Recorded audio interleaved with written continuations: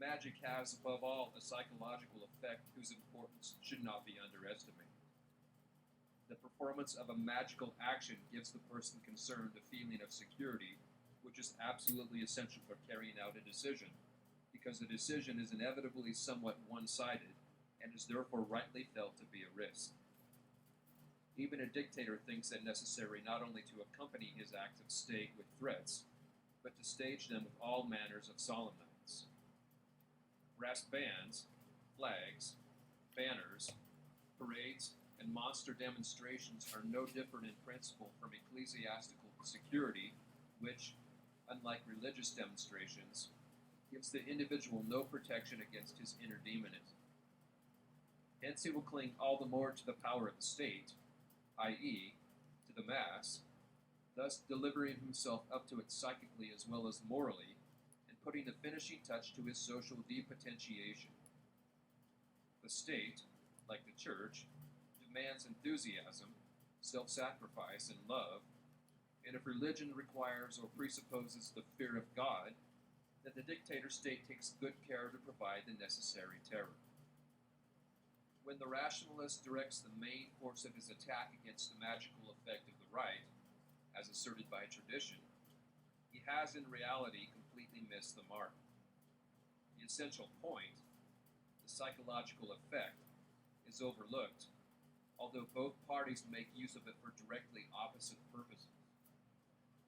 A similar situation prevails with regard to their respective conceptions of the goal. The goals of religion, deliverance from evil, reconciliation with God, I don't even know why it's not my and song yet. so But on, yeah, turning to worldly that bitch is slagging on me like a fool. Bitches should know me, I'm walking like God. I've got the demon in me like a movie. You cannot hide from me, bitch, I'm the God. I've got the scope on my eye like a rifle. Sighting the ghost on my fire like a idol. I cannot check on you niggas like God. Couldn't check on you niggas. You should see God. Yeah, bitch. You niggas weak. You should see God. Fucking sick niggas. You niggas weak. You should see God. Piping the bitches, I swear that they love me. I don't even know what the bitches they love me. You niggas with me, you know I'm God. Fuck the bitches up on the road like God.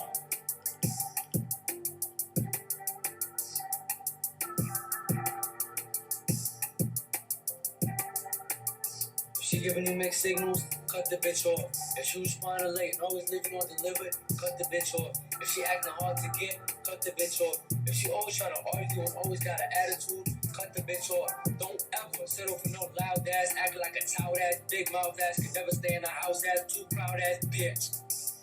Yeah, bitch. Fucking sick niggas.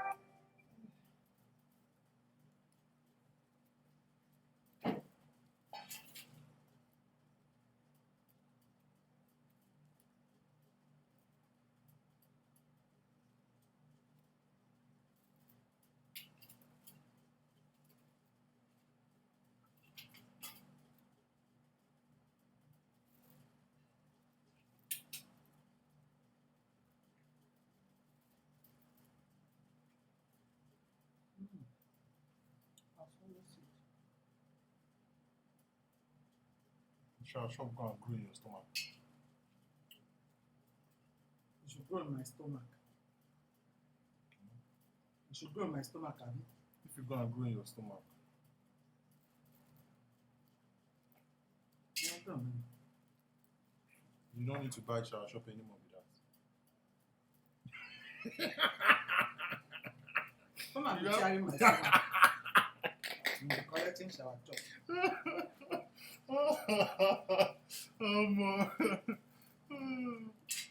Automatic shower shock. Tearing my stomach. Collecting shower chop.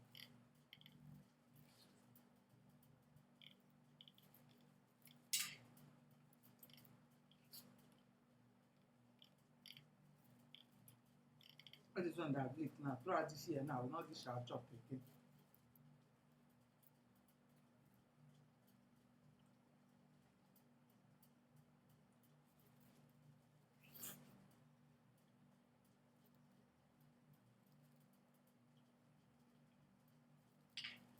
I'm not taking for them on my friend.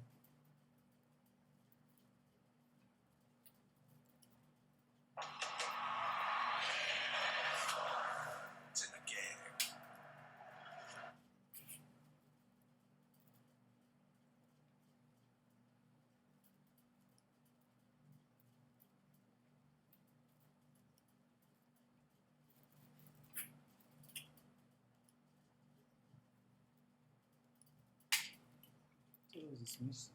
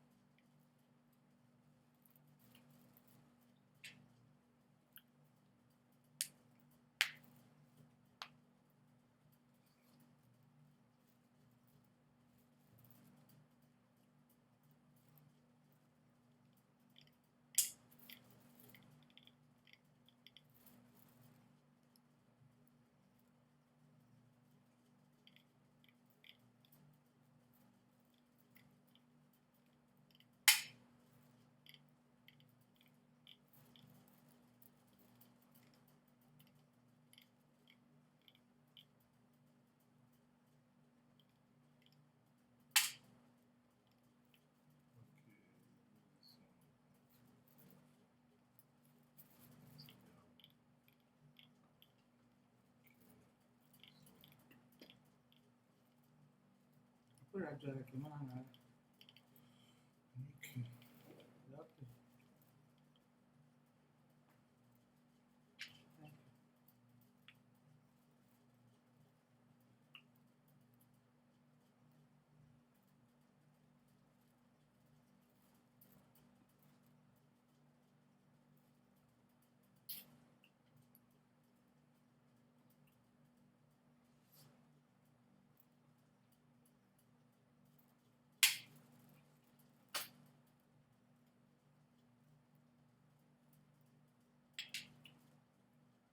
Eu vou botar a mofão pra baixo, né? So for dinner.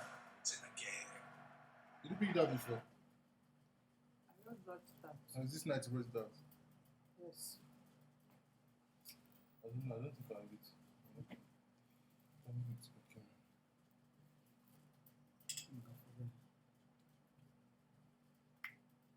Depois não vai ter a parte do vídeo. Actually, if we go pepper or down, you better small past my. Notice when I drink Okoye, all those drink class. Ah, that's been very, very long ago. Onye njika ga ọrụ bekwa onye na-agapị akpa da ebido afọ ya hụ n'otu. This is just life and love. That is my stomach, nothing else. It's life, love, and masculinity.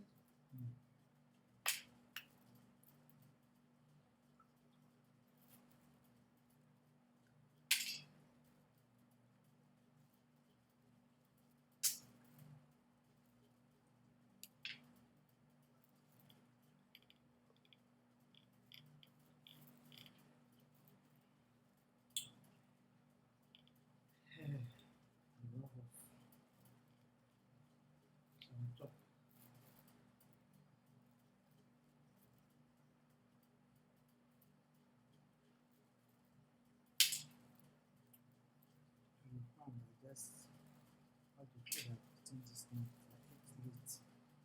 I guess all of them. Yeah.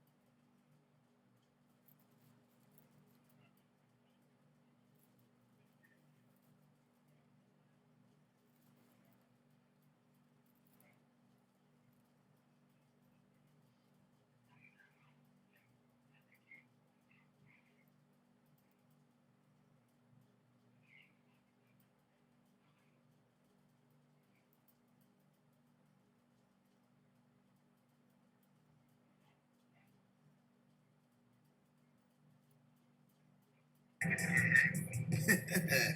nigga, we'll be waiting. Alright, that's enough hope. This scary ass nigga ass knocked this Puerto Rico with straight bad intentions. As soon as Jit did this, oh yeah, I'm gone. But Rukia not me, she the goat. That bitch got hit with pure fear, and that bitch had no effect on her eye. She even ate that bitch again just to show.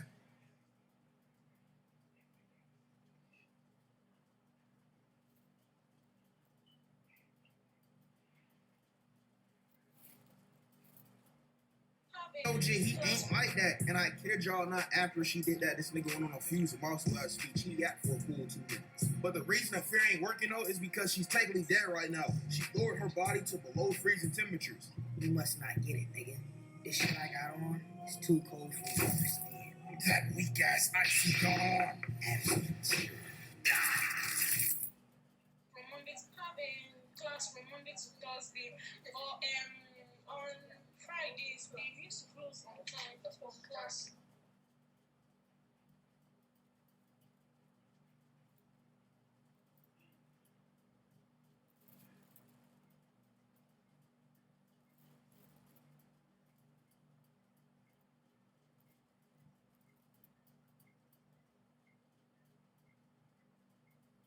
Fear.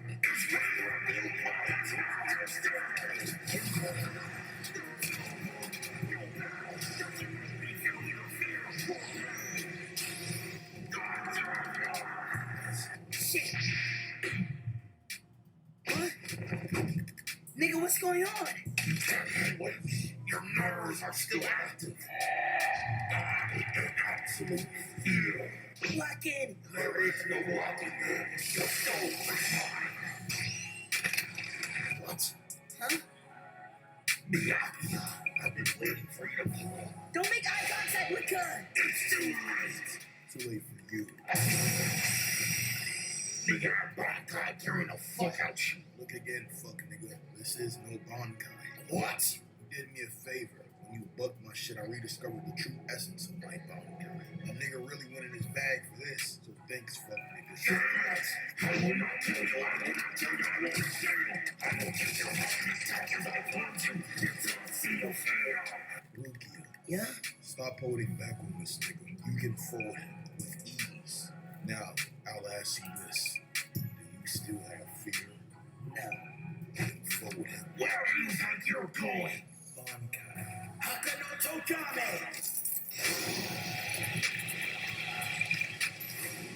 Did I just...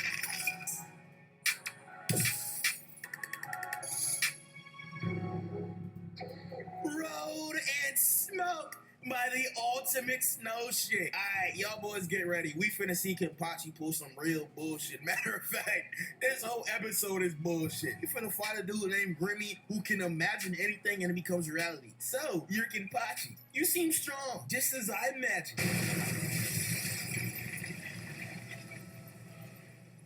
I bet. I set a stage for the great Kenpachi. Stop with all this dick riding, nigga. Wow, it's like that? Of course. Come on, I can make anything from my imagination becomes true. I simply made my body stronger than steel. Still, nigga, that ain't nothing. What's with that look? Did you think I could've cut you down? That weak-ass imagination of yours can't dream of anything I could've cut down. Is that so? You healed your own wounds. Well, yeah, all I had to do was imagine it. Now, I won't be Mickey and say I'll beat you with one finger. Matter of fact, I don't even need a finger to beat you. All I need is what's inside my head. With all powers, Mickey. I'll be damned if I lose that. Now die! Oh, what's wrong? Can't swim? Shit. Now die a slow death. What? That weak-ass shit. What's up with all that shit talk? Don't you want to fight? Show me you're the strongest, Quincy. It'll be great. The strongest versus the strongest. Who does this guy think he is? Does he really think he's the strongest? Why? Why? Is it that I want to kill this man so badly?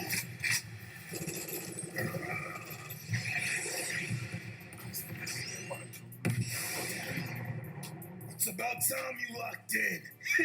There it is. Now you're enjoying this battle. It's so strange. I've never felt this way before. I feel amazing.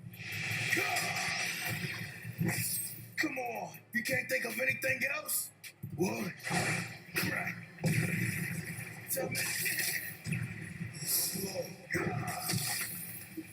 can't I stop his sword? I can't lose! No way! Come on, Jake, don't tell me you just imagine yourself losing this fight to me. He's right. My fault. I wasn't locked in. Y'all finna jump me. It's more than that. He can't be hurt or killed. Now, my imagination is multiplied. The hell is that? You never seen Naruto? Let's just say, shout out to that nigga Pop. Oh, this is great. You see that, Nosarachi? We're lit. I'm such a fool. You've lost. There's nothing you can do. Nothing I can do. You're the fool. I am the expert.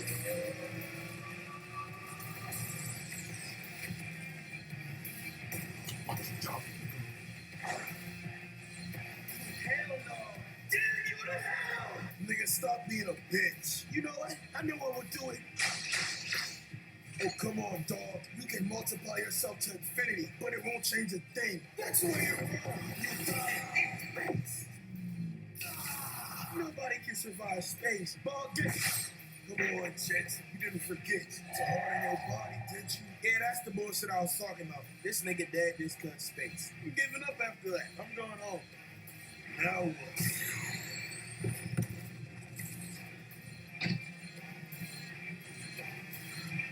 You're a monster. What do I have to do? It's a magic.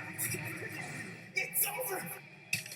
Come on, kid. You sold. You made me a monster in your own head. And that shit just killed your dumb ass. Yeah, that's the perfect example of an OP power-up given to a weak-ass nigga. Man, but check it. All them Quincy's that just died, they powers are transfers to Yuha. Kenpachi's homegirl, well, I wouldn't even say homegirl. It'd be Loki more like his daughter for real. But she went missing. And Kenpachi went to go look for her, but he got snuck. But y'all know who was on the way.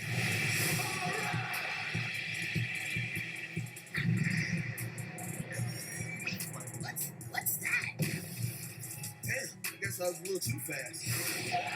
What did he? Dang, cuz, you seen better days. What the hell are you doing here?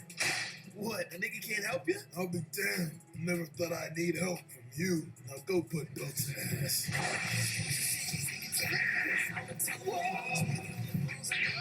Ew, gross. Damn, the other shit gotta be a nigga though. Bullshit! You're dead! Shit 5, 4. This nigga Fig got destroyed just for this nigga to come up and smoke one and even suffer. Yo, this shit, they got me crying, cuz this nigga aura farming like crazy right now. And your first move is being bitches, my nigga. Damn this guy! God, you're annoying! Get your attention! These shorties try jumping him. Wait, one of these jicks is a nigga. I'll let y'all guess who.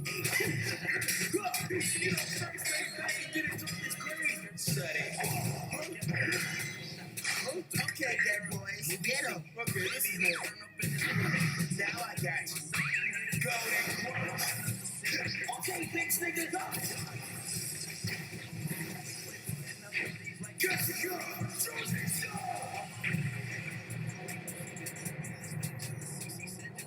Okay, nigga got new drip and his bag got deeper. I can respect it. More Quincy's pulled up and they was like 8 deep planning to really jump my dog. But they got interrupted by Yuha.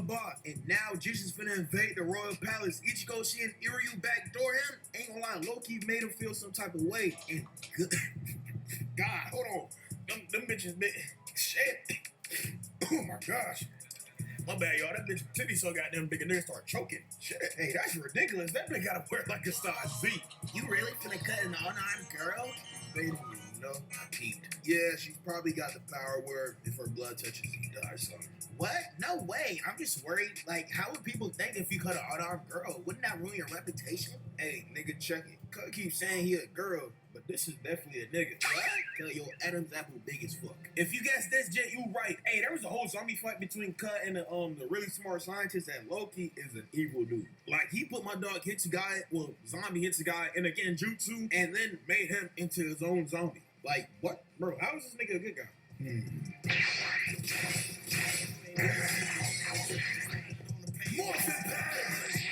Hold up, this nigga cold. Scattered, then go inside.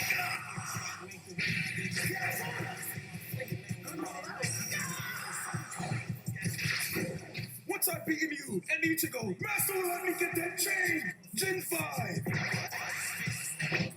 Zen bones up. Got the ocean. When will niggas learn that guns in an anime with swords just never works? Okay, I hate to say it, but it just don't work. After y'all can beat these three dudes, the Jazz OST came back, ain't gonna lie. Y'all gotta listen to this one more time because it's been way too clean. Okay, the dude that brought back the jazz music though is pretty much what Diddy or EDP would be if they had powers. His powers are pretty much to make everybody fall in love with him and to make them do his bidding. This sick ass nigga is disgusting though, so I ain't even gonna waste no time. He got smoked by the zombie captain. Now it's finally time. Yuha has made his way to the royal palace and he pulled over the royal guards in Squad Zero on an insane fraud watch. Or so I thought. I ain't gonna lie. CG Morrow did fake me the fuck out. My dumb ass was in shambles. I dead thought she got folded off the drip. Whole time though, it was just a trap to get them niggas in a big ass cage. Alright, it's the one and only Zombie's whole creator. That's right, the Exuini Maya. The OG Blade God himself. So which nigga trying to pay first? Not bad. Can't say the same for you. Alright, for the next attack, it's gonna be mine. Come on, my nigga. Y'all gotta be fake demons. Do y'all not realize I'm a Wetsuini Maya, the baddest nigga in all of Squad Zero? Not a bad technique. There's nothing to this. What's that? Nothing. All the nigga did was hold this hoe up.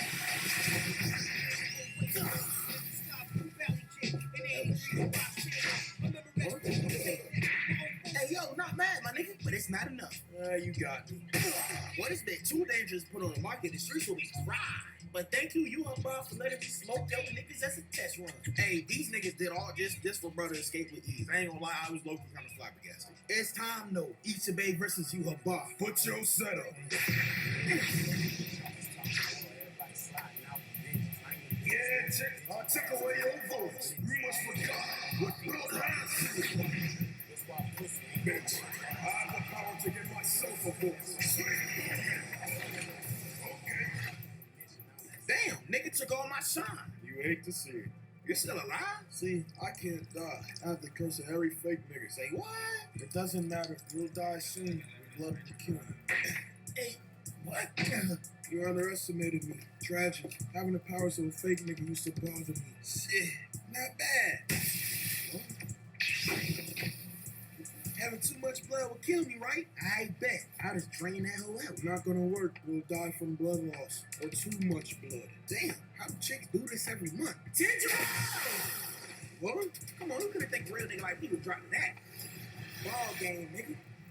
You got that.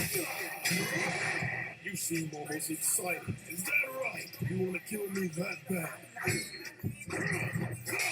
Come on. That'll have no care. Don't get to talking records. So Jit's powers are pretty much to cut people's powers in half. He hit you about that bit, and for a second, it looked like he was gonna win, but nigga, I can't trust anything when it comes to this nigga. And I'd be correct. Nigga started giving some type of speech and started snatching souls and reviving all the niggas that just died on his royal squad. And it made them stronger. That boy Iachu got a whole hole put through his chest twice, but Shorty healed him and Squad Zero got to it.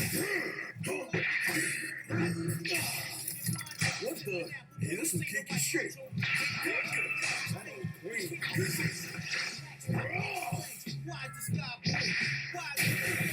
Nigga, stop running. I'm not trying to die. We cut back to you and Boy and it actually looked like Cud may lose. Big Dog said 3 words though. Painted black. Oh yeah, nigga, you not tripping. What is this freak ass shit? Enough with the Mickey Mouse tactics. You'll die to mine. Come on, nigga. Your sword has no name, which gives it no power. Fine, then I'll just steal your power. Okay, nigga. It's rap. Your black is mine now.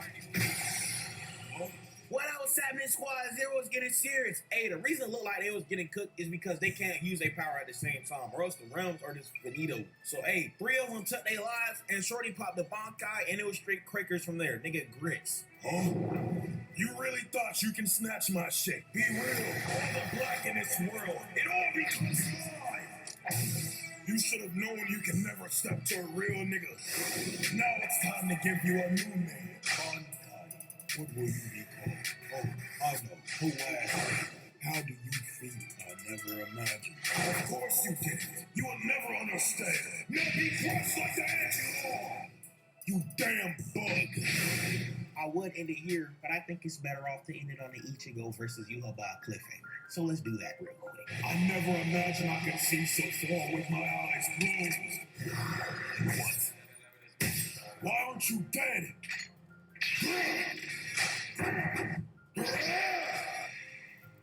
I am the Almighty. You talked all that shit just for you to lose. About to lose. You must have forgotten all that black belongs to me.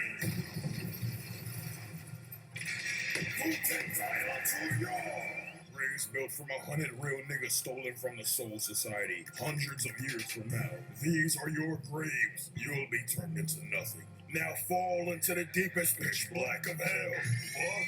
Nigga, I can see everything, and all I see is powerless against me. Do you still see me as one without a name? My name is Yuhaba. I am the one who will rob you of everything. Yeah, Squad Zero just got a ad cut. Hey, or you clap old girl, and I'm gonna be real, I don't know how they finna beat this nigga Yuhaba, bro. He got the almighty now? Oh yeah, it's chopped. Ichigo finna have to put on a prime LeBron performance. Where Franku is sucked for you. Is that so? I see everything, and there's no way for you to win. Is that so? Bet. Indeed, those blades will break in two, just like the hole. Damn, man. Is that it?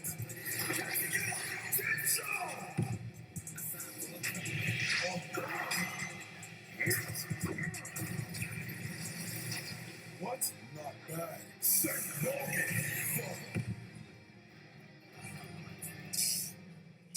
Oh shit. Gets your attention. Okay, nigga, you snap. But it's great.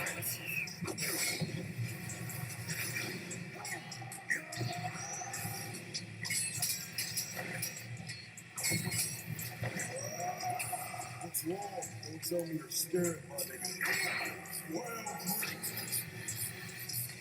rest in peace. Hey, sight thunder. Get together.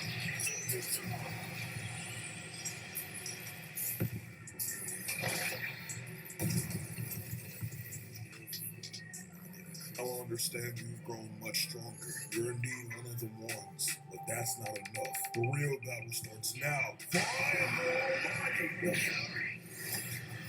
Let's go. It's too easy. You're clipped, nigga. Die. It's over, Ichigo. I will defeat you. How many times do I have to tell you? There's nothing I haven't seen. Tell me, why do you still fight? Because I told my dogs I'll stop you and protect the Soul Society, the world of living, and Wikomundo. I won't let them be destroyed. Is that so? And boom! That is the end of the video. Ladies and gentlemen, hope you guys enjoyed Hood Bleach Thousand Year Blood War 2. We got one more left of the trilogy. Then, you know, we can put another movie like how we did with Dragon and all that stuff like that. Hey, the Infinity Castle video, though, coming real soon. The script is done, and the lines are done. I'm literally just waiting for the movie to come in HD. And because I ain't gonna lie, I'm not giving y'all no camcorder footage, bro. I feel like that's just a disservice on my part. We're trying, like, thinking y'all would mess with us. So it's like, all right, I'm just gonna wait till it come out in HD, good quality. And I hopefully found the method to edit it so that bit don't get blocked like Mugen Train, right? And then I also gotta re-edit Mugen Train and do all of season 1 for the movie. But that's gonna be some later time when the movie drop, all right? But you know, next video was supposed to be Scissor 7 since season 5 was supposed to drop 4 days ago, but it got pushed back to November. Unfortunate, but hey, since I've been gone for a week, and y'all been asking for this consistently. I'm not gonna lie, this is like the most requested thing I've seen y'all ask for. I'm gonna go ahead and drop that other Dragon Ball Z Trio Light movie for y'all. You know, that do that little Turles video for y'all. And then after that, One Punch Man season 2, and then I ain't gonna lie, thinking of doing like just pure Halloween stuff for October. So like Hellzen, Castlevania, I don't know what else is like some horror themed animes. Y'all put me on to that junk, bro. So and I can do it for y'all. But yeah, y'all already know the goal, man. 100K. Oh, thank you guys. We literally the Hood Dragon Ball Tournament of Power video hit 1 million views. Ain't gonna lie, I cried a little bit. You know, y'all snapped on that.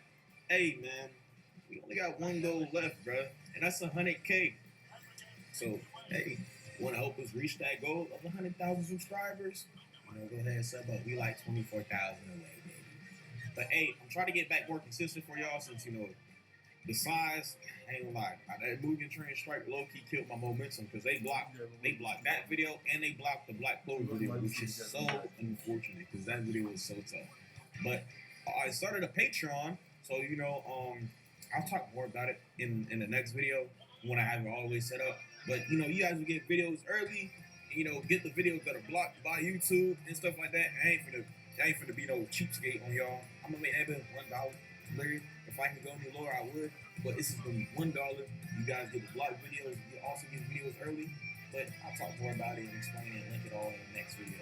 But hey, hope you guys enjoy. Make sure you like, comment, and subscribe. Remember, y'all boys woke up today. That's a blessing. That's a reason to grind and get better. Hey, man. You guys have an amazing, blessed day. Just like that, I'm out. Hey, y'all made it to the end of the video. Appreciate that. Leave a like, comment, subscribe if you haven't already. But some of y'all may know this already. I'm partnered up with Anime Express to help you guys get cool drip necklaces and anime clothing. So if you haven't already, go over to the shop. Use code Franklin10 for 10% off and check out link in the description below. And if you want to, tag me on Instagram or Twitter, all linked in the description.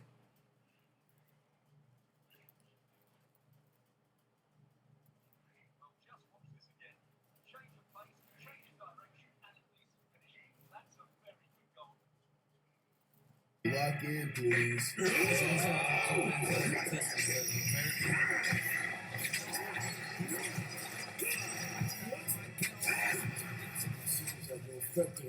gotta stomp him out with his own tool.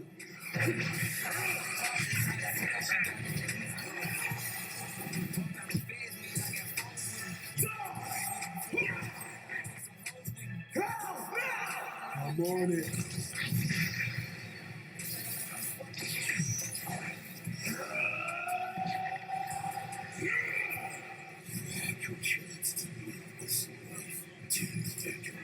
Alright, boom! All of Season 7 in one video, Season 1 through 5.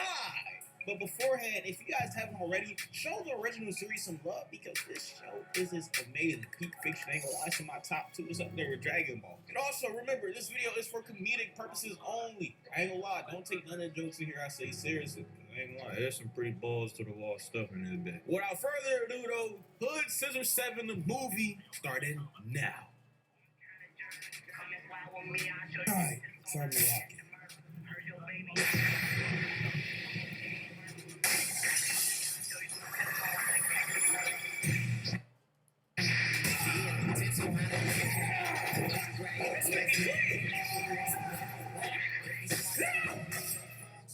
Hey, you really like that little dude, I'll admit. The money's all yours. Sorry, but I got a better offer. Wait, so rich. Want a couple of noodles? I got you, bro. You want spicy? Nah, spicy messed up my stomach last time. I feel you on that. That was a bit OD. It's a little bad at on 7, bro. Screw all this cooking noodles. We finna be professional cooking. My nigga, you said the same thing about making noodles. Let me cook. Don't you want to know about your mysterious past? Don't start. If we make enough money, here we go again. I can take you to Stan. With their technology, they can do anything, even restore your memories. How much will this cost? $1 million! Aw, snap. Welcome to the world of Scissor 7, bro. I ain't gonna cap to y'all making this a full-blown series because I rock with this so heavy. My dog Daibo goes in depth on the history of being a hitman. I'm not gonna lie, Jet is yapping and 7 low-key not trying to hear all that. But bro, just like a toxic ex, Daibo started gaslighting instantly. Let me introduce you to my newest invention. So Daibo, hey, just imagine what you want, throw it down, and become the exact thing you imagine. But you'll still be human, so don't do no freak stuff. This is my greatest invention yet, please. Don't hold your applause. Cause why did it smell weird? My nigga, did this come out of you, bro? Nigga, stop trying me. I spent years building this so you can recover your memories, bro. I could have stole that junk and became rich, but I saved it for you. You a hoe, nigga. On lesson 2 of becoming a hitman, we see 7 training his reaction speed. How you may ask? Like catching dumplings, and I swear to you, ain't this the same junk pulled in Kung Fu Panda? Like word for word, bar for bar. Hey, whatever floats your boat. Get it out of here, get it. Alright, on lesson 3, super speed flying chicken. Shell Faye is a special type of chicken. You can actually fly. You tell me the little fat ass thing can, hey, he's gonna hold him on balls, yo! On lesson 4, 7 must learn how to become a merciless killer. And I'm not gonna lie to y'all, he's not tough. Hey, this nigga soft baby shit, bro. He's not cold like that. Bro couldn't even kill a worm. But somehow, bro passed his training and has moved up to professional killer. I'm not gonna capture y'all. Let me see 7 coming up trying to drop me off. I'm putting pause on this nigga. Bro finna be looking like that black chick that got hit with that brick. Alright, this certificate means absolutely nothing. We gotta get you some combat experience. AK, go inside that wedding and chop off the bride's hair. Hey, bro, that's kind of messed up. Some hating that bit already paid us $500 to do it. Oh, say no more. Welcome to the wedding, everyone. Let's take a look at their beautiful moments they had together. Bro, I'm trying to eat. Oh, snap! Sorry about this, old girl. You know what happened to my memories? Aren't they just the sweetest? It's so beautiful. Huh? Oh, snap, my bad, wrong one. Huh? Hey, I'm sorry. Don't get away. Nigga, why you following me? Split up. You're right. Sorry.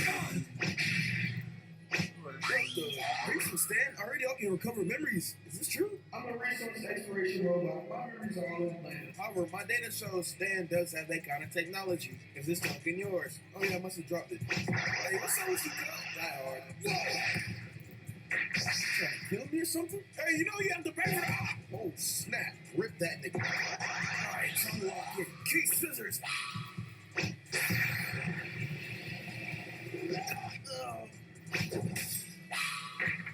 Everything hurts. Hold on, at least tell me who I am. You are. Oh, come on, my nigga. Why do you have that token from the killer? Speak or die. Initiating self-destruct. The token. 7 is brought back to Daibo and he asks him how to find people in the Killer League, and he pretty much tells him, bruh, in order to find people in the Killer League, you gotta be cold. I'm talking like top 100 cold. And with newfound determination and drive to regain his memories, they begin their journey on becoming a top 100 killer. But first, they gotta set up base, which is barbershop. Hey, fine bit right there. You want a haircut? We also provide special services, if you know what I mean. Ew, nigga, no. We see a group of talking cats, and I guess they finna have a war with these dogs or something. I'm not gonna capture y'all. I don't know what's happening. It's really my first time watching season 7. But from what I can assume, they hired that boy 7 to put a nigga on a tee. As a professional killer, first of all, get off my damn. Ah, damn, my bad, cuz. Like I was saying, as a professional killer, I don't need to know midnight. The dog's headquarters been targeted the alpha dog. Alright, bet that.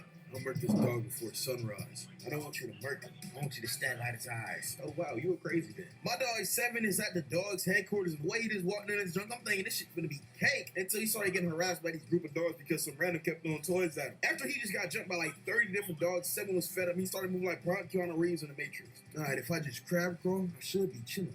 What, you ain't never seen a dog crab crawl? Hold up.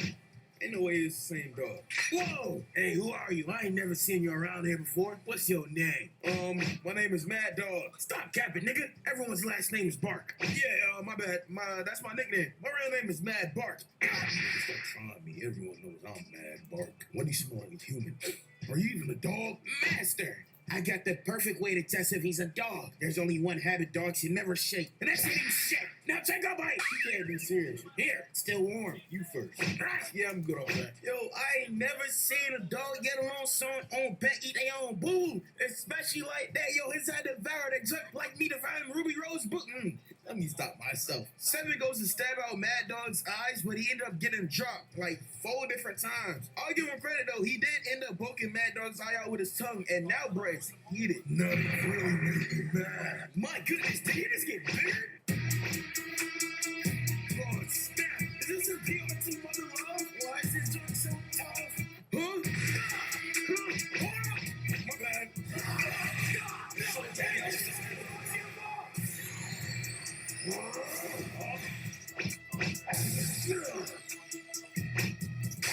What just happened? On some Batman v Superman Deus Ex Machina walking up, this man Mag Dog seen a pic of his younger self, and we learned that he was dating a cat from earlier, and he broke up with her because they can't have babies. Because, you know, one's a cat and the other one's a dog. Seven tells him to apologize to old girl so she can forgive him. I'm gonna be real with y'all, bro. This episode was so random, bro. This don't feel like an episode of Tough Puppy. Only the OGs would know about that show. It's Killer 13, bro. Again? I've only come from Mad Bark. Now get out of my way. You hired her too? No, only the ugly one. This cat food is trying, bro. You have to go through us. 13 started actually boxing, dog. These bum-ass cats was moving like the Furious Rods when they fought Taiwan. They ain't stand a chance. She's number 37 on the killer rank. We can't hold her back. You gotta tell me twice, you're not getting away. That was too close, huh? Hey, hold up, look, I'm not Mad Bark. You think you can fool me with that ugly disguise? Am I really that chop, bro? Hold up, super invisibility. If he actually was going invisible, I can't let him escape. What would I tell my master? Stupid girl, huh? Wait, oh, nah, get your ass on somewhere. Found out. This man 7 is a demon troll, cuz bruh turned into a whole fruit. And why did that junk actually work on a professional killer? Alright, let me not give him too much credit. It only worked for like 3 seconds, but still. Out of that though, bruh, he started fighting for his life. He did manage to unmask old girl, and 7 instantly started trying to match. That caused him and his big ass bird to get dropped off though. Or so I thought. Ah, dang. My butt is numb all over. Guess it's time to use my ultimate move. 6, 7, 5. Now break it down. Huh? This is getting annoying. Time to end this.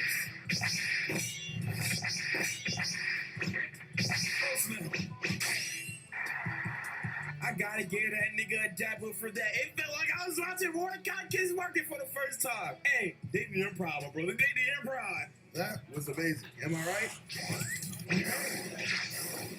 Oh yeah, I'm cool, bro. What? What is that? I'm taking everything I said about this bird back, cuz why is he bigger than me, dog? I'm sick to my stomach. Shorty sees she's clearly outmatched inside the slide, so we cut back to the barbershop and 7 has his next target. Some EDP gent who loves stealing women underwear. Hey, that's a valid person to take off the map. Y'all know what time it is. Whoa, huh? Oh, snap. Ooh. These joints stink. Jackpot. We're at EDP crib and we see this is a sick man, bruh. The lady that hired 7 breaks in the crib and for some reason 7 is gonna fight for this man. Hey, I gotta let him cook, I guess. Listen, I know this man's a pervert. Okay, and no, that's still pretty bad. There you go. Okay, ghetto. What is she doing? Okay, she actually moving. Huh?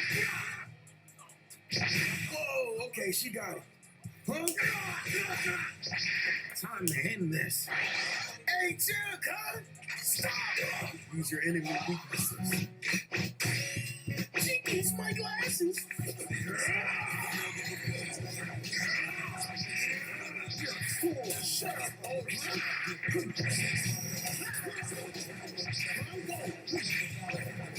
I could have. Whoa.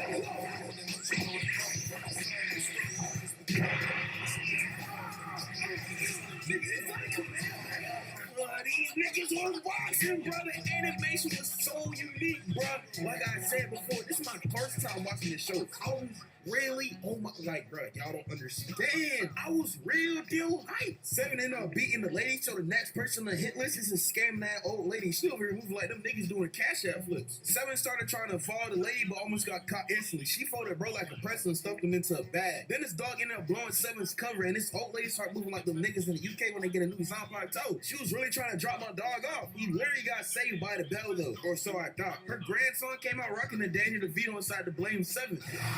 Oh snap! Someone's finna box. This is weird. The little brat's dad wanted me to murk his grandma.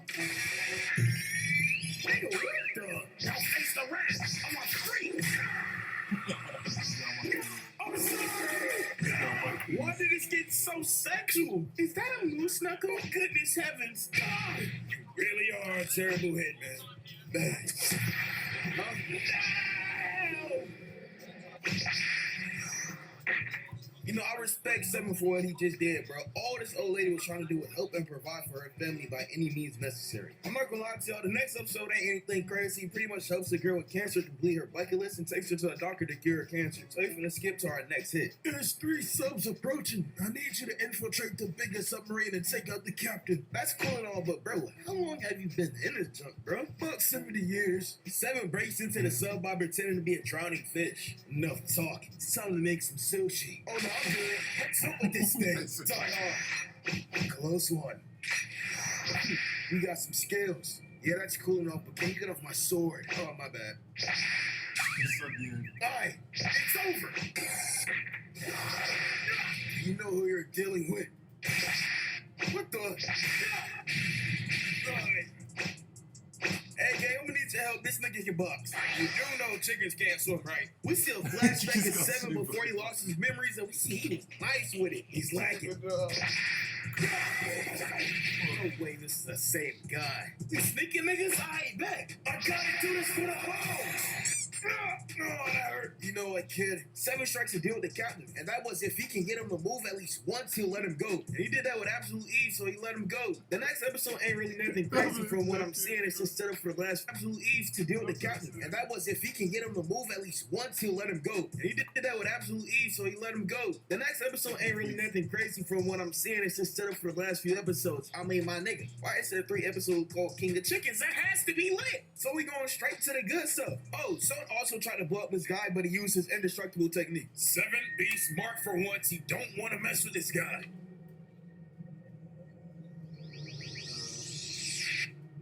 Was it you that blocked my missile?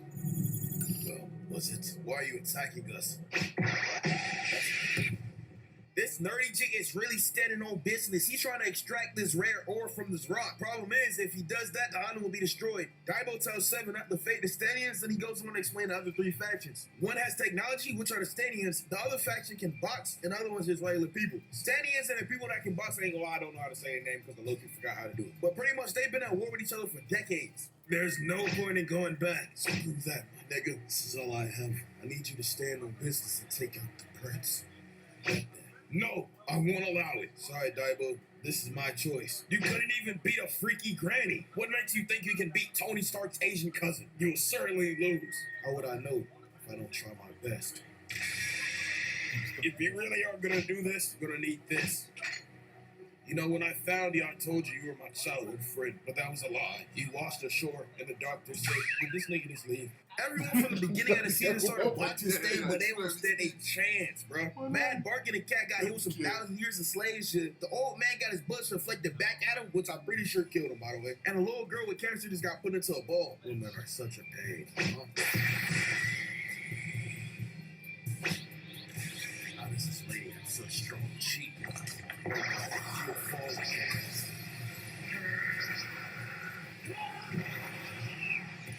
Dang it. Now I'm mad. Me too.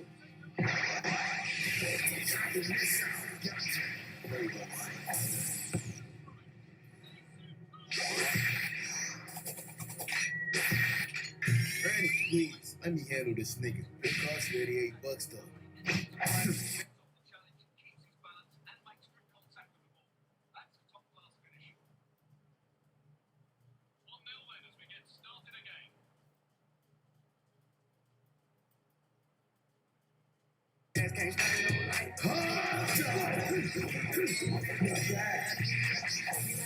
This nigga always give me some white ass shit.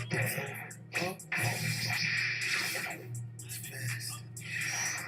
My data shows you're 13. I see you already killed a fellow Stan.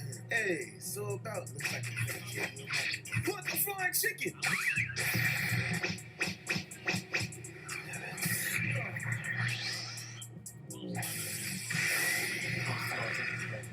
Nah, your sexy body won't save you. Take a big away.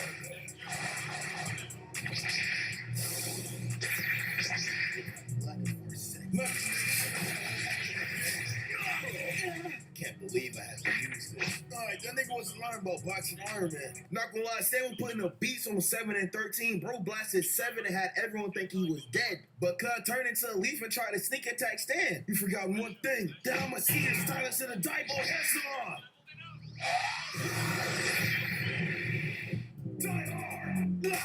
Clap it up, bruh. That's the GOAT. Unfortunately, though, Stan ain't finished yet. Not bad, but it's over. Step back from my dog. Oh, shit, this nigga's chewing. You know what I mean? They would have. Why save this woman? It goes against everything. Because I must. Now stand back. You're both so weak. Huh? 7. Hands off my shorty, nigga.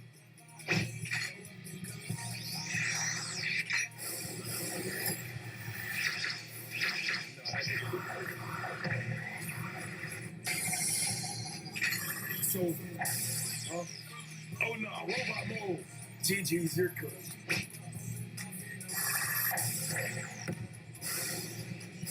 I'll be back. I ain't no cut had a dog in him like that, bro. I'm not gonna lie. His speed boost actually gave me chills. 7 passed out, but woke up shortly after. I ain't gonna cap. That episode was tough, but I gotta see what King of Chickens is about. The episode starts off by showing us the backstory of 13, and pretty much Shorty was just destined to be a crown show. Her father abandoned her, her mother was murdered, and she was finna get took off the map too, but some mass killer showed him and smoked them niggas. Like, bro, y'all don't understand how clean this man was with the sword. He could have do so many times that nigga hit the perfect cell pose when Gohan hit him with the command man. He's tough. After that, though, 13 decided to join the masked man, and from there on, she became a real stepper. Man, that was strange. Aibo, signed up for the cockfighting tournament. What? Are you crazy? Bro, niggas die every day from those fights. You have to fight for Xiao Fei or die for nothing. So if you guys couldn't tell, this is a flashback from when Daibo was in the projects with his boy Dai Fei. Pretty much though, Dai Fei is trying to get out of the mud and become a fighting chicken so his son can be raised up as one. And that's a stand-up father right there, man. But we ain't trying to see all that. We trying to see boxing. The fight starts off with Dai Fei getting absolutely rocked. Dai Fei, give up. He's too strong. No, that nigga just got a cheap shot. Foolish! How is that? You're dead now! Don't take it head on. I can take a chance. And use his strength and influence. My eye! Now's my chance. I'll break this weakest chance.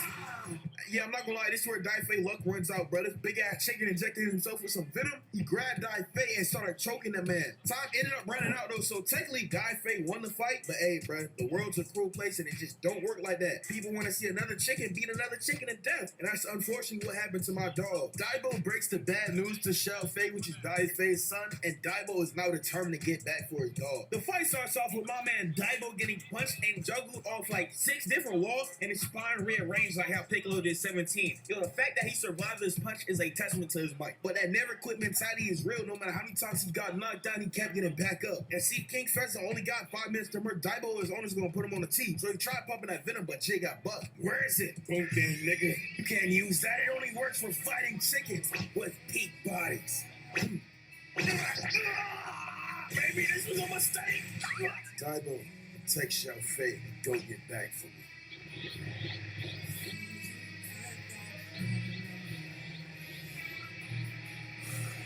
You think that new look will help you win? Enough! Burning bullets! Like I said before, my you have never been nobody if it wasn't for that sword. This is for all the chickens I got at your hands.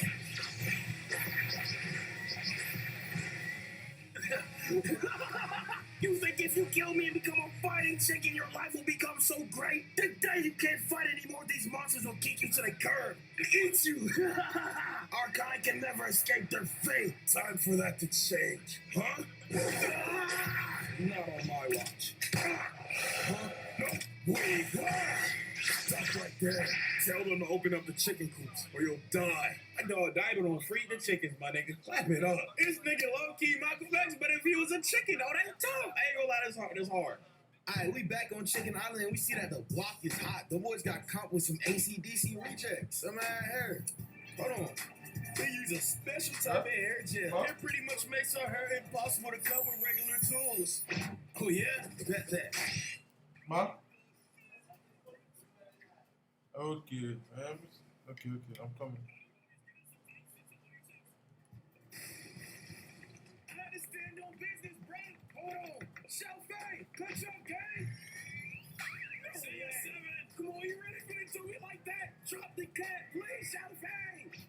That's finna slide the step. Nigga, ain't no way you just tried to ask me that, cuz. I just got jumped because of you. And better yet, you ain't complete one assassination. Nigga, we broke. Alright, we see Seven is a real deal hairstylist, and there's a dumb amount of assassins on this island now. Dude, check it out for yourselves. Yeah, 100 bands for each? Yo, Seven, you ready to drop some people off? Did I drop some? It's one dramatic effect. On real note, nigga, go spend a block. Hold on now, bro. You heard, cuz. These ain't the bumps from the first video. I already have that covered with my newest invention. Over 7 pomade. Oh, some hair gel from help me. No, it ain't no regular hair gel. That thing got a switch on it. Some really good stuff. Alright, so the first guy on the list is at a noodle shop and runs like some raw gambler. Okay, let me not say raw. The nigga high at best. Bro, 7 drop cut off with absolute ease. So we on to the next target.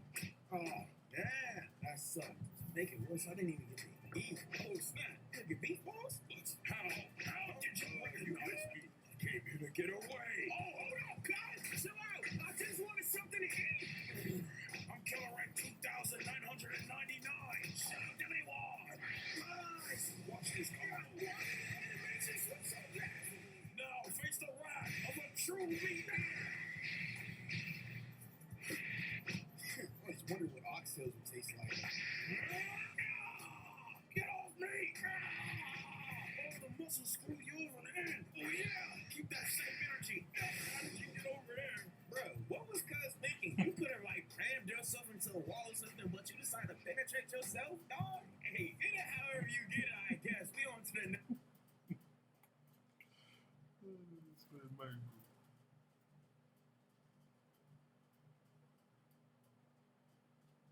Next assassin. Oh, been holding that in all day. Yo, bro, you mind? You wiggling that junk all over the place. You splashing me and shit, bro. Hold up. I know I'm not tweaking. Ain't it the middle of November? You fool, this is no costume. I'm an assassin. Just because you bought a costume from Party City doesn't mean you're actually an assassin. Oh, yeah, get that. Maybe I am trash.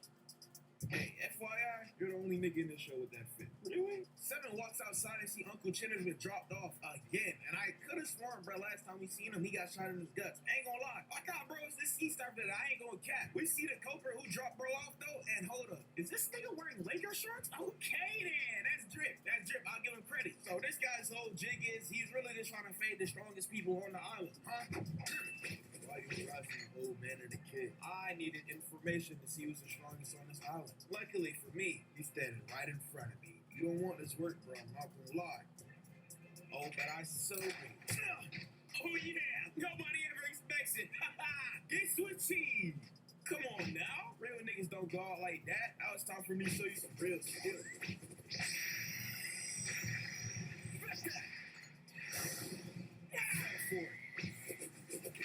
Can't believe it. I really just lost to this lame bad dude. I'm not gonna cap to y'all.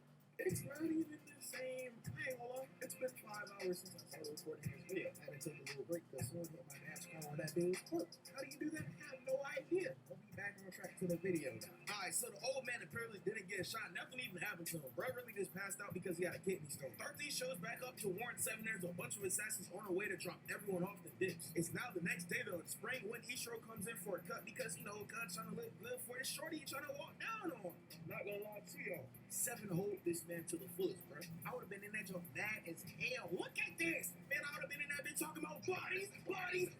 Dude, I ain't over the switch and that whole neighborhood gone. Just because of 7. We see 13's master, aka the raw swordsman at the end of the last video, and we find out he wants 7 gone. 13 is gang though. She couldn't bring herself to do it, but not no more. What the? Oh no, I'm going. Come back here. Gotta go. Whoa, we can talk about this. Finally. No snap. Whoa, my balls.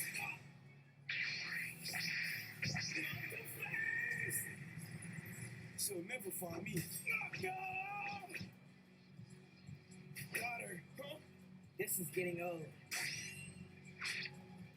Huh? Tell me her crazy ass going. Crap. I thought we was dogs. At least take it easy on me, you try hard. South Ferry, it's game time. Thank God. Oh, snap.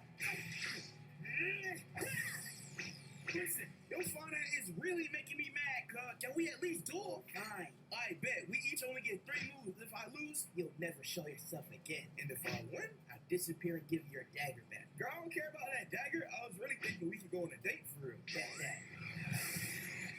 Nigga, was she always able to do that? Nah, this is wicked work. I'm not falling for it. Huh? That's my blade. Hey, Seven unironically has the sauce, and Cut don't even be trying for real. I mean, he got 13 mesmerized. Seven throws the dagger at 11, and we find out this is 13's sister. She dissed before anything can really happen, though. And after that, we see 13 and 7 having a little heart-to-heart. She reveals that all the main hitters on the island have a target on their back, and killers from all over are coming for him, bro. Wait, hold on. That sounds a little weird. Pause. Hey, but the first person to get targeted is Mad Mark. But before we even see that, we cut to the shop. I'm gonna keep it a buck with y'all, bro. I spoiled myself just a little. Listen, when I watch season 1, I was like, yo, let me see what, the rest of the season's talking about. I know this nigga right here is raw. That's all I'm gonna say. Alright, that's $88. Sorry, cuz, I'm broke, man. What the nigga, why would you come in here knowing you got no bread, dude? Seven, get right. You got one chance to pay it. What's gonna get serious? Hey, I got books on unique martial arts from Sean Wu. You think we're that one, nigga? We're at the dog's headquarters in Oxford, but 15 people just got dropped off. Oh no! Huh? This ends now. Yeah. There we go. We're done for Mad Bark.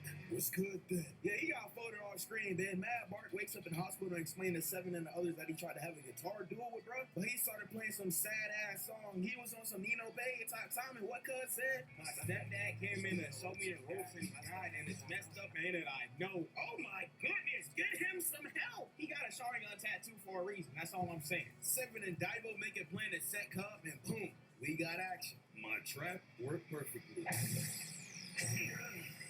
Thought that would work on me? You're the kid with the bad hair. Wait, what? How does that? Battle rocks! Say go 7-day lock! Not like this. The song! My mom was an addict and pop on there. Trust me, I still ain't care. I stepped there, came in, showed me the ropes, and he died. It's messed up, ain't even know. No, dog. Real niggas don't get sad. Back that. Oh, Because we get signed. Thanks, Daibo. Dang it. I know how I feel. Your house supposed to be your home, and you feel like it's nowhere to go. I know how I feel when you try your hardest. Shafe! Transform air chicken! Go away! Air chicken son is what? Shafe, you might move it a little bit faster? You'll lose if you fight him from afar. Shafe, get me closer. Huh? This is getting annoying. Oh yeah, that's so raw. No, dog, man, let's get Shafe. I'm jumping. This is what the fuck happens. No, whoa, yeah. Those were real. This nigga ain't even a dog, cut. It's a cat who had a crush on the other cat, and bro was jealous of Mad Bark. Old girl was not going for that though. Shorty put Cut straight in the friend zone. And this nigga Seven is a whole ass troll, bro. Listen to what Cut is said. Didn't know damn well he wrong for that, bro. They let Kai go, and now we're on to the next episode, which ain't really nothing crazy. It starts off with Seven hanging out with the little girl that had cancer. She runs off, and Seven gets snuck by some freak-ass chameleon, and then we see that boy's dead, and he really ain't on nothing. Matter of fact, he's actually a pretty decent dude in this episode. He takes the little girl to their city, and it's revealed she was an experiment to make the perfect human, but it came at a cost, which was cancer. And this episode, I'm guessing, is kind of like the start to like Stan's redemption arc, because at the end of the episode, he's like, yo, bro, like, yo, I kind of envy these people, like, yo, they're happier than me, and they don't have nowhere near as much as me. So I'm like, all right, then. Stan is definitely becoming a good guy in at least season 3 or season 4. All right, with that though, we on to the next episode, The Return of Captain Jack. 1 cup of noodles, I got you, little bro. And boom, that'll be $7.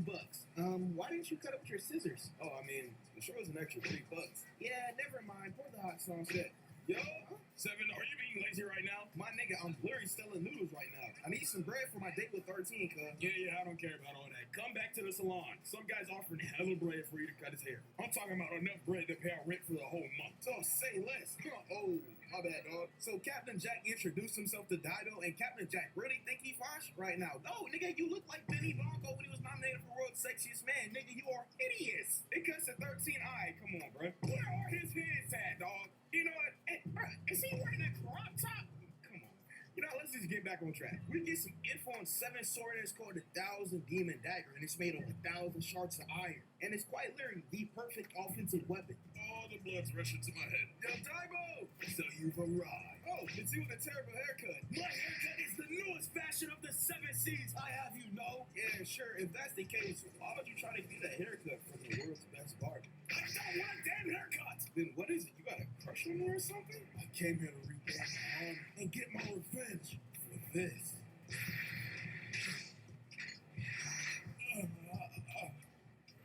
And then I dropped. Do you really not remember anything? I guess I'll remind you then. Hey, what the hell? You like fried chicken? That doesn't sound bad, right? I gotta lock in. Huh? What the hell? What? Nigga, move your ass. That's the out the way. Come on, bro. Alright, this shit pisses me off. My dog's love for me is impenetrable. So it's either we fight or we have a chicken dinner. Looks like I'm gonna have to defeat you.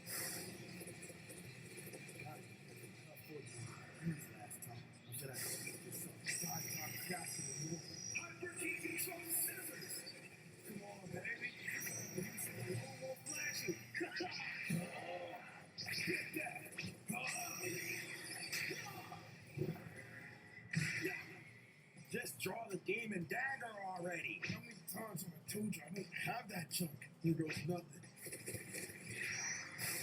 7 death, huh? Niggas made me wait 4 years and spin back just to find out you trash now? This fight is over. Your friend is gonna be cut. What do I do? Screw it. It's an eye for an eye. Back off. Oh, you're dead. Nigga, I don't even know if I still want to fight this fool after that. Hold up. I'm gonna need that blade, little lady.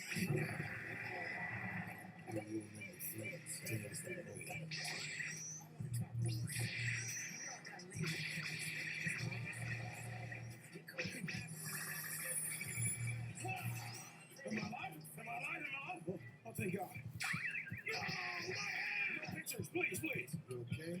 What's that smell? Nigga, help me! Hey, Captain Jack got lucky, cuz. By the way he was talking all episode, talking about, I have nightmares of dying to the demon dagger. Made me think, oh yeah, as soon as 7 locked 10, this nigga is chopped. But I was wrong. All bro did was cut off his tip. Oh, see, I'm gonna be real. Even though 7 injured himself and probably almost dropped himself off, Daibo by far got the worst in this episode. Brett was trying to make business and ended up getting burnt alive. He's lucky that he survived that. 7-headed 13 a dress he wants her to wear on a date to the beach. And next episode starts off with 7 and Xiao Fei being captured. Daibo rushed over to the location and you won't believe, bro, this nigga's on having PTSD. It's been such a long time. Didn't them niggas shoot you? Oh, what the nigga that's cheating? What did he say? We do this the old-fashioned way. King Pheasant is this dead-ass robot chicken and no one can tell me otherwise. I mean, just look at this side by side. Yeah, Daibo is getting cooked. King Pheasant reveals how he captured 7 and South Fei. To be honest, bro, these niggas just have no idea. If you want the back, you must defeat me. You're nothing without that. You have no idea what I went through these past few years. Do you have any idea what it's like to be experimented on and tortured? Man. When I seen a bounty with your name on it, it was the best day ever. See, you miscalculated one thing. Me transforming you out your heads. Perish. Your death is solidified. Why am I always in this shit? Gotcha, nigga.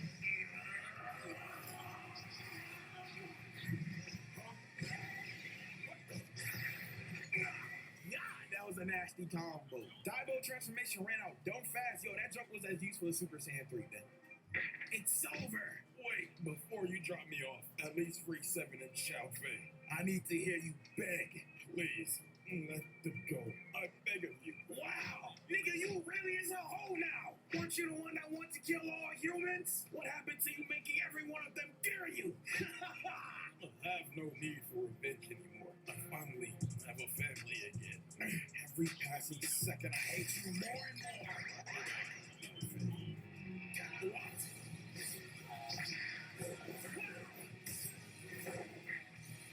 It can't be, damn it! It's not real.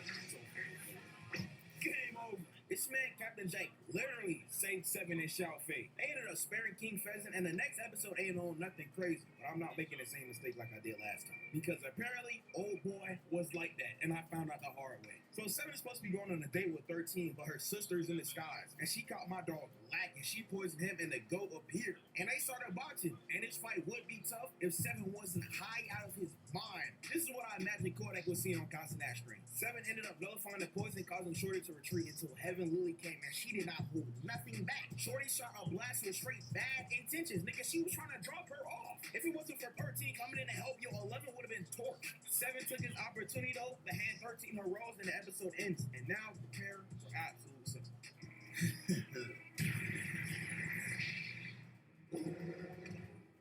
Little beast, your fur is beautiful. It'll be perfect for a cloak.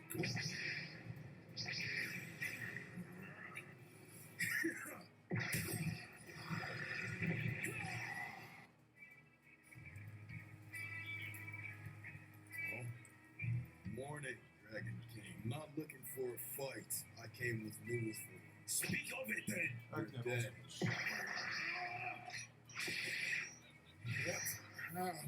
Like I said in the last video, this nigga right here might be in Hall of Fame towards me because the way he was dropping people off was crazy. He got inducted into the Shadow Killers, and I don't think I need to explain what the Shadow Killers are. They just sound wrong. A year after Blue Phoenix became a Shadow Killer, a young Seven was brought in. From this day on, you join our ranks as one of the Shadow Killers. Your code name is Seven. Impossible.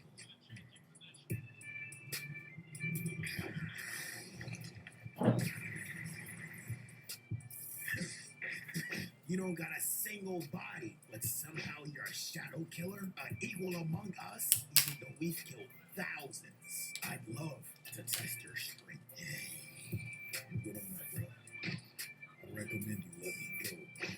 Fine then, we'll do this the hard way.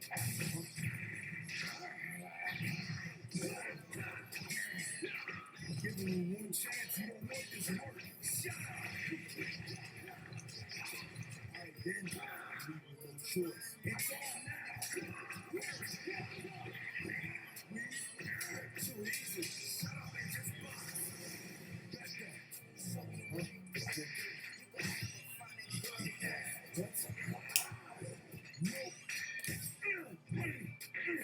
He's drained my energy. This kid is incredible.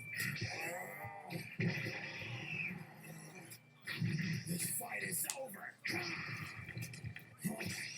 Should I remind you, shadow killers are forbidden from harming each other. Oh, I'm just giving our fellow teammate a warm welcome to the big leagues. You would have won if you had a better blade. I need the best of the best. Do you fear death? No. Seven embarked on a journey to get the 1,000 Demon Dagger, and I was so hyped. I'm talking about the music was building up. The band only thing opened its eyes, and then the episode ended. Oh my god! I'm sick to my stomach. First of all, how y'all gonna do me like that, bruh? How you just gonna end it off right there? That episode was straight gas. Dare I say the best episode of the season. But you know what? Let me... No! Hold on, let me get back on track. Let me lock it. Red Tooth has now made his way to Chicken Island, and he's already started causing problems, bro. He ran up on his old girl, and they started getting right. These few years have weakened you, senior.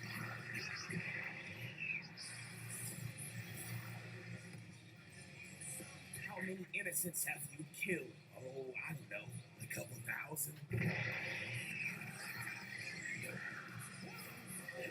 This is almost too easy. Red 2 could have stage changed and instantly started hubbling niggas. How do you put fear in a dude and hit one of these? That's Aura! That's Aura, he's cold. No cap. Red Tooth asked old girl to remove his seal, but she declined. He said, screw it, I'm finna drop you off. But he was interrupted by the indestructible virgin. When was the last time you had a dang bad indestructible sword, man? This man Seven started doing Red Tooth thing, and too bad bro had one weakness, and that was his belly button.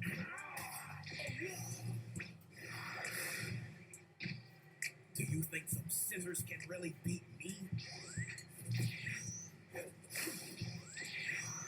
Okay, this nigga a little raw. Red 2 started transforming, so old girl needed to transform too. And in order to transform, she needed to kiss. They kissed, and I ain't gonna lie, she became the goat. She started moving different. Shorty unlocked UI started going dummy, bitch. She even started popping jutsu signs in that mouth like it made me an everywhere too. Then we get the backstory of her and Red Tooth, and apparently they were in the same clan and they had a little thing for each other. But romantic relationships aren't allowed in the Heaven Lily, and that enraged Red Tooth, and that caused him to rage more in Heaven Lily. The only reason he survived is because of her. We cut back to real time, and she was trying to expel the demon inside of Red Tooth, but he kept resisting, and it was going to cause him to die until she stopped. I don't need your pity. It's gone already? Huh?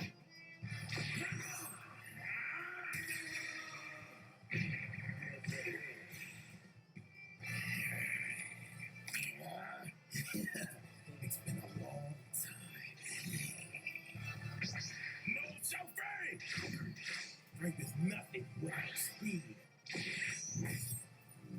Sophie! You'll pay for what you've done! What's gone?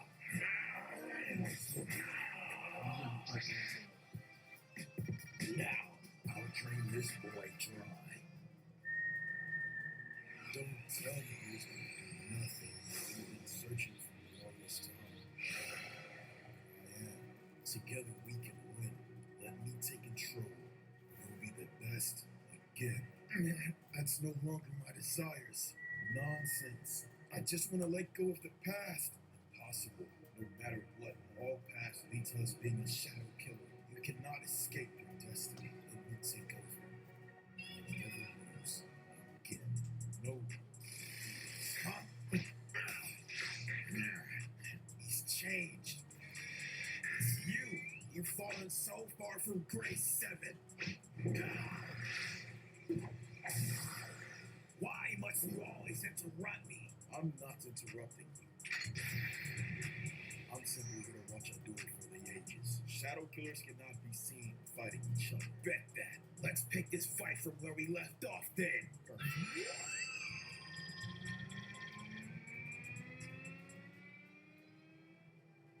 When motion weakens us, take the dagger, become a true shadow killer. This is where the fight ends. I've been training this.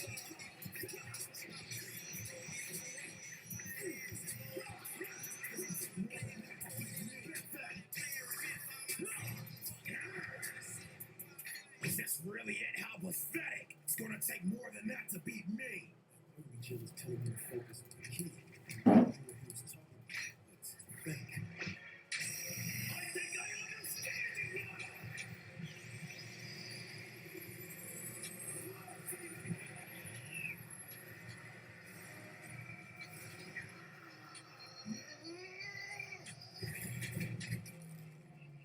Red Tooth wins. That was all I had. This fight is over, huh? You've made one great mistake, not realizing someone else here. What about Master? You were dying too. He's dead. Regain your strength. Get ready for war. Alright, boom, we got this wrong room. We see people talking about Red Tooth's defeat, and they real deal kind of Red Tooth knowing dang well none of them there can hang with Cub. Unluckily for them though, they got dropped off right after. Yo, old boy got hit with something that made him look like that fat dude Perfect Cell had sucked up. Then we see the culprit of who did it, and yachts! Need some of that right now. Hey, I'm not gonna lie, I low-key spoiled myself for some of the later seasons of episodes, so I already know she be getting active. But we ain't gonna focus on that yet. We got the 5 days before Seven left the island. Why my junk cut like this? Hey, nigga, how do you expect me to do this? Check this, work your magic. You don't understand what's at stake. Old girl says she gonna raise little dude back from the dead and suck out his soul and kill him again. Oh, wow. I got you. Seven goes skating with Cola, and he asked the lizard to protect her while he's gone. They're saying the shadow killers have played out because Red Tooth got dropped off. Send some men to investigate and increase the little nigga's bounty. Take this! Huh? Yeah. What the? Oh, no, nigga, is that Seven? I'm gone. So this episode's really the Seven's last few days on the island. We see he's really the only one remotely alright from that fight with Red Tooth. Hey, nigga, you know it's weird to be sitting on niggas' roofs. What the? Huh? This is don't assassinate it. That's not good. Cook them. No! Gotcha. Hurry. Whoa! What's up with you niggas? That's it. This is pathetic. No. We learned that Green Phoenix is the one that told Seven to slide to Strong Wound. We also learned Seven is cursed. Nigga got that drunk from Berserk. Death will follow him wherever he goes. But his mission is to slide to Strong Wound, follow the eagle statue. Once he does that, he'll help him remember. And with that being said, oh no, who Seven feel like when he opened up that door, nigga, he think it's John Wick? Where is he? Huh? Tell everyone that the ring is back. The ring is back. Sir, he's coming. Yes, sir. All bounties are suspended until he is dead. Offer the maximum amount. We can't allow him to live. Yes, sir. Damn, cut. Damn. Come on, number one killer.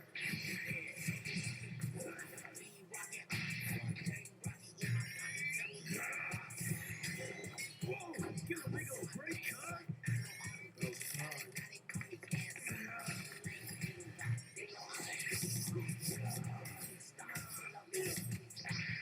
Seven. What? Come on, Shalfei. Where is Seven? Shit, I don't know. Damn, nigga, you're useless. I didn't know he was that cold. Let me see this. Oh, no. We cut to a flashback from 2 years ago. This junk is hideous. Nigga, that's literally your clothes. Nah, cuz I think I remember looking like some weird cosplayer. You got something else? Nigga, why would I have something else? I barely wear clothes myself. Just come on. Grab the crock pot too. We finna make some bread. Bro, we already got a good amount of bread. We can chill for a little bit. Hey, watch it. I got a client. Don't lame out nigga with that weak ass boosie fade. Dang. Come on, nigga. You acting like you ain't never seen a lesbian with a fade before. Let's go. This man, Daibo, is real deal Mr. Krabs. Man, Jedi can smell the bread. He started following the doctor, and we see Jedi had a big ass diamond. That shit look like the one Luke Uzi had on his forehead, man. I need to tell you something, Seven. Daibo, it's poison. You sure that's poison and not you doing something zesty, man? Nigga, stop playing with me. It was the doctor. All because I didn't pay him. Damn, good. I was gonna get raised too. Nigga, go spin the block and get the antidote. It's in the chest. So they go slide to the doctor, and the whole plan is to knock the doctor out with his gas. Seven ended up sneaking into the crib, but bro has never played Tomb Raider before. We fell for the most obvious trap ever. How the block was trapping, but this is wicked work, bro. Huh? What is this, man? Recipe. Yo, oh hell no. Hey, nigga, I need help. Oh, come on. You telling me this is the key bit? This is literally just that Dutch pack. Wait, no, this is seasonal. Bet that. Alright, it should be done. Oh no, I gotta lock in. Come on, please, please. Oh, thank God. This sucks. Huh? What is this? Indiana Jones, man? What's taking him so long? Let me check him out, bro. That idiot, I have a feeling he did something stupid. That's what he did. What the hell, man? Duck like Jason Voorhees or something? How did you get here? Trapdoor. Go lock in and get that box. Bet. Never mind, Seven, we gone. Nah, we need that antidote. Like hell we do. I'm gone, man. Alright. Seven, listen, we got a dip. Oh, no, he releasing poison gas? Nah, real niggas never die. Almost there. Whoa, gotcha. Gotta keep going. Huh? Just a little further.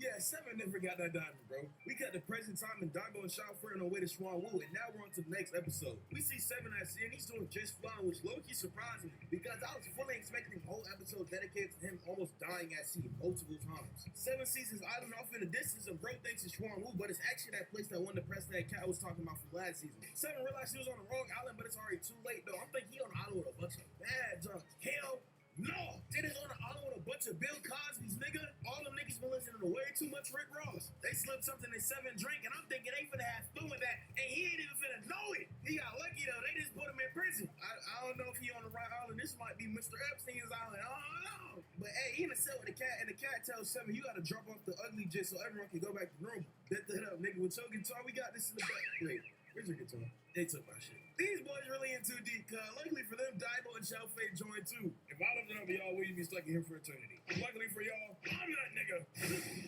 Alright, now that old boy got his guitar, it's game time. They start by sneaking in the bro's crib. Y'all think you can describe my ugly face? Should be easy. Let's cook his ass. Damn, I'm chopped. Oh, nah, nigga, you chopped, man. I'll be dang if I look like, What? What you doing, bro? I can't control my body. Look, Zabo. Appreciate that. Oh, damn. My bad, cuz. That was my favorite mirror. Just of all time. Zabo. Hurry up, man. Move your hand out the way. Wake up. Damn, nigga, I'm up. Let's get it. I was an addict and pop my name. Trust me, I still ain't care. I stepped there, came in, showed me the ropes, and he died. His messed up ain't on. Bro, we learned in order to break the spell, all you gotta do is kiss each other. And that's it. But now the ugly crisis is over, them boys are on their way to Small Woo. Next episode focus on Dao Chen. No cap, I definitely didn't say that nigga name right. That's my fault. But pretty much 13 sister hired him as a bodyguard. And I'm thinking I knew bro was cold, but I don't know if he's cold enough to box with people in Small Woo. Them real hitters, dog. But hey, we finna find out. Oh, can we also talk about how Shorty's manipulation is on a whole different level? She gotta be related to Travis Hunter, old girl. Ew. What? Huh? So you want to be Captain Save a hoe? Bet. Huh? Oh, no. Help. Huh? There's no need to fight. Please, calm down. Oh, no. We gone. We gone.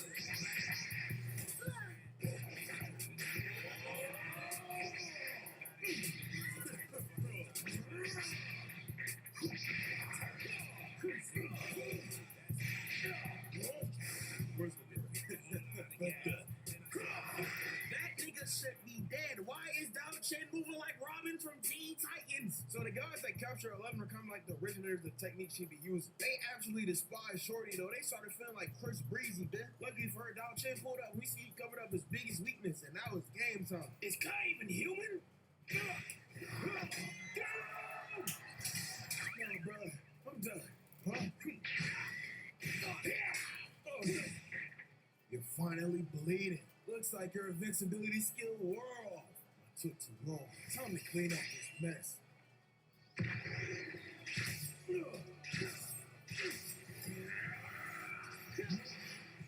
What the?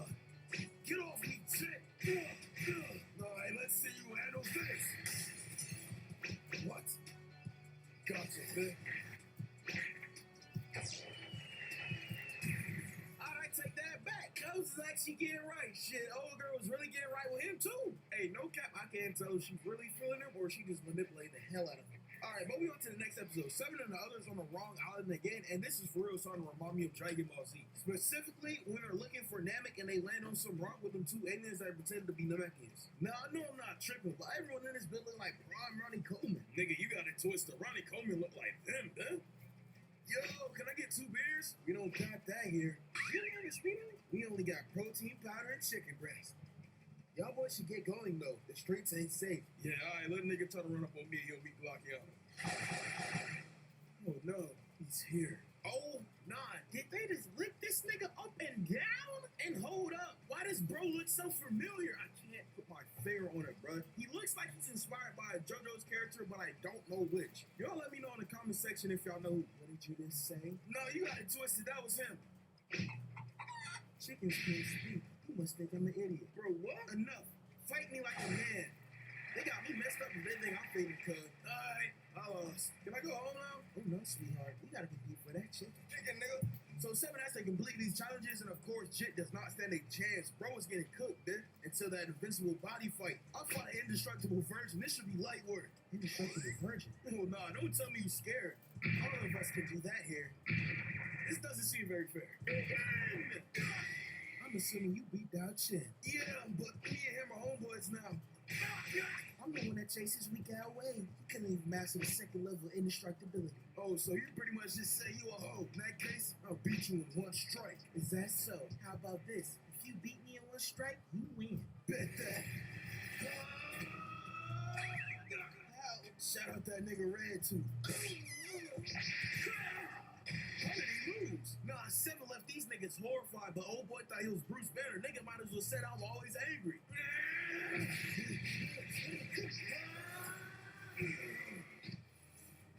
What? Their indestructibility ain't nothing compared to Dao Chen. That's a nigga with a real grind set mindset. Not you. Whoa. I can't believe I'm saying this, but Judge, surrender. Hey, you hate that much. Yo, Dibo, are people still looking? Nah, what's up? Alright, so y'all remember I said Cola was an experiment and she was the only one that survived? Well, I believe I was wrong about that. Seven and the others pull up to the strange island for the third time, and off rip, weird things start happening, bro. Dibo started looking like Jake the dog from Adventure Time, and Seven got the same build as Rod Wave, big ass. All this was happening because of this little nigga right here. He has the ability to transform and shape objects with his mind. Fortunately for them, little bro just wanted a haircut. Then we meet the other kids, and no cap, I'm just gonna call them mutants. Hey, the goat returned though. He finally tells Seven the location of Swan Woo, but Stan pulled up right before they could go anywhere. So what you got going on, man? Stanians are bad. They must die. What? Whoa!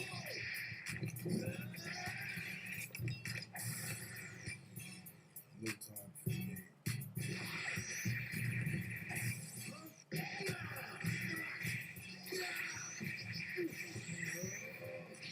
Nah, Stan was not moving like this against Seven. Yo, Jit had been in the lab. He was finna drop off the mutants, but Cola stepped in, and as I thought, these kids were also experiments by Stan. Then Seven popped out of bush, and Stan was on a straight BT. Bad timing. We have unfinished business. Hey, God, chill out. We have to help him. Let's go.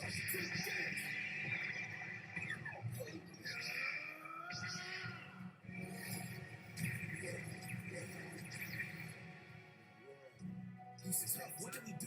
I got an idea.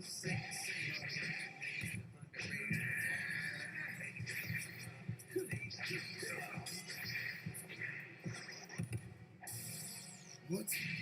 Look, Dwayne, it's not over yet. Show us what you got. What?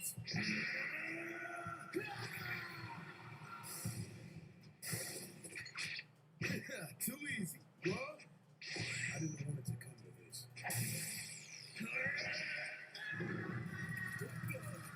Stop it!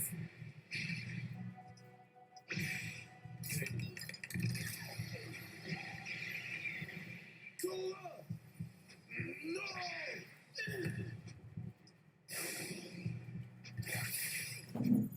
No time for this. Don't do it, Tommy. You're so strong. The mutants take Cola to the underground city and we're finally sneaking into Swan Woo. I'm not gonna lie, y'all. I was for the speed past this episode, but nah. All because this nigga right here was watching. He got them hoes, man. So y'all already know what we got into. It's a shadow killer. Oh no. This guy can't be a shadow killer. Hey, cuz, this poison? Yeah. Shit ain't no shadow killer. No, screw it. Double dagger. Whoa. All this because your homeboy lost. I'll blow this place down before I see my boy lose, Jake. Help me. Don't worry, cuz. One-on-one, I can't lose. Nigga, I said help me. Finally opened up. You win. Alright, so these boys walk up the stairs to this big ass mansion and eventually they made it to the top. They asked these two guards if this is how his mansion, and yo, Dibo cannot keep his mouth shut, bro. This man Dibo got them boys beat up multiple times. They eventually sneak in but ended up getting captured. I know you hear me, you bums. Let us go. Shut up, nigga. Listen, we're here for medicine. How dare you steal from my basket? Toes up! No, please stop! Rotating thumbs up! Yo, thumbs up, man! Call me Oyang Zane, 4th generation thumbs up. I help lead a group where everyone can be real niggas. Yeah, whatever you say.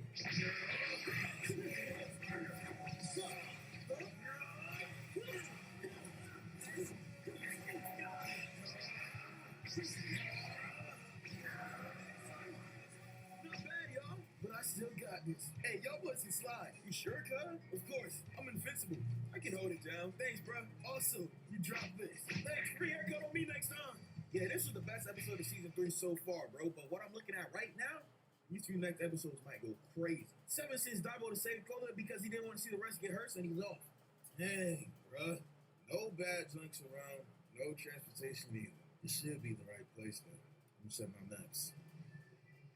He's here. So Green Phoenix and he's 13 and stabbed him with this crystal, and 7 puts on his Shadow Killer cloak. Then 13 stabbed him with no hesitation and said, I don't actually have feeling for you. Yeah, Alright, shorty, you was finna cry after stabbing him. We all know you love him. She goes back to return the pace to 7 and she finds out he's perfectly fine. The dagger turned into a liquid that seeped into his body. What's that? Whoa! Niggas got me brought to Yondu now?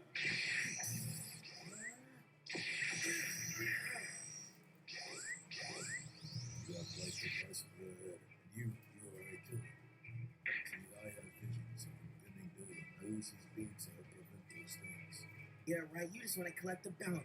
Money, not naive, child. And do what's best for humanity. And that boy is a plague that must be cleansed from this world. In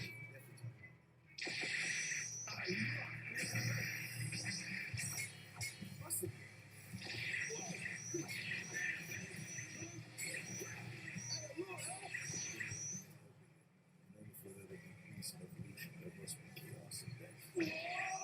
Nigga, can you stop dropping these alternate ass speeches, dog? Everything must come to an end. And 7, you see, you all that live for God. God is within. Bet that.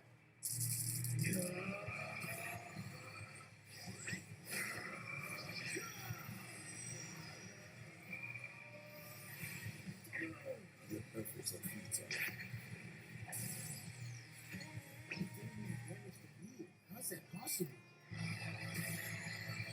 Huh? But it's saying, I would have let you live, but you're nothing but a clueless lamb ready to be slaughtered. Time for it.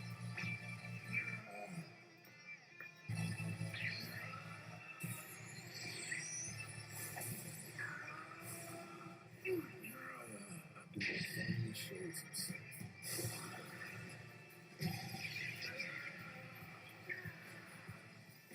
He was a bloodthirsty baby.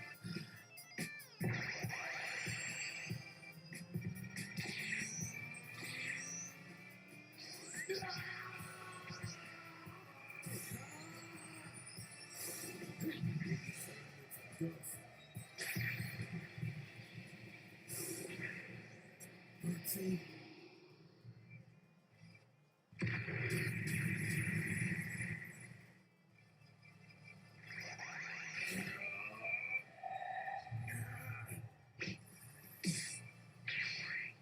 He's already a monster, but yet he performed the act based off human emotion. This be for the first time in the history of our world. All those killers from Daibo Dreams are now on 7 like water on rice.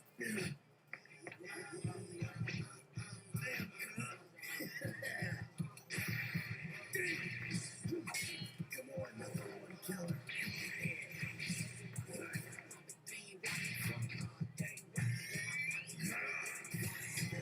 Whoa, give a nigga a break, huh?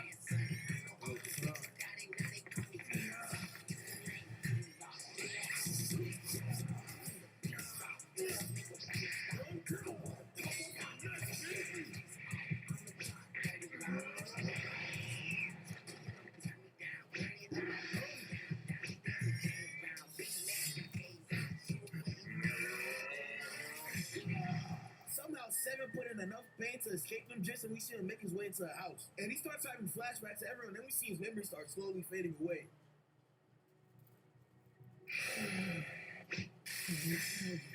You know, I actually admire you.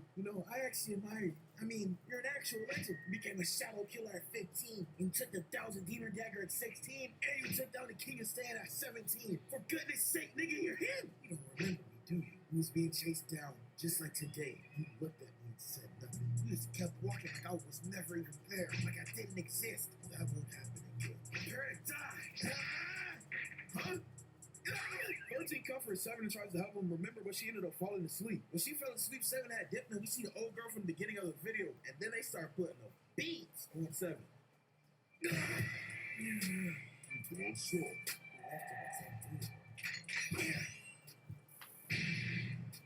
Come on, 7. Get up. I once fought an entire organization for a girl.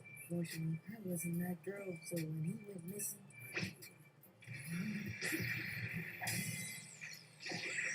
well, that's Green Phoenix's move. Looks like it's your time to shine. Finally. That's Blackbird, one of the Shadow Killers. 13, run, please.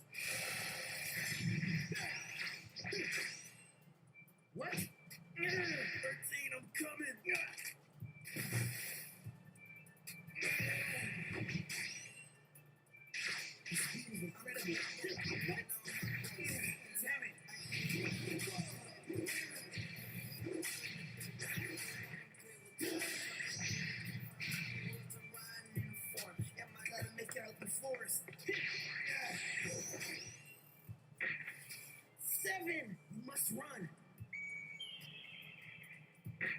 What? I love that look of horror on your face. 13 gets a flashback to her mom's death, and y'all already know random anime flashback means they finna put in straight pain. Back for more.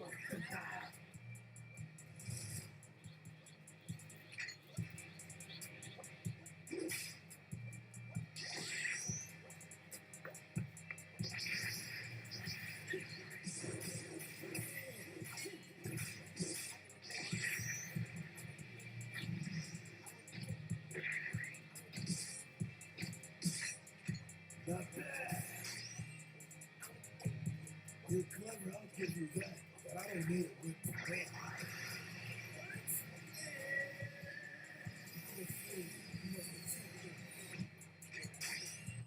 How could it be? The blade was destroyed, of course. 1,000 demon daggers. I thought I was really finna end the video off without a climactic final fight. Come on now. Play it. Did you think one slash would be enough? You're nothing but a pawn. It's time to see what the real assassin can do.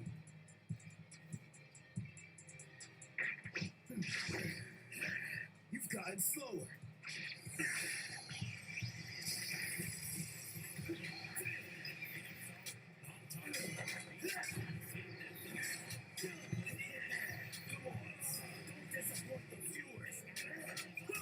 This was a drag.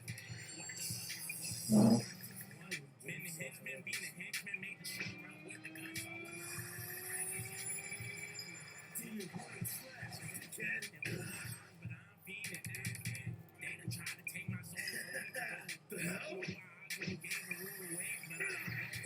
It's impossible to kill me.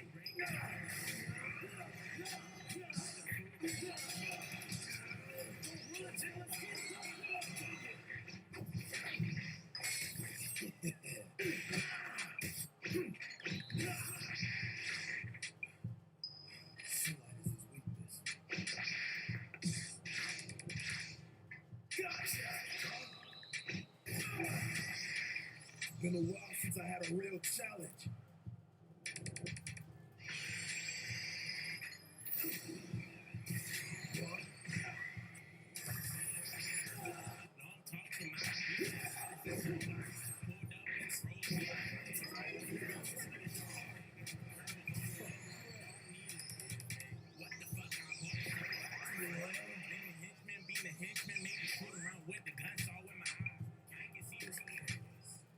Alright, we back. Before we get to season 5, we gotta bang out season 4 real quick. We left off with 7 packing up Blackbird. Legit ain't come out that fight unscathed. Spider Leo thought ass was trying to finish the job like, bitch, chill, damn ho.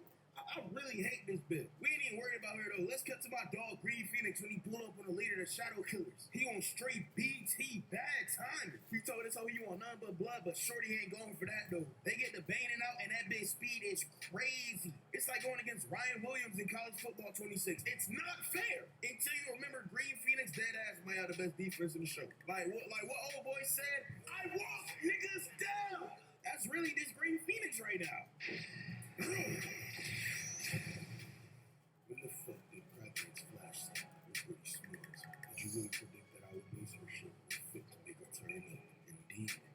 Unfortunately for you, I've been watching Jujutsu Kaisen. Domain expansion. Nigga said domain expansion. You know this is draining energy, right? You think you can defeat me if you're not going all up. And you remember when you raided a small thing and some lone swords you mean the nigga I already killed? Well, that nigga had a roll on me. And he told him to get it back in blood. And that's it. Oh, Netflix, you can't just cut like that. Y'all some hoes. Hey, man, we in a superpower country. We're calling the hospital, but we not really finna focus on her right now. Nigga, the fuck is that? It's pretty much a signal to let just know who we're looking for. Sure. All right, bet. One of our dogs just said he seen bro headed to the MLK Street next to the Eagle statue. Either I'm blind or you're schizo. Nigga, you was not talking to anybody. It's called Teller Whisper.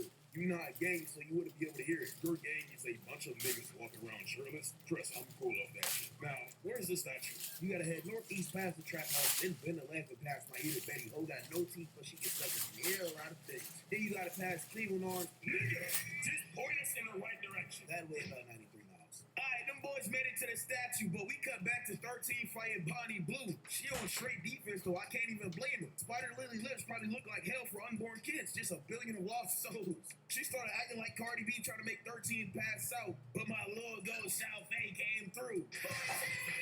The hell is that? Southface, stop flexing, nigga, and take 7 away. My bad. You ruined my favorite Y2K hoodie. You'll die for that. Pull off that bitch. 7 in the morning jug. I ain't a bag of jugging. Damn, the hell?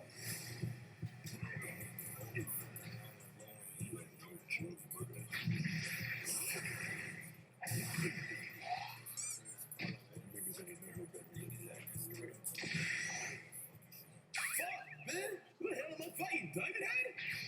Goods, bro, we gone. Yeah, no. What the? Fuck, I get myself into. Seven Dragons, thumbs up.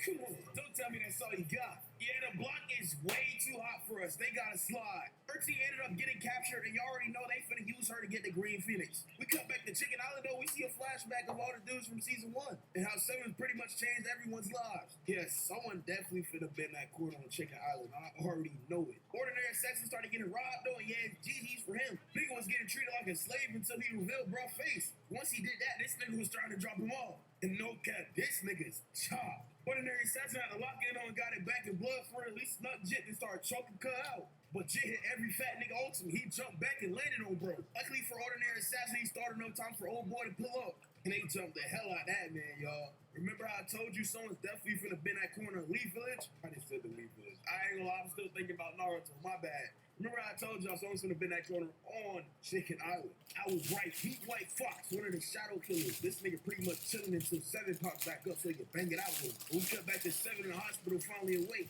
God damn, man. Dude, never wanna call us this much when we on the block. Yo, this is 7. Finally. Listen, go back up to Chicken Island.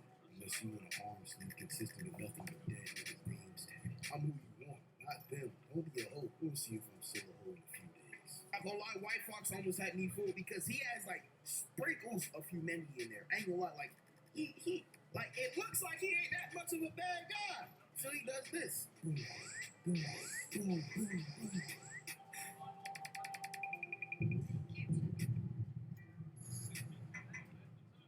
Yeah, he killed my dog Ordinary Assassin and now he's causing havoc. Next episode is a flashback with Red Tooth and dang, I ain't gonna lie, I do not know how to say old girl's name. I might just call her old lady. Not gonna flag though, we skipping this bit. Long story short, Red Tooth was salty he couldn't have his woman. And you know what, that's real. Red Tooth is back and y'all know where this is finna go. Shadow Killer versus Shadow Killer. Pulling the stand, pull back up to the island to stall for time, and thank God for them. Cause Mad Dog and his shorty ain't getting shit done. This is not an episode of Tough Puppy. These niggas are ass. So, you started 3? You can't say that they passed me 2 shaboons in the stick game. But you can never really leave a street life. Fuck niggas will always try to pull you apart no matter what. And to be honest, I'm tired of it. So I gotta show these fuck niggas that demon's home. Sounds like a plan, my nigga. But before you start running shit down, take off the clothes. Whoa, pause. Nigga, what? Just hurry up and do it. Come on, gang. Tybo, you ain't really finna let him do this, right? As much as I agree that this is some gay shit, I think it's necessary right now. Shao Fan. Can't be a demon without your demon dagger. Not gonna put no ties! Say less. That's the pause. We cut back to Chicken Island. You must be one of them stern niggas. For one day I've indicated you snatch every string by these chains. Oh yeah, I'm finna need those back in blood. Damn, I didn't think it had a rep like that over there. Be honest, do you really think you can beat me? Of course I can.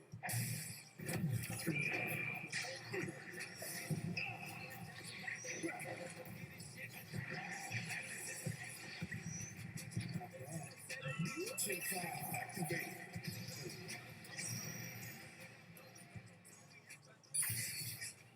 was a shadow assassin. That nigga's legendary. Legendary. I'm honored. This was pretty disappointing. Well, it came in and helped Stan. They ended up buying a day's worth of time. They had to the MG Stone from season 1, and now we got the boxing.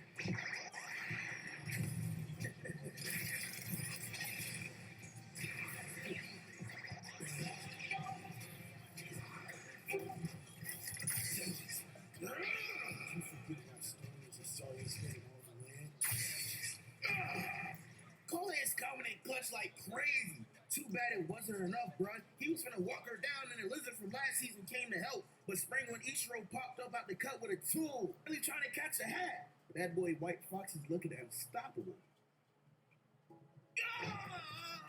Yeah, that's more like you. A scared pussy. Sit there and watch, bitch. I ain't no bitch. Bitch. I'm not a bitch! You killed my dog.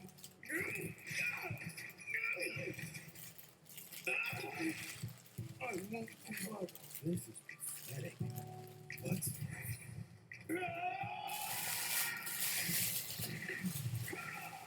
Did he just... Cheekies? Oh, God.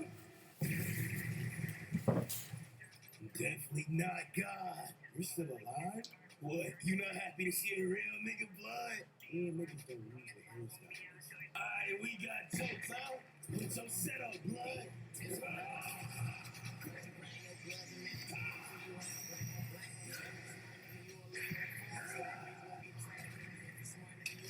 What? I'm sorry, y'all, but we gotta cut back to Green Phoenix. Let's see if you're really willing to get it back in blood.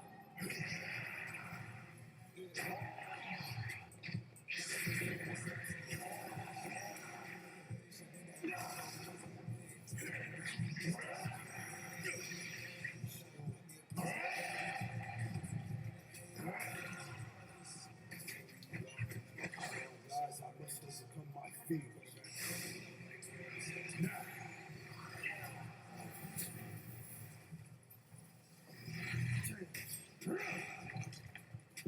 I'll give you credit. My strike was moving like one of them 300 blackout rounds.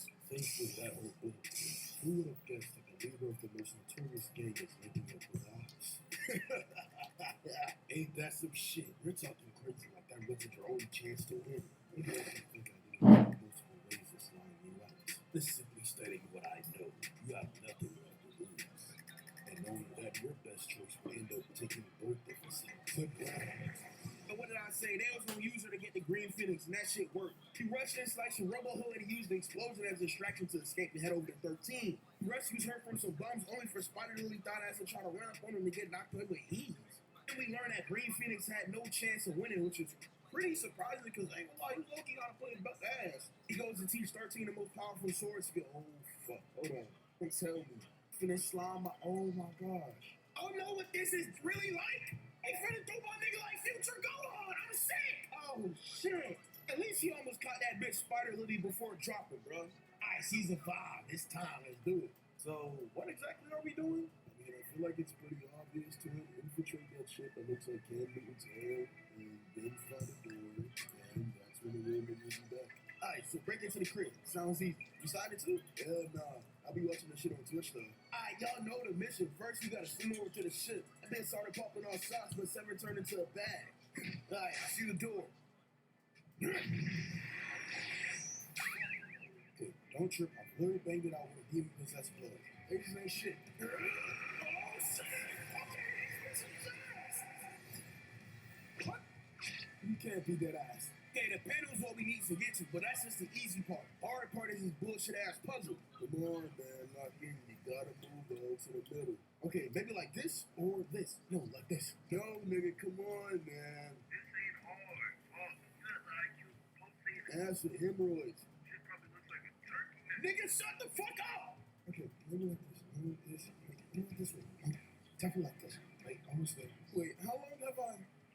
Oh, shit. It cooked. Hold on, nigga. You right there. Just... That's one down. Oh, thank God. Alright, we now on level 2.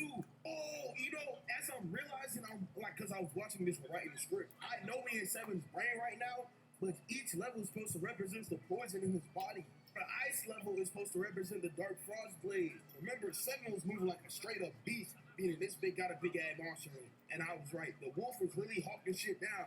Till a dog at the end of the day is easily distracted and fooled, baited into breaking into the next level, and now we're on the final stage. This shit really familiar, cuz.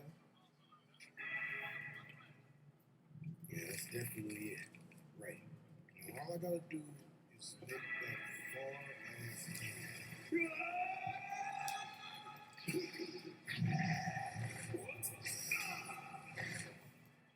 What the hell?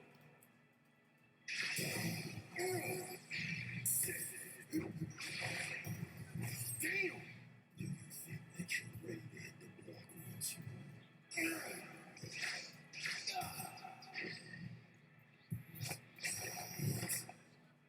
I got your back, bruh. You could not have pulled up any sooner? I can't fight your inner demons for you, twin. Now lock in, please. Seems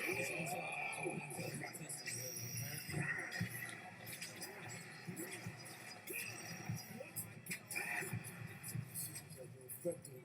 I gotta stomp him out with his own tool.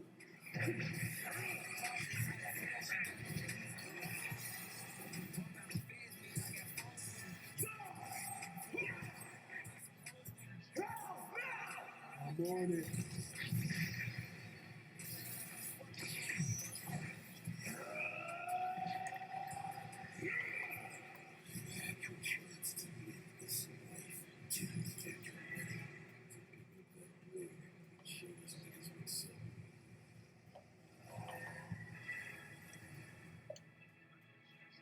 Well then, are you? Yeah.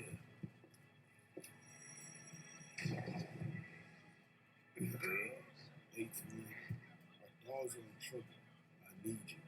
Hey, let's go snatch some fuck niggas' chains. Big way to start off a season, dog. God, I love this show. The poisons are now out of his body, but he still can't remember shit. Nigga like Wendy Williams. He need a little kickstart, meaning that nigga got a box, and we got some perfect test dummies. So where's the fucking block? What y'all niggas looking at? Never saw it before me. We need to take a couple kids for testing. That sounds like some real Diddy shit to me. This nigga cool. There's two right there. Let her go!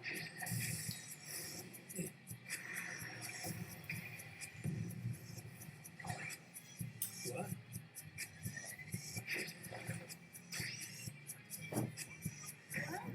Kobe. Why? Chill, bro. You don't need to catch your hat. Bitch, kill this nigga. Listen, cuz, you need to lock in. Huh? Oh, shit.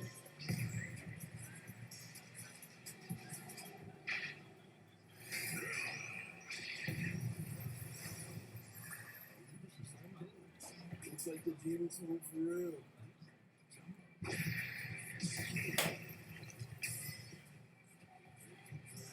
This nigga wants to get active too. Bet nigga. Dragon claw. Oh. Please. Don't sleep, nigga. What? What is this nigga? It's like Superman. A block, bro. It's clean.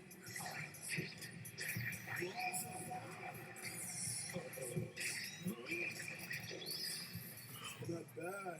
I see why the streets call you a raw shine killer.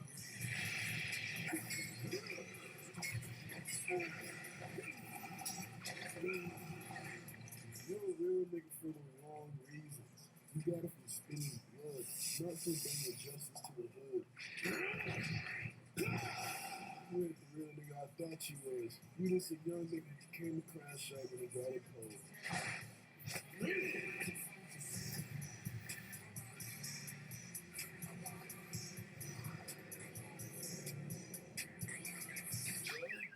Damn, the niggas is finna go crazy. Seven is back to Roman Auto, and we learned that 1,000 Demon Dagger is straight up killing, bro. He can really only use that bit for 5 minutes max. But second, we're on our way to Swan Wu now, so we coming back to Chicken Island. And everyone's capping on who defeated White Fox.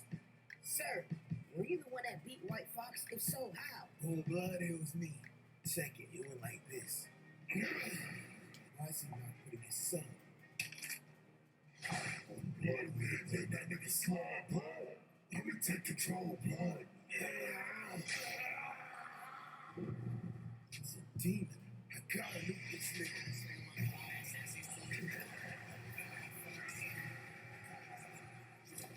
Once I kill this nigga, blood, don't burn his blood, and it's rightful excuse. Like telling you this nigga, I'm nobody's puppet.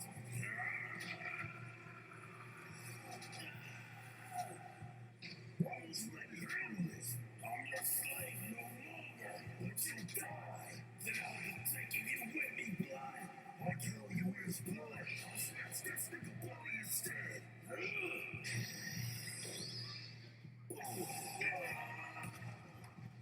What's next?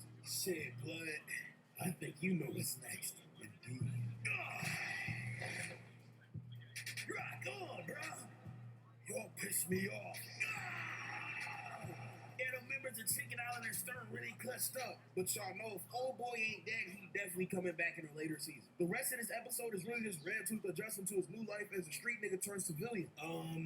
What's good, blood? Hey, fuck blood, it's GD, nigga. Bro, we're 10. Shit, you right. Hey, my fault, cuz. Now that I think of it, why did you say GD? I actually don't know. I'll be real. I heard my dad saying, who got that GD? Who got that GD? And my mom was like, you got that GD! Hey, cuz, I think your people was fucking twin. Shut up! Hey, bro, this man Red too low can stand up dude without that blood demon inside of him. Shout out to him, bro. Alright, we on to the next episode. They got my dog Seven on a Greyhound bus. Hey, cuz, can this nigga turn on the heater? If you're not a big booty hoe, don't ask for no special treatment or no heater. Hey, Clint, come on. Can you bless a nigga? Shit, you ain't no big booty hoe, so you gotta come for some bread. Here. Yeah, even in Scissor 7, public transportation is ass. My dog Oyang Zano was on a Greyhound with it, but if y'all remember, Seven was fighting his master, and it was led to believe that he killed him. And Oyang Zane definitely feels some type of way about it. Put your setup. Hey, twin, I don't think this is the time. Ain't you a shadow killer? Y'all supposed to be like that. How are we? What's this way? Hey, nigga, chill. Stop running like a hoe. We are 30,000 feet in the sky.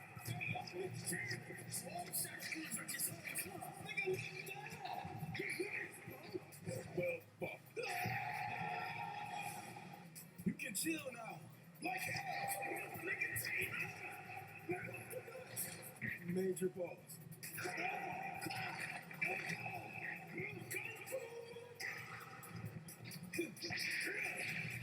Alright, nigga. What's up, bitch?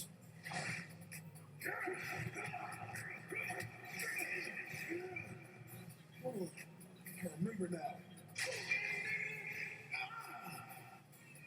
Flow for flow, band for band. Let's see who really liked that. Gotcha.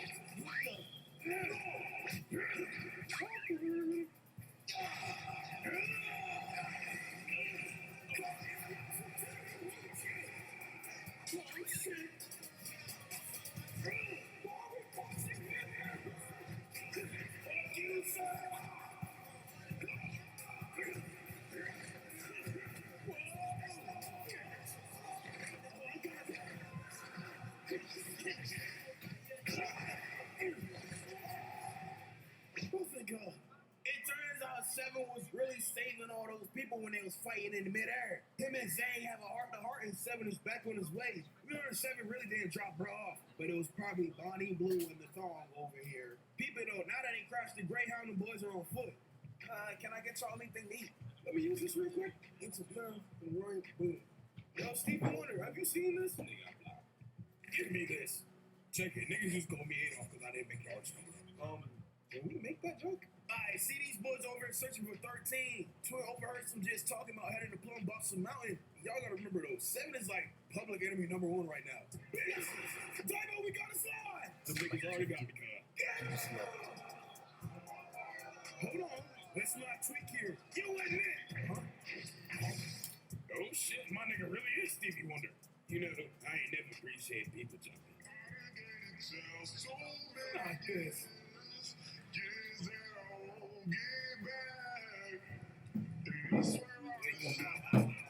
Hey, twin,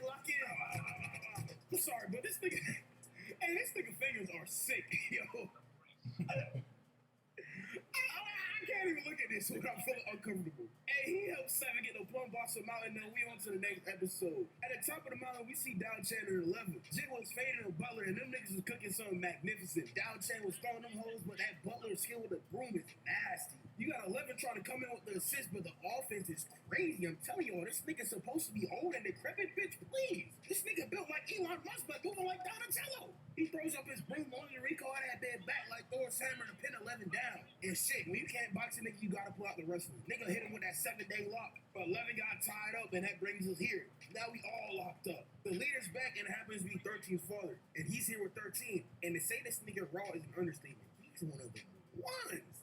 Jim was banging out with 13 was only a stick. 13 on some bullshit though. Old boy asked if he knows 7, and then she gonna say, no, like what? I thought you really fought with my dog like that for real. Like, what are we doing? Shorty got me and 7 perplexed. Even 7 ain't immune to the mixed signals. Go, man. Don't worry, 7. I'm in the same boat as you, man. Don't worry. Shout out to my picture, man. Her master showed her how to control her energy, and now she's on BT. I'm not gonna lie, I ain't never seen 13 move like this. She got snuck, but old boy pulls his chain out the fire, but she's on that bitch. She jumped off, slits his neck. Oh Lord, why is she aura farting right now? 3 more assassins come through, and it looks like she was getting overwhelmed. But she picks up the goat's blade, and it cuts. Oh no! Y'all gotta stop doing that, Scissor 7. Come on, man! Every time it's gonna get good, it started popping off, it cuts. Gather all the goons. Tell them I got Green Phoenix and Boosie doing Instagram live with Crocodile Valley. Yes, sir. Y'all know the plan. Set a trap.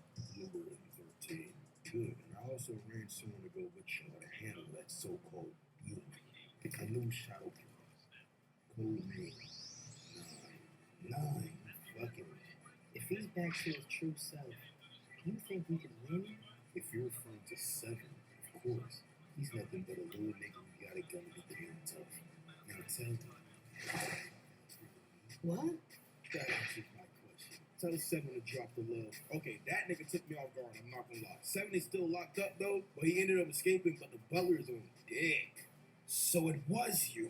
Perfect. What the? This took me years to build. No cap, twin. If this took you years, you might have to hang it up. I ain't a sculptor, oh. Check it. 2 years ago, I set up the perfect trap. Or at least I thought it was. Until you came. That was my first L.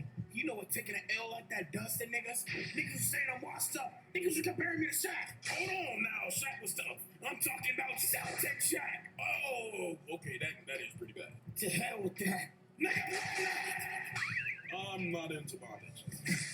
let's see if you still got like that. Ah, shit.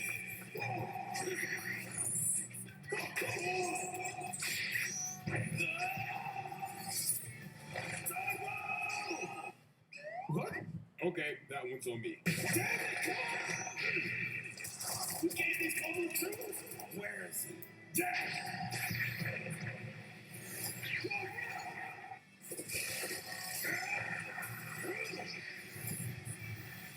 You fell right into my trap. Here I, dickhead. What?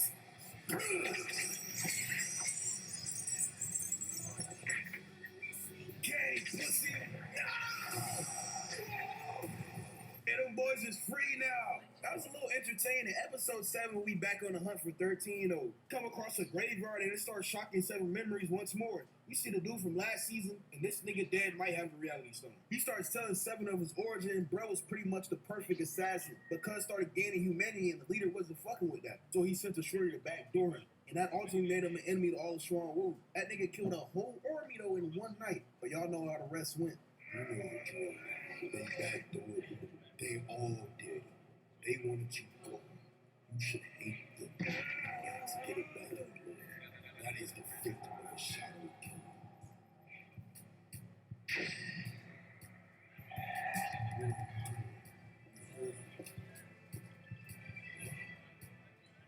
What? I'm no longer that guy. My real nigga, for all the right reasons now. I won't throw off game to me. No, I was wrong. We were supposed to crash. Nigga, suck it. Hey, twin, you pull up the Chicken Island. I can give you a haircut. I mean, ooh, never mind. I can get you something. God bless you. Alright, we on the final episode. 13's in Crocodile Valley, and it's straight up working niggas. She see Green Phoenix though, but it turned out it was a trap. But it also turns out That wasn't 13, but it was a gang. 7 cats. You know what I'm saying, cuz, bitch? Kill them. Die, man. Put your flashlight. Public indecency ain't cool, gang. Hold on, for the ground. Yeah. Alright, finally. Hold on, Shorty, why are you here? I'm just here to watch it fade. Wow. No more. Go! You got 1 minute. That's all I need.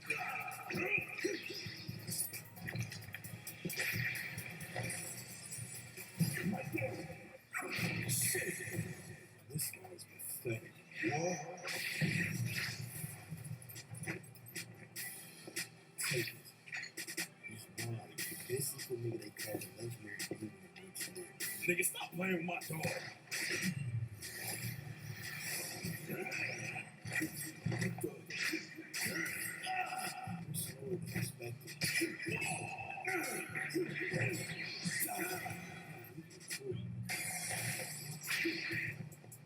Okay, I'd had some sauce, but I fear your bag isn't deeper than that. What? Stab. This nigga's like an open book. My power only able to be wielded by the rawest niggas. Should be easy to control. First time in a while, shit like to go with me, kid. Well, I like this. They all said the old me was a demon, but that's just not me anymore. What is it? What is it that I'm missing? And little nigga, what are you doing? I'm doing a puzzle. Bro, fish don't have legs, gang. I mean, who decided that? I think it's cooler this way. And I feel like why only stick to one thing? There's so much out there. If we slide together, we die together, twin. Dive in. Let me handle this. Round 2. While we running.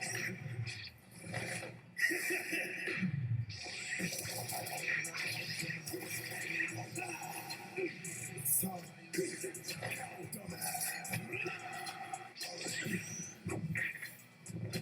I'll rip you apart. It's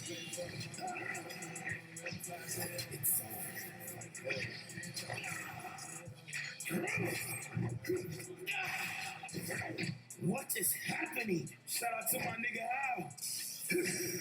What? This fight is over. Do you really think that? Of course. Because I still have it.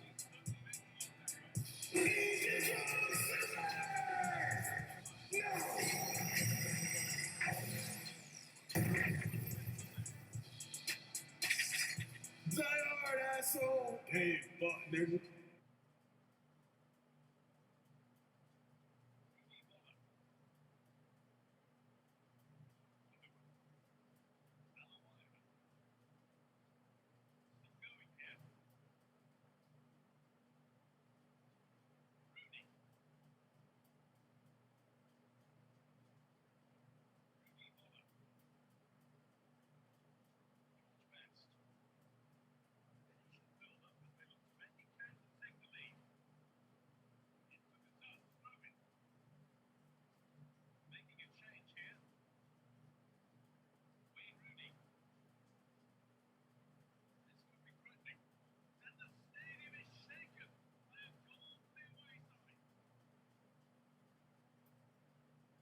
I know Thanksgiving isn't until tomorrow,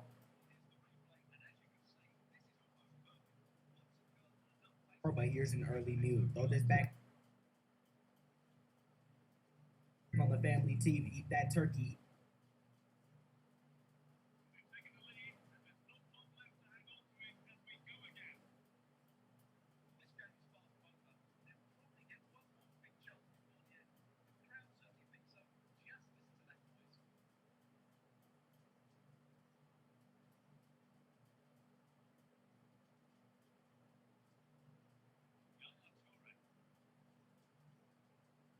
Eat that ham and experience peace. So they tell us that in this world, if you can't use magic, God doesn't like you because it's a God-given gift, and only the ones that He loves truly get magic. And that's when we see this dude working out. Clearly, we can already use context clues to tell This dude does not have magic. But hold on, y'all are probably like, yo, why watch this when you could watch Black Clover? I mean, it's the same thing. No magic. Why watch this when you could watch Wistoria? I mean, it's the same thing, but good animation. No magic. And that's when we see Masha walking into the door straight off the hinges.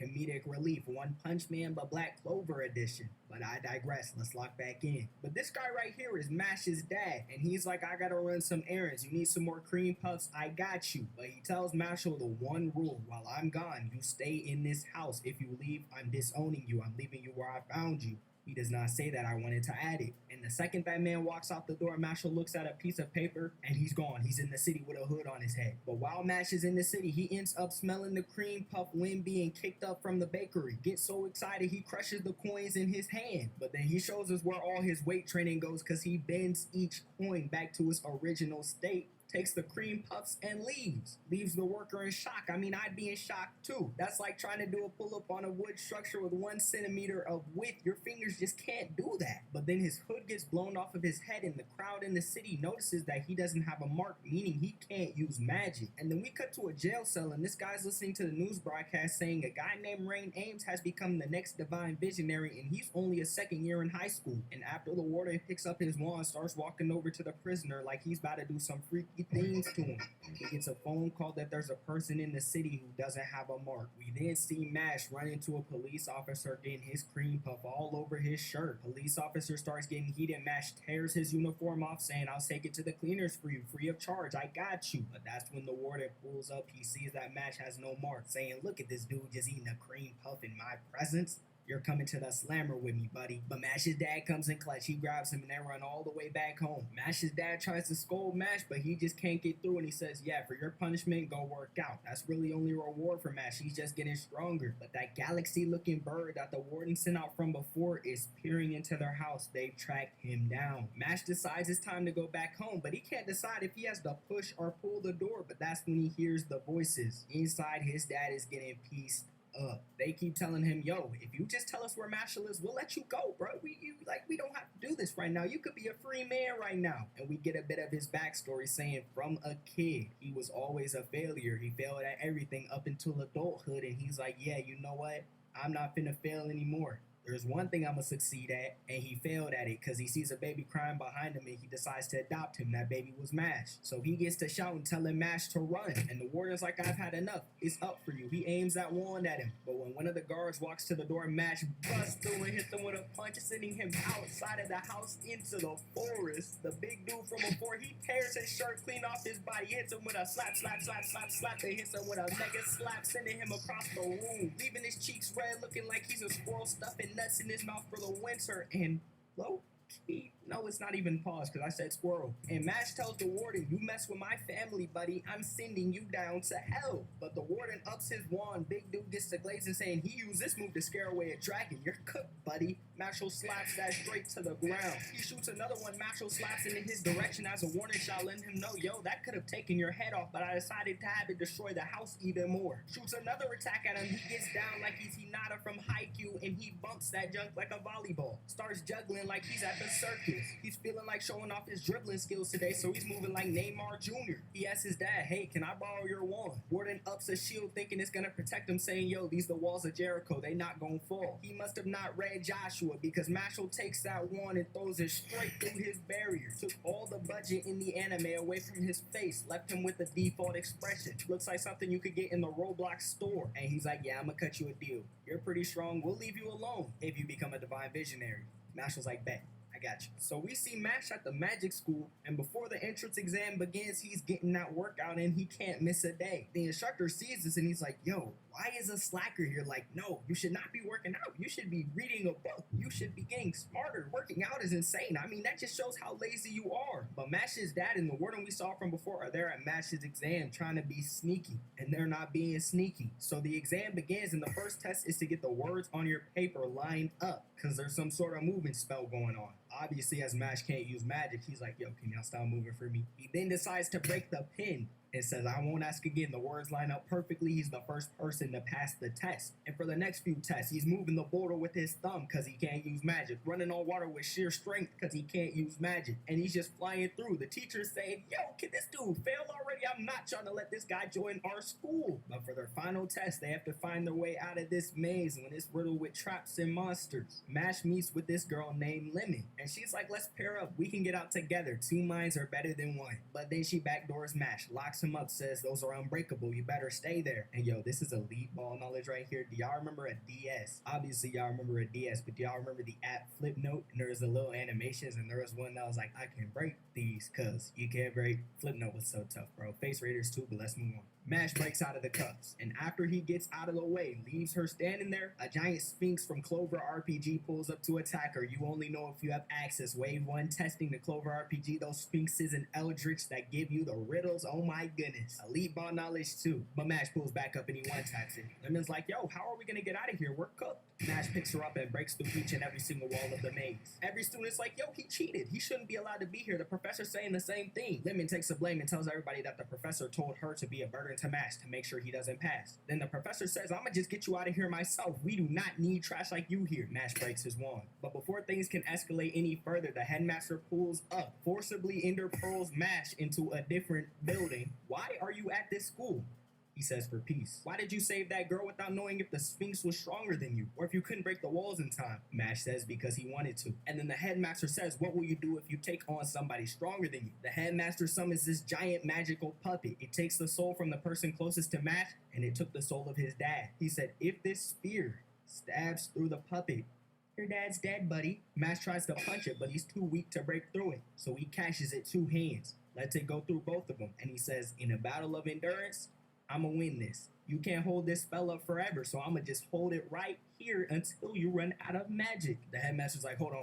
I ain't say take it that far. He takes the spell away. Then Mash says, to answer your question earlier, if I had to fight you, I just beat the stuffing out of you with my fist. At least he's standing on business, but we all know Mash would not win that fight. But Mash's first day of school starts. He has to use magic to get a lock open. He breaks it open with his hands. He starts getting scolded. And that's when we meet another main character named Finn Ames, related to the dude who became a divine visionary that we saw earlier. Mash is introducing himself and introducing his muscles as well. Kevin and Mike for the pecs. He names all of his muscles. But then Finn tells him to become a divine visionary, you need good grades, you need to get those coins, and Mash is like, yeah, I'm cooked. So Mash's second day of school starts. Rise and shine. He's like, yo, Finn, I left my broom at home. I never had one to begin with, and I brought this thinking it was a broom. So you got me, right? And in class, he can't even get his broom to fly. This school bully walks over to him saying, yo, are we seeing this right now? This dude can't even get his broom to fly. How's he in the school? Mash stomps on the ground, and the shockwaves send the broom into his hand. He says fly after he catches it. School bully saying he's cheating, but then he's like, I'll make a bet with you. If you can beat me in this broom race, I have to do what you say for a year. But if I beat you, you have to do what I say for a year. The teacher counts down the broom race, and Mash flash steps to the end. But as we know, Mash obviously can't fly, and Finn saw everything that happened. This man Mash threw the broom like a javelin, ran and jumped mid-air, and landed on the broom, and was floating from the velocity that the broom was moving at. He set a new world record with this speed, and that's when we see the headmaster of school bullies, Lloyd Cabell. He walks over. He's like, meet me here after school. We gotta talk. And we find out that he sews the other bully's mouth shut and beats him because he couldn't get a simple job done. And Mash doesn't meet him after school. And Finn tells Mash to watch out because Cabell's close with the vice president. He can get you out the school in a heartbeat. And Finn is kind of Cabell's dog. He's messing with Marshall, tearing up his books, tearing up all his stuff till Cabell says, yo, burn all of his clothes. Finn's like, nah, I'm not doing that. So he gets strung up and beat. Bully. But while Mash is looking for him, he walks up and sees Finn in this state. Mash walks over to Finn. He's like, here, I don't have any big pots. I just have a mini for you. Cabell's like, I'm having lunch with the vice president. You want to get in with it? You can say whatever you want to say to him. I got connections. Mash walks over, grabs Cabell by his head, and slams him straight into the ground. This put a smile on my face, ear to ear. The vice president pulls up. He's like, oh, I'm about to teach you a lesson. Knee to the face. Starts holding his face like a toddler crying, saying, yo, Cabell's friends, give me a med kit, some bandies, some medmits. I don't care. But it's already too late. Mash dug out a hole for him. Grabs him and starts burying him like a dog digging up a hole. I know you've seen your dog go outside and hit this move. That's how Mash is moving. And Mash gets called up to the headmaster's office. But he gets away, so you know we ballin'. Mash didn't get in trouble. The headmaster says, you did something very wrong. But I don't like seeing people in power win, so you know what? You're good with me. Just become a divine visionary, buddy. But after Mash attacked these two and got away with it, he low-key became a little popular. And that's when this guy named Tom pulls up on him. He's like, I've seen you fly that broom. You got a world record. You gotta join our broom team. And this is basically just Quidditch from Harry Potter. I think that's how you pronounce it. And obviously, again, we know Mash can't fly. So what does he do? Starts kicking his legs at Mach speed. Moving like some of y'all that can't swim, hitting that doggy paddle. I know that's what your feet look like underwater. We can't see it, but we know it's looking like that. And he's throwing the ball so hard using his power that it's curving back to him. And Mash ends up breaking another world record by himself. And that's when we see this blue-haired dude reading the newspaper about Mash saying he's gonna be next. Alright, I'm not gonna lie, I don't know if Mash stays that way or not, but this super senior needs to stay away. And then we see Mash and his friends in class. But then the blue-haired dude walks up again saying, having fun? Let me join in. Everybody's all scared. They play a scary background track and Mash says, nah, it's not fun. But then he traps Mash's friends and says, if you want them back, meet me at the owl hut in the forest. He ender pearls away. And obviously Mash is there in a heartbeat. And Lance tells him, let's make a bet. If you win, you get these coins and your friends back. But if I win, I get your coins. And they don't really say what happens to the friends. We also see that Lance has 2 marks, meaning he's stronger than somebody with 1. I mean, duh. Lance uses his magic to level out a fighting arena for him and Mash dashes in for an attack, but he gets slammed straight to the ground. Lance says, look at you crawling on the ground. You gotta stand up to fight me, buddy. And Mash says, I don't need to stand to fight you. He pulls a root out the ground, making Lance hop back. He says, look at you crawling on the ground. Mash then dashes in faster than before. He uses his gravity magic, but Mash plants his foot in and barely misses his punch. Mash turns around and barely misses his next one, but he knocks off the pendant that Lance carries around. Yo, you dropped this. No, I'm not gonna lie, bro. You're cooked. Yo, bro, can we put a rain check on this? I gotta call the cops. I don't have a Lolita complex. My brother, I got me an Alabama complex. Bro, that's not better. But then Lance tells him, the reason I need these coins, the reason I want to become a divine visionary is my sister. I'll do anything if it's for my sister. So he's kind of like Gacho, however you say dude's name from Black Clover, but a little better. I don't know, bro. They both weird. But then he decides he's going to drop Mash's friends off the edge of the cliff. And we see a bit of his backstory. His sister's dying. Not really dying. She's just about to lose her mark and she's going to have no magic. And they're saying the minute that happens in 5 years, we're turning her into the Bureau. We do not care. And he wants to become a divine visionary disabled. Boom, that's his backstory. Mashal takes off his clothes. You see him folded up on the side. How did he even have the time to do this? He gets down. He says quadriceps magic. Big bang dash, and he takes off. They show a slow-mo, then he's down that mountain in a heartbeat. Flash steps and appears behind Lance, but Lance gave him a fake bottle. He throws that junk out the way, walks up to Lance, he flash that, hits him where I don't even know what this is, but takes the real bottle from him and says, this fight is stupid. We're done here. And Lance is like, alright, you kinda right. But as he walks away, he gives him his 2 coins, and Mash saves the day. We see this character, red hair, walking through looking like a threat. I mean, this guy looks like he's really about that action, huh? And then we see another group of people who are very obviously villains, and they're from the Lang school, saying Adler does not have anybody fit to be a divine visionary, but we do. So take every coin you see from all of those Adler bums and bring it to me. But the students from Adler and the students from Lang were called to the forest to get gold coins, bronze coins, silver coins, whatever, from all the scorpions in the forest. But that's when that red-haired dude pulls up talking about he's the main character, Mash is the side character. He sees Lemon pull up and spits on Mash because he's pulling and he can't. But that's when we see a dude with white hair pull up. He hits Mash clean in the gut saying, you think you're a hot shot, huh? Mash looks up at him like, yo, you really think that junk hurt me? But then they're out in the forest. Mash and Dot end up linking up in the forest and they hear a girl screaming for help. Dot hits the wizard with an explosion and I don't know how he was still standing after this, how he survived, how he wasn't blown to pieces. This is when we should have known Dot was a fraud because he did basically no damage. But the girl's using her magic to charm Dot and she's just trying with Mashal, but Mash is just like, yeah, no. I'm not that type of dude. I'm not easy. I'm not going. And the white-haired dude from before pulls up and attacks. Dot's like, don't worry. I got this on locks. I got this for the girl in the back. Watch this. Machine gun explosion. He's hitting him with rapid fire. He says, oi, oi, oi, before he lets off his next attack. I'm not lying. This had to be a reference to Bakugo. I originally watched Mashal and sub, but I download the episodes in dub so I can kind of know what's going on when I rewatch the episode. Low-key a little yap, but he said oi, oi, oi in the dub. But it does no damage. I mean, he shielded himself. He hits Dot in the gut. knocks Mash's cream puff out of his hand. And this is when Mash was like, hold on, Doc. If you can't hold on much longer, I'm gonna have to step in. And that's when the white-haired dude says, all right, I'll cut you a deal. 5 hits, you get a silver coin, and I won't bother the girl anymore. Doc's like, 5 hits, bro, that's light. 5 hits for you and your friend. Doc's like, I'll take the 5 hits from him. 1 hit. Doc showing us how much of a fraud he is. Wait, hold on, I was hating. Cue the hero music, because he took all 10, and for the last one, it was an extra attack, but Doc still took it. And then he gets hit again when he's on the ground. Oh, whoa. And Doc saying, yo, take the girl and run. Turns out the girl is on the guy's side. Now, I know not only is Doc's stomach hurting right now, but his chest is hurting too. His heart right there in the center. Mash throws a cream puff at his mouth and says 10 hits. Let's get it over with. Silver, the gray hair guy, and yes, I've been saying white hair. I don't know why, but he picks Dot up and says, I'm gonna have to kill you for burning my coat. But when he goes for the slam, Mash pulls up, but Silver sadly attacks. Silver hits Mash in the gut head on with one of his spells. Then he starts move spamming the same spell over and over, just attacking Mash until Mash decides I'm tired and he catches the pillar, rock, thingy. But then that's when Mash locks in and does what he does best. He says triceps magic ballista knuckle. Mash runs through weaving each and every attack. He decides it's time to start breaking them, and when he gets to Silver, he breaks the final one. Hits him with a mean punch to the face, turning him into a whoopee cushion and sends him flying back. He knocked him off his feet for him to land back on them. Silver starts leaking mad amounts of blood, and Mash was just walking up. No emotion on his face like usual, but this is somehow different. Silver's like, alright, bet, that's a fluke. I'm gonna kill you with this next attack. Mash clutches his fist. He then plants his foot, and he takes his fist back and breaks clean through his magic, hitting him in the gut. Gave him a backpack from the shockwave of the hit. Silver saying, yo, I can't take anymore. Count me out. Mash walks away and sits down. He tells him that's 2. We got 8 more to go, buddy. Silver's saying, I'ma die if I take 1 more. But that's when a scorpion pulls up. Silver's like, oh, he's too weak to kill one of those. You know, when that's killing him, I'ma get out. Mash slaps it to the moon like Saitama did to that mosquito. The girl starts saying, I'm sorry, I didn't know any better. And that's when Mash pulls up and gives her a hug.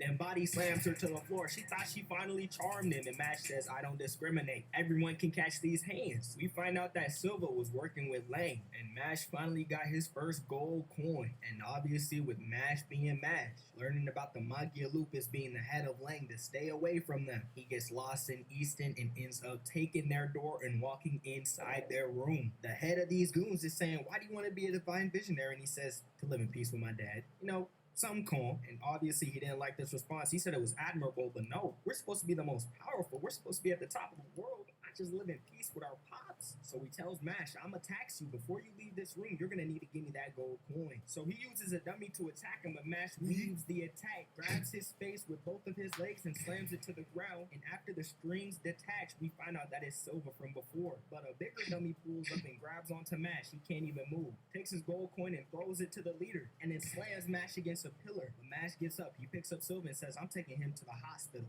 We need to get out of here. The leader's like, you don't want your coin back? Alright, you're scared. Mash says, nah, I'd win. And he says, I'll see you around, and he leaves. We find out that when Mash got his coin taken, he bit a button off of the dummy, spit it at the coin, then used his lung capacity to suck the coin into his mouth. So the leader got played for a fool. But you remember when Marshall punched that one dude and the other dude he was connected to, I already forgot their names, but one dude was like a higher up in the school, and then he was like good friends with the dude's family. And yeah, basically Marshall did not get off for that. He had to clean some building filled with owls, a barnyard. I don't know what this is. But 2 Magia Lupus members pull up on them in the process. One sends Mash straight to the ocean, and Mash can't swim. And the other has a big shuriken moving like he's Sheik from Zelda. He thinks he's a ninja, and he's cooking Lance. And the reason Lance can't really fight back is because of all the owls behind him. He's trying to protect them and make sure they don't get harmed. But he uses his gravio magic to knock a shovel down to cut open the feed bag, so all the owls start swarming over there. And then Sheik decides to attack, but he uses his gravio magic to get his shurikens out the way. He's like, bet, I'll up that big shuriken on you. He uses his gravio magic and pins him and the shuriken to the ground. Then on Mash's side of things, he's telling the shark thank you because he learned how to swim in the process, and he starts beating the shark up with front strokes, moving like Michael Phelps mixed with Saitama right now. And then Lance says if there's 6th and 7th rank where it is hard to beat, you know where I'm going with this. And then Mash says, yeah, no, that joke's like, and that's when this random dude with a mask pulls up, saying, I'm not a threat, I'm just here to collect the trash. Mash TPs, he's about to hit him, but this guy moves even faster. He takes the two Maki and Lupus members and he's like, I'll see y'all later. But Lemon tells Mash and Lance that Tom is in the infirmary, so they go to check up on him. And they notice that he's looking drained, he's looking dry. He's telling them he can't use his magic, and he usually doesn't dream, but he had a dream last night and he was trapped in a box and couldn't do anything. And the rest of the patients in the infirmary are the exact same way. So Mash and Lance are like, yeah, we're gonna investigate this. And Lemon gives Mash a good luck charm before they go. She says, don't get into any trouble. They get into trouble. Lemon ends up becoming a dummy, so they follow her to the entrance of the Magia Lupus's hideout, and Dot's trying to blow the door open, can't do anything, useless Dot Man. So Mash takes the statue of a knight and he hits the ground to prop open the door a little, and he puts the sword under it. He steps on the sword and sends the door flying floor after floor after floor, and eventually out of Easton Academy, and the door ends up being open. But then they're caught by this dude who isn't even a Magia Lupus member, he's just subbing in for one, and Dot wants to fight him because he looks good. And Dot's getting cooked because he's a fraud. His explosions do nothing, he gets wrapped up and he's about to get slammed. But Dot clutches up, he had bombs on the ground, he lets off an explosion, freeing him from the vine, and the other dude's just sitting there posing. Dot's back to being a fraud. But when Mash, Lance, and Finn step forward, they end up stepping into some quicksand, some quick mud, whatever this is, and they get dropped down and separated. Lance gets dropped down with the third Fang, Finn and Dot get dropped down to the fifth and fourth Fang, and Mash casually gets paired up against the second Fang. So while Lance is fighting Mud Dude, he's getting cooked at first, he gets his legs pinned to the ground, but he uses his gravity to send him sideways into the wall, and that's when he decides to tap into his inner realm, his Shikai world. But Lance is still using gravity to pick up rocks and attack him through it. Mud Dude's like, alright, you think you won? You did it. He takes a sip of that purple potion, then he summons a giant mud monster, and Lance is like, alright, bet. Second magic, tears that junk apart in a heartbeat, tells him I'm superior to you. We had similar upbringings, your dad may have not liked you because you're worthless, and you're still worthless, but hey buddy, things are brighter on the other side. And we see Mash's folded clothes yet again, he's warming up, and Mash then dashes at the second Fang, hits a spin move midair, kicking his sword, sending him flying back. The second Fang then starts bullying him though, cutting him so fast he can't even react because he's just moving different. And he then starts cutting Mash in ways Mash can't even comprehend until he decides to stab me, but he gets his sword stuck. Mash is like, I got you, finally, and headbutts him and ends up breaking his mask off of his face. He then uses his second magic and pops a domain expansion, slowing Mash down, and dashes in for a barrage of cuts saying, you're not gonna touch me again. And that's when Mash slams his hand on the ground, creating the trench so the second Fang can't get away. He steps in for a slow motion punch and ends up breaking his sword in the process. He then uses his feet to latch onto him. He says, yo, you're not going anywhere. Clinches so hard he starts bleeding and hits him with a chest check, sending him out of his domain. Mash runs over just to jump and hit him mid-air, sending him back through his domain. The second Fang catches himself and sends himself at Mash, and Mash ends up grabbing his sword. He then hits an 1800 degree spin back and sending him into the wall. Don't quote me on the math, that was a lot of spins. Mash ain't letting up, he hits him with a kick back through his domain, flash step into a punch back through his domain. Guess what? Another kick outside of his domain. And for the final move, he decides to take it to the WWE. He grabs him, he spins him through the domain, completely destroying it. And he tells him, shut up about your sad backstory. Who cares about your evil eye? All that matters is how I think about you. And oh yeah, your master first Fang is about to get a beating by yours truly. But then we cut back to Dot and Finn. They're going against the fifth Fang right now, Love. And she asks Dot, yo, do you love me? You trying to get with me? He's like, nah. You know, Lemmy is the one for me, even though she's not. So she basically tries to kill bro. And she tells him, right now, you gotta beat me in 30 minutes or your mushroom head friend, he's cooked. The fourth Fang will turn him into stone because he triggered the trap. And then we see a little bit of Dot's backstory. He got bullied as a kid. No wonder he wants to be the main character so bad because he was the side character. He was the throwaway character. So then he pops back up and gets out of her spell in a heartbeat. He got a cross on his forehead shining. He got a power-up. Dot is no longer a fraud. It's called Ira Cruz or Ira Cruz. I don't even know how you pronounce it, but he's moving different. That's when he starts simping for her. He missed every attack. She gets a swooning for him, and the fourth Fang pulls up and almost kills Dot. But then Rain Ains pulls up with his partisan magic, and he starts cooking. The fourth Fang starts stepping on him, kicking him. And yeah, Dot and Finn are saved. Rain tries to test Mash's magic, but he stops each and every attack. No magic. Stopped it with 2 fingers. Made a throne out of his swords. Started playing baseball, bunting his swords. He's going to first base. I'm not saying that again. But then he says, go get him, Tiger. Beat that duel for us. And Mash finally makes his way to the first Fang Able. He tells them weak people, they shouldn't be on this earth because they just take advantage of the stronger people who protect them. And Mash is remembering his dad. He's like, no, we're trying to live in peace. I'ma have to cook you now. He sends silver puppets at him filled with acid, and Mash is breaking through each and every single one. He then takes the head of one of them and hits a strike mid-fight. I know Mash bowls a perfect game. No blaze. He then sends multiple dummies of the one before that. Mash couldn't even break his grip, and Mash one taps them, sending them into the wall. He then turns Mash into a puppet and makes him start beating himself up. And when he starts making Mash choke himself, he's like, hold on, that's not chivalrous, that's not knightly, that's loserish. Is that even a word? I think I just made that up. But he's like, that's not cool. So let me just use your friend to fight against you because I know you're not about to hurt him. So Finish is there cooking Mash up. He's tearing him up. But Mash is just sitting there tanking it. He's not doing anything about it. But he takes his gold coin and he flicks it through Finn's strings, saving him from the puppet tree. Abel then puts strings on Mash yet again, but Mash is resisting the strings, breaking his fingers in the process, and he dashes in and hits him with a mean knee to the face. But that's when his hand starts turning into a doll. He eventually becomes a full-on doll. It's looking like Mash is cooked. But that's when Abel takes his cream puff out his jacket and gets a mean punch to the jaw. Abel's like, yo, hold on. This is supposed to cut off your nervous system. How are you still moving? This dude moved off of a reflex because the dude touched his cream puff.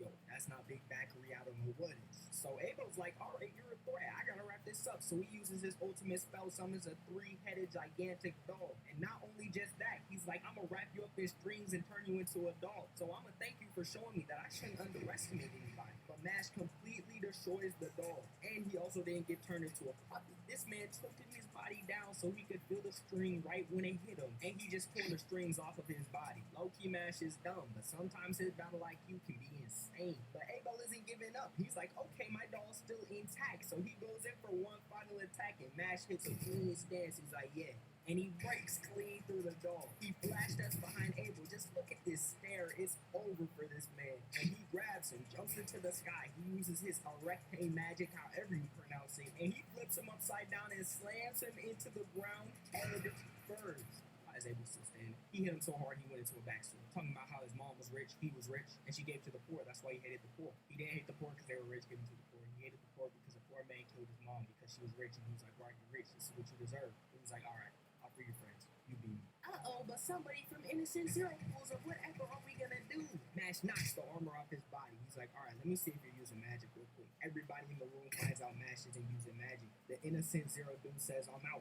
I'll see you later." And the season's over. So after Mash and friends defeated Adler Lang and that Innocent Zero guy pulled up, the entire school found out that Mash could not use magic. And the thought of others knowing this turned Mash's brain into a fanboy and Chum Chum slushy. But Mondo from Danganronpa is screaming at Finn saying, "No way you're friends with this magicless muggle. You gotta lock in, bro." But Finn's the GOAT. He stands 10 toes and slams him to the ground with his words, cause sticks and stones may break my bones, but words will never hurt me like the Yellow Ranger from Power Rangers.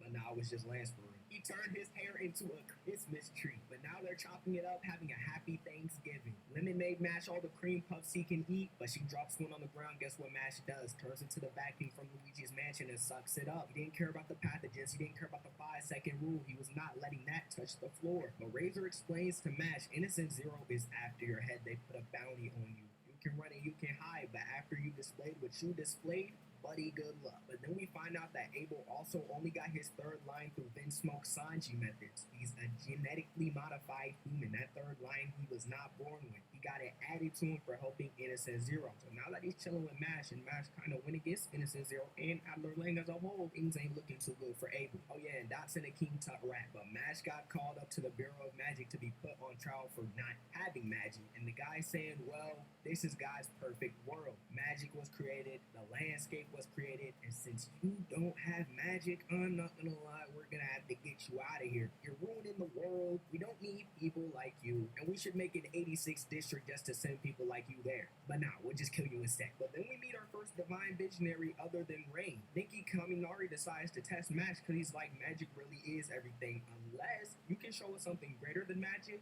you're gonna be getting killed, buddy. So he says, if you can light this candle without touching it, you're good. You're good in my books, buddy. So Mash takes his wand out. He puts it to the ground. He starts rubbing his hands so fast he creates a fire tornado around him, leaving the judge and the divine visionary shocked. Because how is he doing this no magic? Why doesn't he use this in more fights? But that whole entire flame just to light that itty bitty candle like that. But that's when the other divine Visionaries start walking in, she expanding every step before they enter the door. Gara attacks Mash, but Mash beats it like it's nothing. And this dude on the far left, he's looking clean. I can't even hate. Look at the cross necklace. He's rocking W design. And the dude on the far right too with the sword, I like him too. He looks chill. Eyes closed. He reminds me of that dude from Hell's Paradise. I rock with him. But Gara's agreeing with everybody else. He's saying, you gotta get out of here. I mean, you hid your magic and attended a magic school? That's gotta be a crime up there with the levels of, I don't even know. It's just up there. That's all you need to know. But then the judge from before starts tweaking out, twisting his head, moving all different. That boy is Innocent Zero's property. You cannot touch him. We find out some weird thing is in his neck, and it feeds off of your mana and basically controls you. So he's being taken control of. He's being possessed, whatever you want to say. So while they're trying to figure out how to save him, Dinky's saying, as the hottest and smartest guy here, Mash rips it off his neck. They're calling him crazy because it takes over Mash in a heartbeat. But while it's in Mash's mouth, he uses his tongue to tie it like a balloon animal at a children's party and puts it on the ground. They should have let Mash slide after this, because magic or not, he just did that, something none of them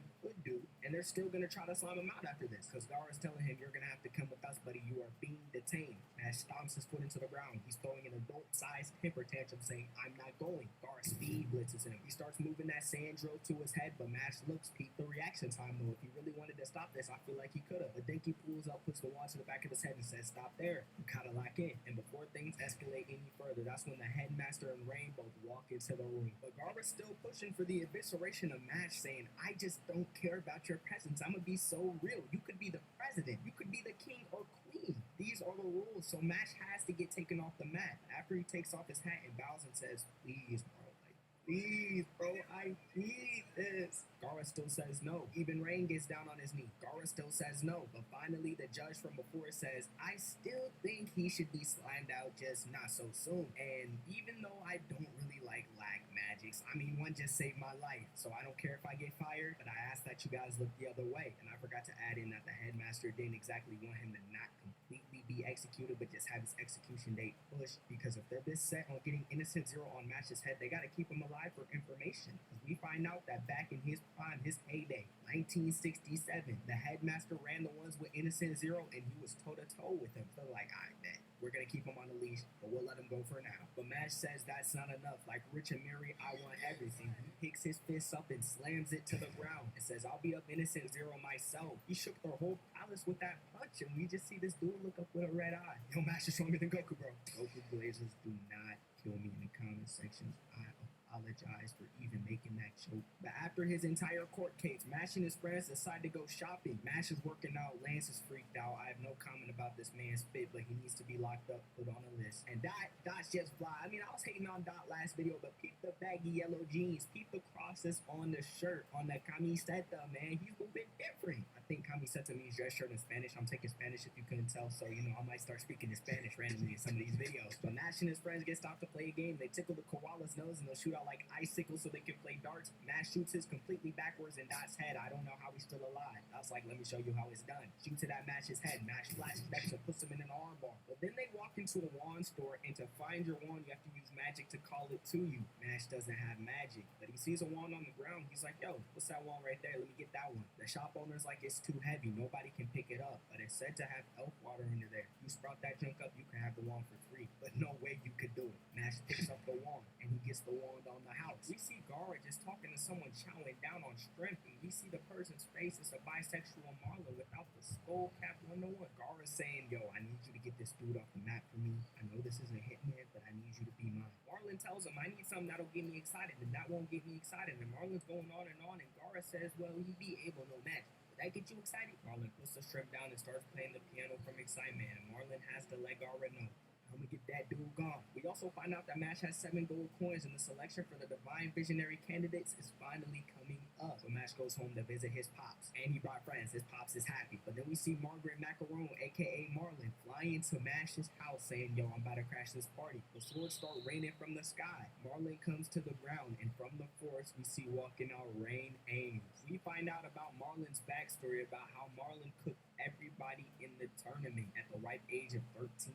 14 or 15, I don't know, it said 13 through 15. And Marlin's so hyped up by Rain right now, Marlin busted out a piano with a snap, started playing a whole beautiful song just to come to this scary face. Well, Rain readies his magic and Marlon does the same and they clash with an explosion. We see Mash and his friends playing a board game. I don't know why they stopped us from seeing this beautiful fight, but it looks like they're playing the game of life with a volcano or something. Marlon and Rain are still going at it and it's looking even. Their attacks are canceling out each other's attacks, but Marlon raises the wand to the sky and says howling sounds, and Rain is on the ground in a heartbeat. But Marlon's gotta be cheating. How did Marlon steal Lance's magic and use it mid-fight? Margaret talks about not caring about worldly things. Marlon really just wants to run the fade for real, saying, Rain, you're not a threat. I'm not messing with you. I need Mash Burn Dead to run the ones with me, and then I'll feel satisfied. And oh yeah, Rain got bombs all around him. After Rain hears Mash Burn Dead, he gets to talking. He's like, Mash? You got issues with my homie Mash? And then we cut to the headmaster explaining to this kid with an afro, saying, I'm sure you've heard of second liners. Yeah,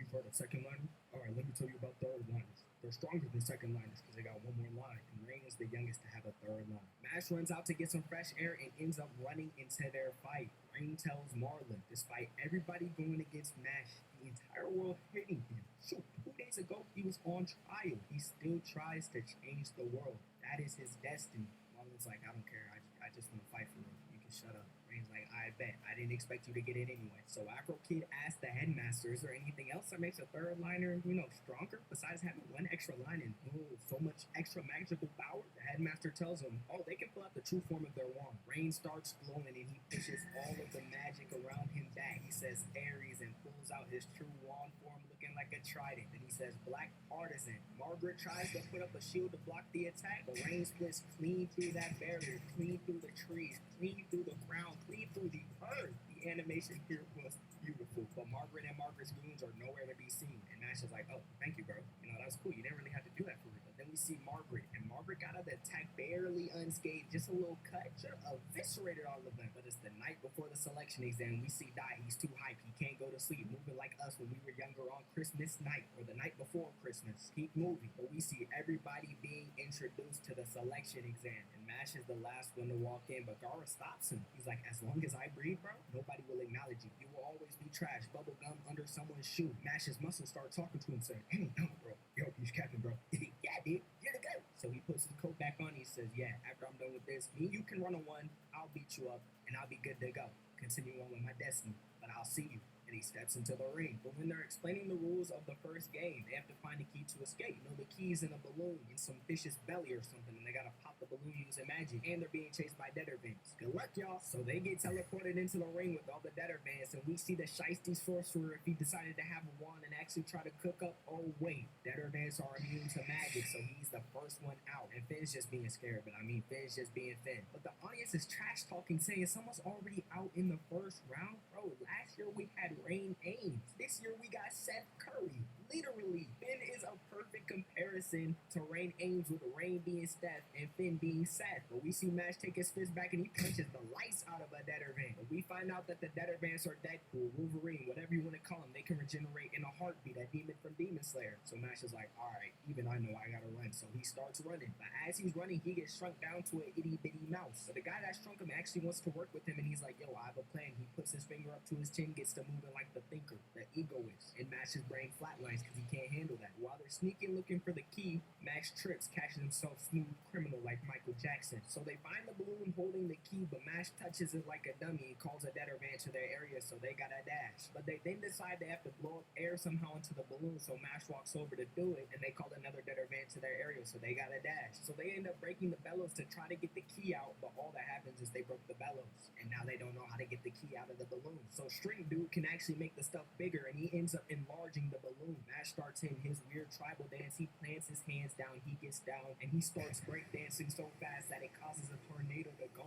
up and expand the balloon more and more. The audience was hating before, but now their jaws are dropped. They don't know what to say. So his breakdancing ends up completely exploding the balloon, and we see the key fall from the sky. Shrink everyone's faces. I didn't know his magic worked that far out. Get it? Because a dude with Mash uses magic to shrink or enlarge things, and their faces are small right now. Carry on. We see Lance has a key. We see that Dot has a key. We see Margaret has a key, but guess who doesn't have the key? Finn doesn't have a key, so Dot's like, all right, bet, I'll help you, I guess. But Max wants to give the key to the dude with the shrink ray, and he's like, nah, bro, you can keep it, man. I talked to Rain about you. He said you were a chill dude, so I'm gonna hook some up. And he's trying to rush him along because he has a bad hunt, and that's when he gets damaged out of nowhere. We You see this dude walk up, his name is Carpaccio from Orcador, and he's like, we're about to run it. Who do you think's wrong? Put in your parlay right now, put in your bets on Rain Bet. And if you bet for Shrink Ray, dude, you are wrong, because he walks out of the gate and falls, and we see the dude Carpaccio behind him. But we see this Carpaccio guy stepping on his head saying, yo, weaklings are useless. And that's when Mash says, you're going to have to stop that, or me, I'm going to punch you. So he calls for some water, he grabs it and tries to throw it on Mash, but Mash turns it into a protein shake. Says he can never miss a calorie. But before things get any further, the announcer says, break,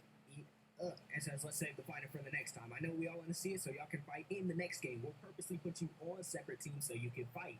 How does that sound? So Mash, Dot, and Finn are all on the same team. And for this next game, all 3 of the members have crystals. And you have to protect your crystals while smashing the other player's crystals. Mash and Dot both lose their crystals off spawn. So Finn is the only one with the crystal. And when they go into the game, they get teleported to different locations. So Finn is all alone. GG's, bro.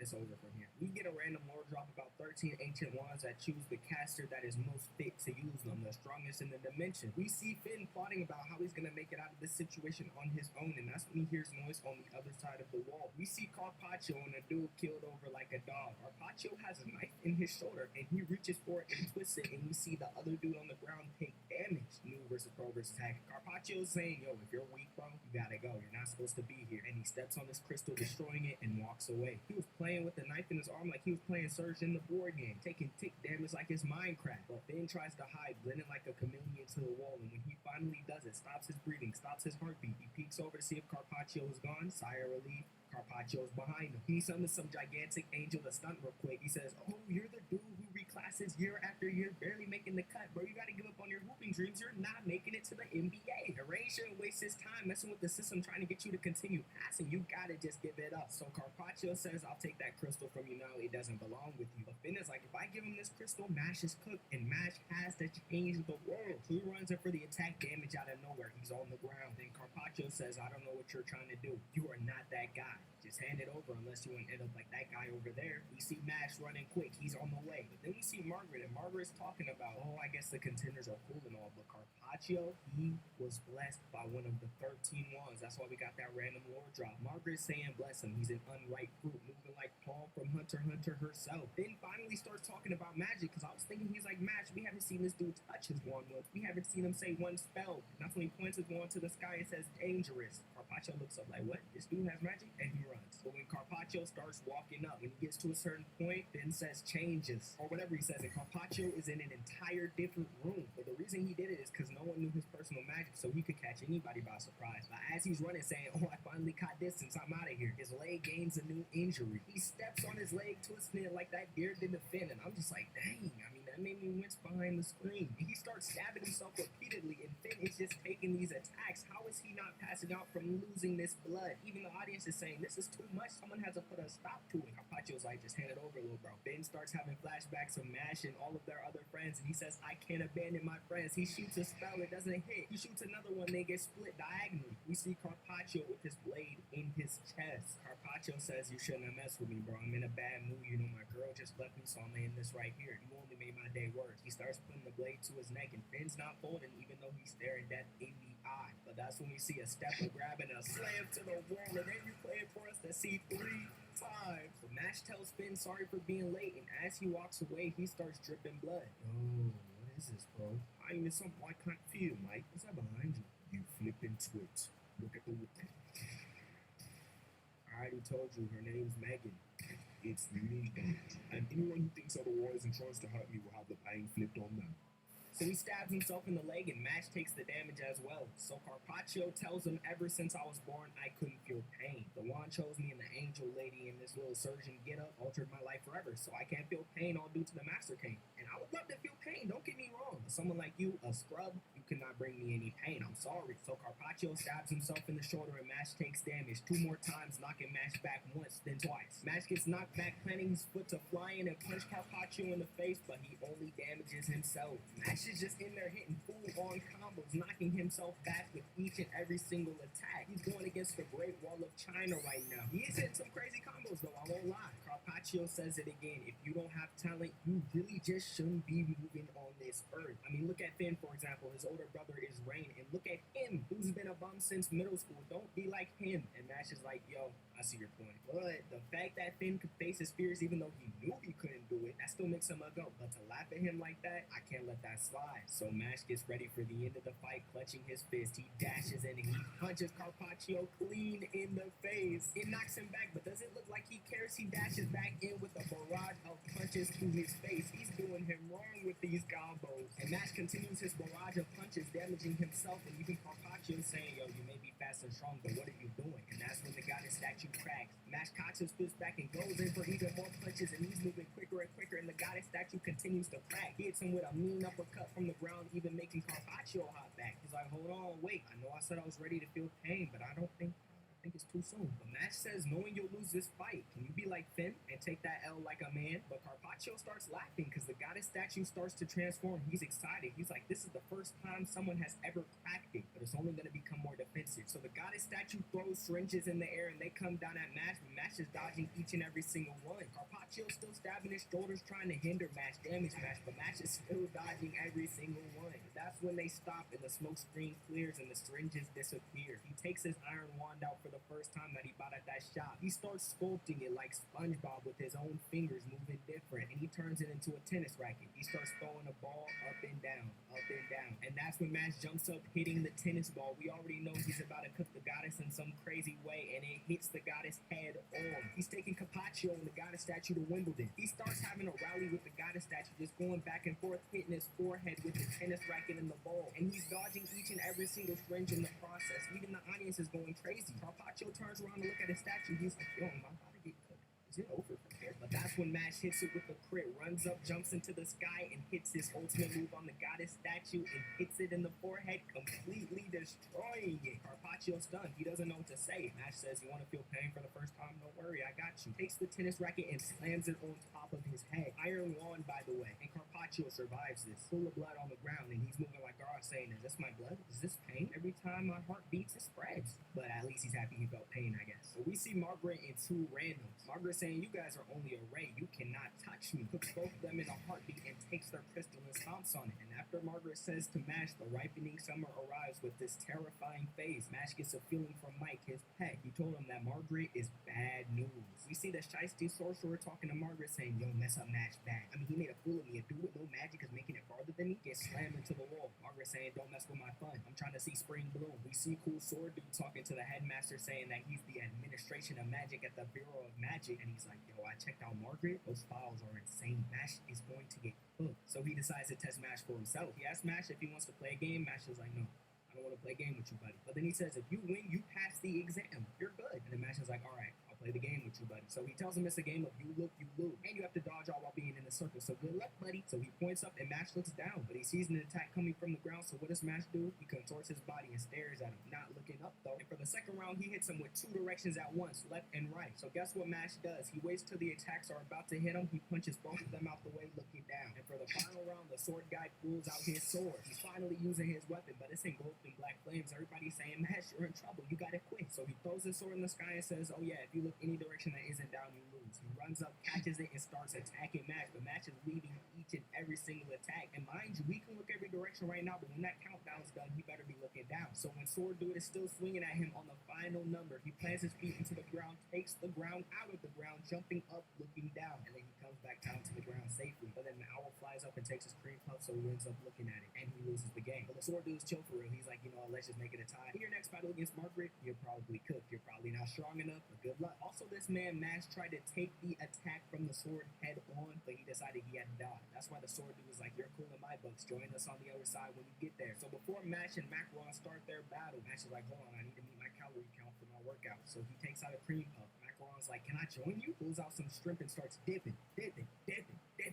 in the tartar sauce. No stopping. Mash is like, yo, can't do that. You're not even going to be eating fried shrimp at that point. Macron's like, what? The fried shrimp only exists so we can eat tartar sauce. Even Dot's like, yo, Marlon's crazy. I'm not going to lie. Based on the craziness scale, Marlon's at the top. This is going to be a hard fight. So Marlon smile and pulls out the wand. Shoots a basic level spell at Mash, but when Mash goes to bump it like a volleyball, he notices it's a little heavier than usual. It feels like a bowling ball. So he gets taken aback into the wall, but after the smoke clears up, he's gone. Out of nowhere, we see Mash running, and he grabs Macaron, taking Macaron into the sky. He smashes classic spine magic, Hellfall, and slams Macaron clean into the ground. Audience is like, yo, Macaron just got one tap. Easy fight. But we all know that's not the case, because we see Macaron still there. But we also find out that Mash can bump the attack in time, so he started running back at max speed and then dodged the attack. He's acting like he got hit with one of Razor's dodgeballs or something. But we see some dragons and some dudes in hoods flying, and the main guy's saying, I kept you waiting. I'm sorry, Mash burned that. Who is this dude? So Margaret starts auto-firing at Mash, but Mash is dodging each and every single attack, running on the walls, and when Mash finally decides to close the gap and go for a punch, Margaret catches Mash off guard, but they stop the fight. Margaret says, you're guarding something. You're not locked in. You gotta focus on the fight. Mash takes a cream puff out, and he's like, oh, wow.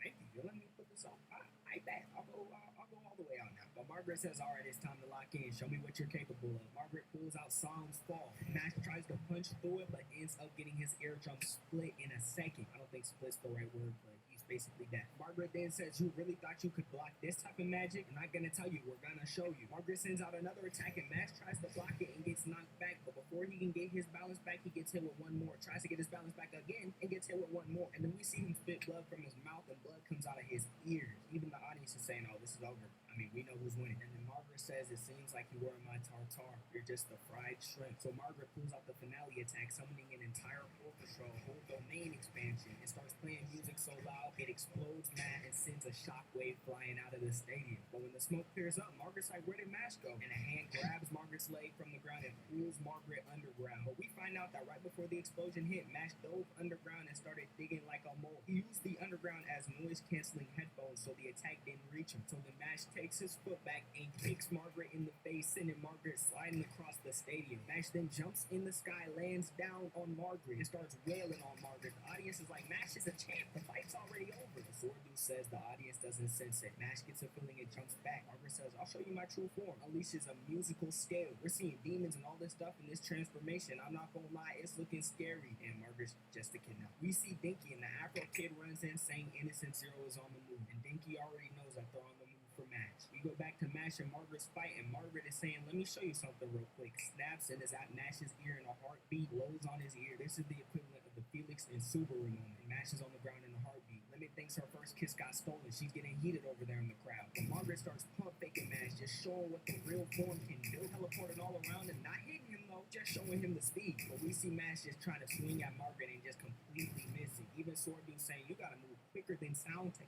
catch Margaret, because you don't have magic, buddy. But Margaret starts hitting ABA combos, sending Mash up and then slamming him down into the ground. And after Margaret flash steps back and the smoke screen clears, so we see Mash slowly get up and put his hand on the wall. After Margaret congratulates Mash, saying, oh, you really are strong, but it's over from here. Margaret snaps and starts running in at the speed of sound. Margaret goes in for a kick, but Mash dodges it at the last second, and Margaret only hits the wall. But we find out that Mash put his hand on the wall to feel the sound so he could dodge before Margaret hit him. But Mash steps back to going for the attack, and Margaret tries to snap again, but Margaret has tartar sauce all over the hand. So Mash hits Margaret with a mean clothesline straight to the ground, and Margaret is not up, but Margaret gets back up. And Lance is even saying Mash has not seen Margaret second. I think Mash is cooked, but Margaret pulls off the wall and says, sound second, death wall. And the animators locked in real quick, so we gotta appreciate this scene. I mean, it's beautiful. Margaret tells Mash in 1 minute it will incapacitate anyone who hears it over a 2-kilometer range. And the only way to stop it is to get my wand. And you're not doing that because I can move at the speed of sound. So Mash is trying to catch Margaret, but obviously he can't because Margaret is just moving too fast. Even Margaret is counting down the timer before the bell will ring and Mash will lose the match. But as Mash crashes into the ground and only has 10 seconds remaining, he puts both of his fists into the ground, using the same move Gon used in Heaven's Arena but at a greater capacity. And Mash runs through the wall, breaking it. Margaret doesn't know what direction to go, but Margaret peeps that Mash went to the left, so Margaret goes to the right. But it was just a feint. Mash dashes at Margaret. Margaret's moving too quick. Margaret's gonna make it out. Mash catches Margaret's pig with his pinky finger.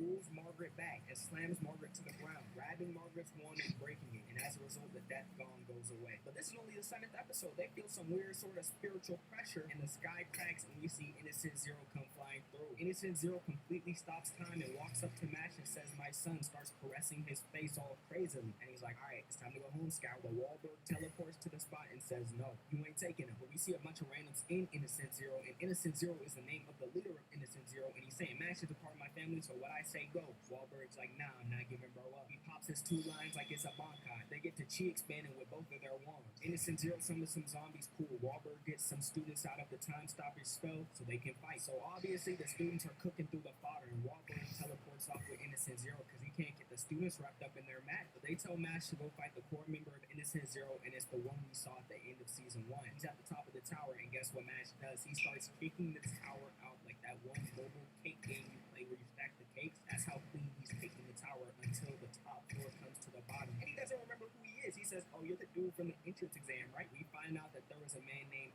Adam, and this man named Adam was the teacher of Wahlberg and of Innocent Zero. Innocent Zero reveals himself. He has a blank face. I'm like, yo, what's going on here? But then he starts piecing his face together like it's Legos, and he uses a forbidden spell. We see Mash fighting the Innocent Zero member. He starts talking trash, saying, after I'm done with you, I'm gonna cook your friends too. And Mash is getting flashbacks. So he uses his attack, Carbo Rain, but this man, Mash, is running on his attacks. If you remember season 1, this man was punching him, and that's all he could do. But after Mash punches him, sending him flying and laying on the ground, he says, oh, I remember you. You're the spiky thorn dude. But your attacks are played out, bro. So, like, low-key, you're gonna have to do something new. But we find out more about Adam Jobs, and in his past, he used to run the Magic Realm. But as he stopped fighting, as he got out of his prime, he started showing support to people with no mark, so he was a W man, and he passed these ideals on to his 3 pupils. And I don't want to give this dude any screen time because he's ugly, and I don't want to keep looking at him. But basically, he's a puppeteer, and he has control of the Adam body because Innocent Zero found out a way to keep the body there, but it doesn't have its same psyche, so it's really just a puppet for real. I'm talking 4th grade Ninja War, those type of things. I guess they kind of did have a little psyche, right? If I remember right. It's been years since I've seen all this one. But he's hitting them with all the dark magic attacks that Adam had in his bag. But yeah, Wahlberg basically pops his bolt and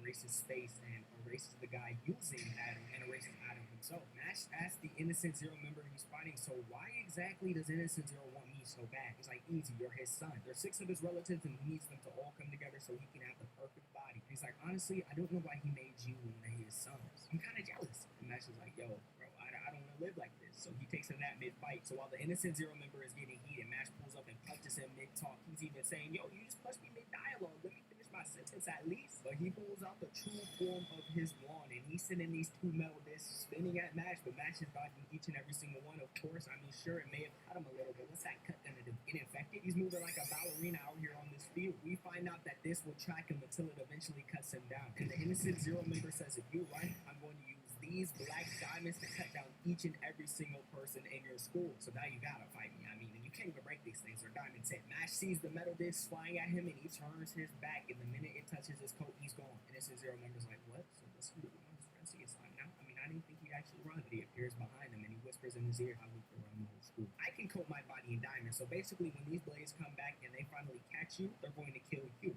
and not me. And that's when we see blood splatter, and Mash is on the ground flat. The Innocent Zero member steps on his head thinking he won the battle. Mash's head becomes a cream puff. Mash gets back up and starts stuffing his face with cream puffs. So I'm not gonna lie, this had me confused. But then we flash to the real world, and we see that Mash choked him out so he could get the attack on his arm. And he tells him, if you ever try to mess with the school again, I'm gonna have to choke you out again with my muscles, acting like he can hear like he's down on the ground, passed out, foaming at the mouth. Dinky makes it to the battlefield, and they all group back up in the arena, and they find out that Mash defeated one of the Innocent Zero core members. They try to attack him, and he's shielded, and he gets teleported away. Innocent Zero and Wahlberg are going at it. If they were near the school, it would be off the mat. Wahlberg flash steps behind Innocent Zero, but he caught the attack. He's behind him, and he hits him with a times rewound. Wahlberg is looking like Two-Face. He got his arm burned, his face burned, he's cooked. We see a flashback of a younger Wahlberg, and he's saying, I was weak as a kid. I wasn't good at magic. I wasn't good at school. I didn't even have friends. I didn't even go to school. But Adam came to my house each and every single day trying to get me to go to school, telling me random animal facts that I didn't really care about for real. But all Adam had to say to Wahlberg was, I can't leave you alone. So he pops his domain expansion, his ultimate attack. I know I said he popped it before, but this is his true ultimate. Innocent Zero stops the entire attack and it stabs Wahlberg. But the spell continues. Wahlberg stored up enough magic to create this spell, so even if he dies, the spell could still go off. But Wahlberg starts hyping everything up. They're even playing happy music to get us going, saying, I do all this so everybody can live in peace. And he specifically talks about Mash, and the attack shines brightly for everybody to see. But then it starts shrinking, and they're like, whoa, it's supposed to grow bigger, as the spell goes on. So what's going on here? Innocent Zero reversed the entire spell and sends more attacks at Wahlberg, but Wahlberg is holding his ground. He's attacking, but one spell slips through, knocking his wand out of his hand. And as he starts to fall down, Innocent Zero catches him by the head, and Innocent Zero puts a spell to his head, and Wahlberg's giving up. He says, oh, if I'm gone, Destiny's gone. We're all cooked. But that's when we see Bash pull up and knee Innocent Zero in the face, knocking him off of Wahlberg. The other students that weren't frozen in time told Mash to go find him, but they said without magic, I mean, you're not gonna find him. They were low-key hating. And then Mash says to Wahlberg, you remember the entrance exam? You asked how I would win a fight against somebody stronger than me. I'd knock the stuffing out of it. But then they kill all his chi by showing us how he's flying. Innocent Zero steals Wahlberg's magic, then flexes real quick, destroying a mountain, showing him the difference in their power. The Mash goes in for a full combo on Innocent Zero. I mean, he's cooking him up, hits him with an overhead wham. Innocent Zero looks at him like, really, bro, no damage. Mash goes in for another punch, but gets his fist caught. Breaks the grab and goes for a kick, but gets his foot stuck. Uses his other foot to bounce off the magic so he can get back. But Mash tells Wahlberg, if I be someone as despicable as him with my own fist, everyone will accept me. Innocent Zero says that's cute, but his body starts tweaking because his body can't handle all the magic that he has in his body. So he's like, I'll leave y'all with a gift, but I'm out. He takes all the demons away from the arena. We think everything is great, but he fuses them into one giant demon. Dinky pulls up to save Wahlberg, and he's like, no way, Mushroomhead was here? That's why he's the GOAT. He's second after me, and we see him running back to the school. The monster knocks Rubble in the sky, and it's about to land on all of the students. Since the time stoppage magic is gone, they're about to see their deaths. The Lance is freaked out, but I guess his sister saved the students, so I guess that's cool.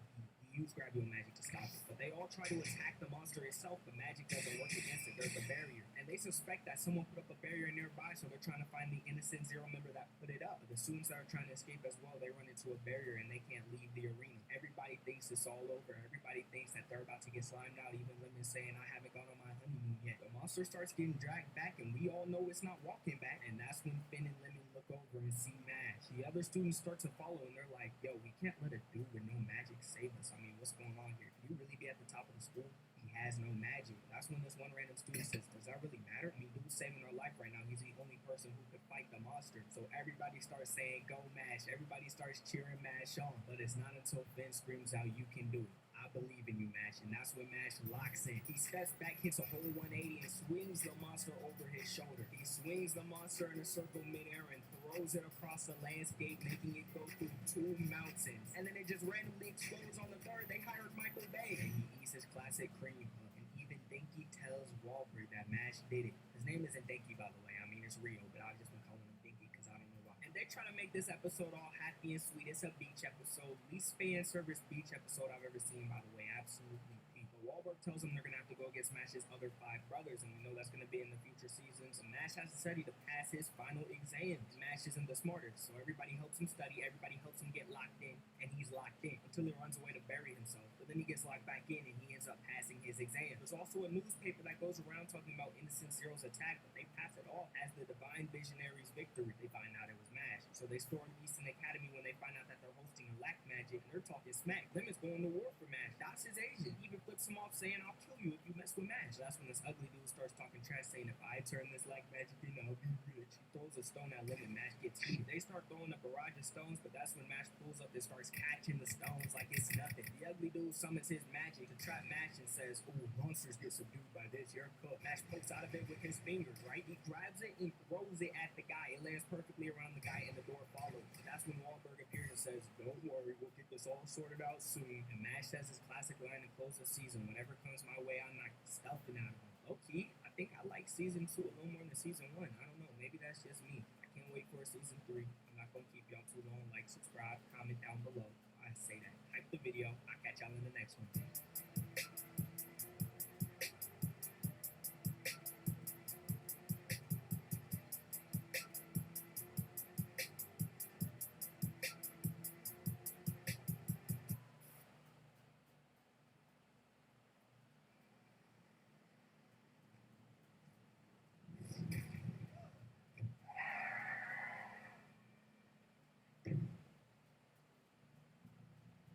Where's Mark, William? We were supposed to drop him off an hour ago. Alright, so earlier this year, I dropped an hour-long Dawn to Dawn Season 1 video. And you know, that did pretty well. So I thought to myself, why not run it back? Well, here we are with Dawn to Dawn Season 2. This is going to be a long one, so sit back, relax, grab your snacks, and enjoy. Finally, after 6 long months of waiting, Dawn to Dawn Season 2 is upon us.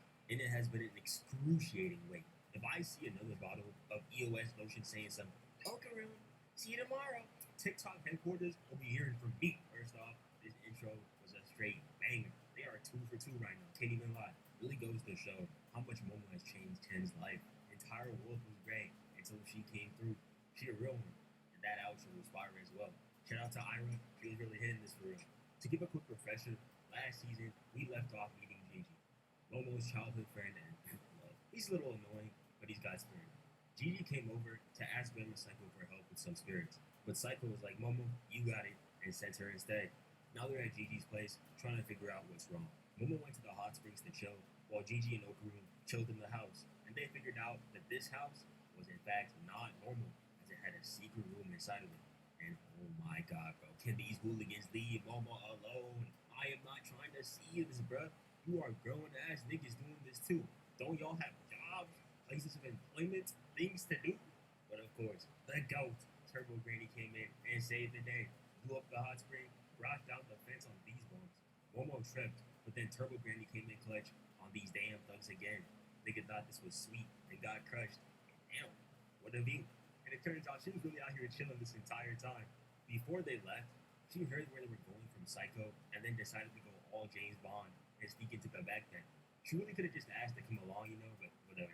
And what do you know? It turns out there are actually police around here. They round up these thugs and get them out of here. Good riddance. Momo has one more stop to make before she heads back. But on the way there, she asks Turbo Granny about the house and what she makes of it. And she says that that place is no good.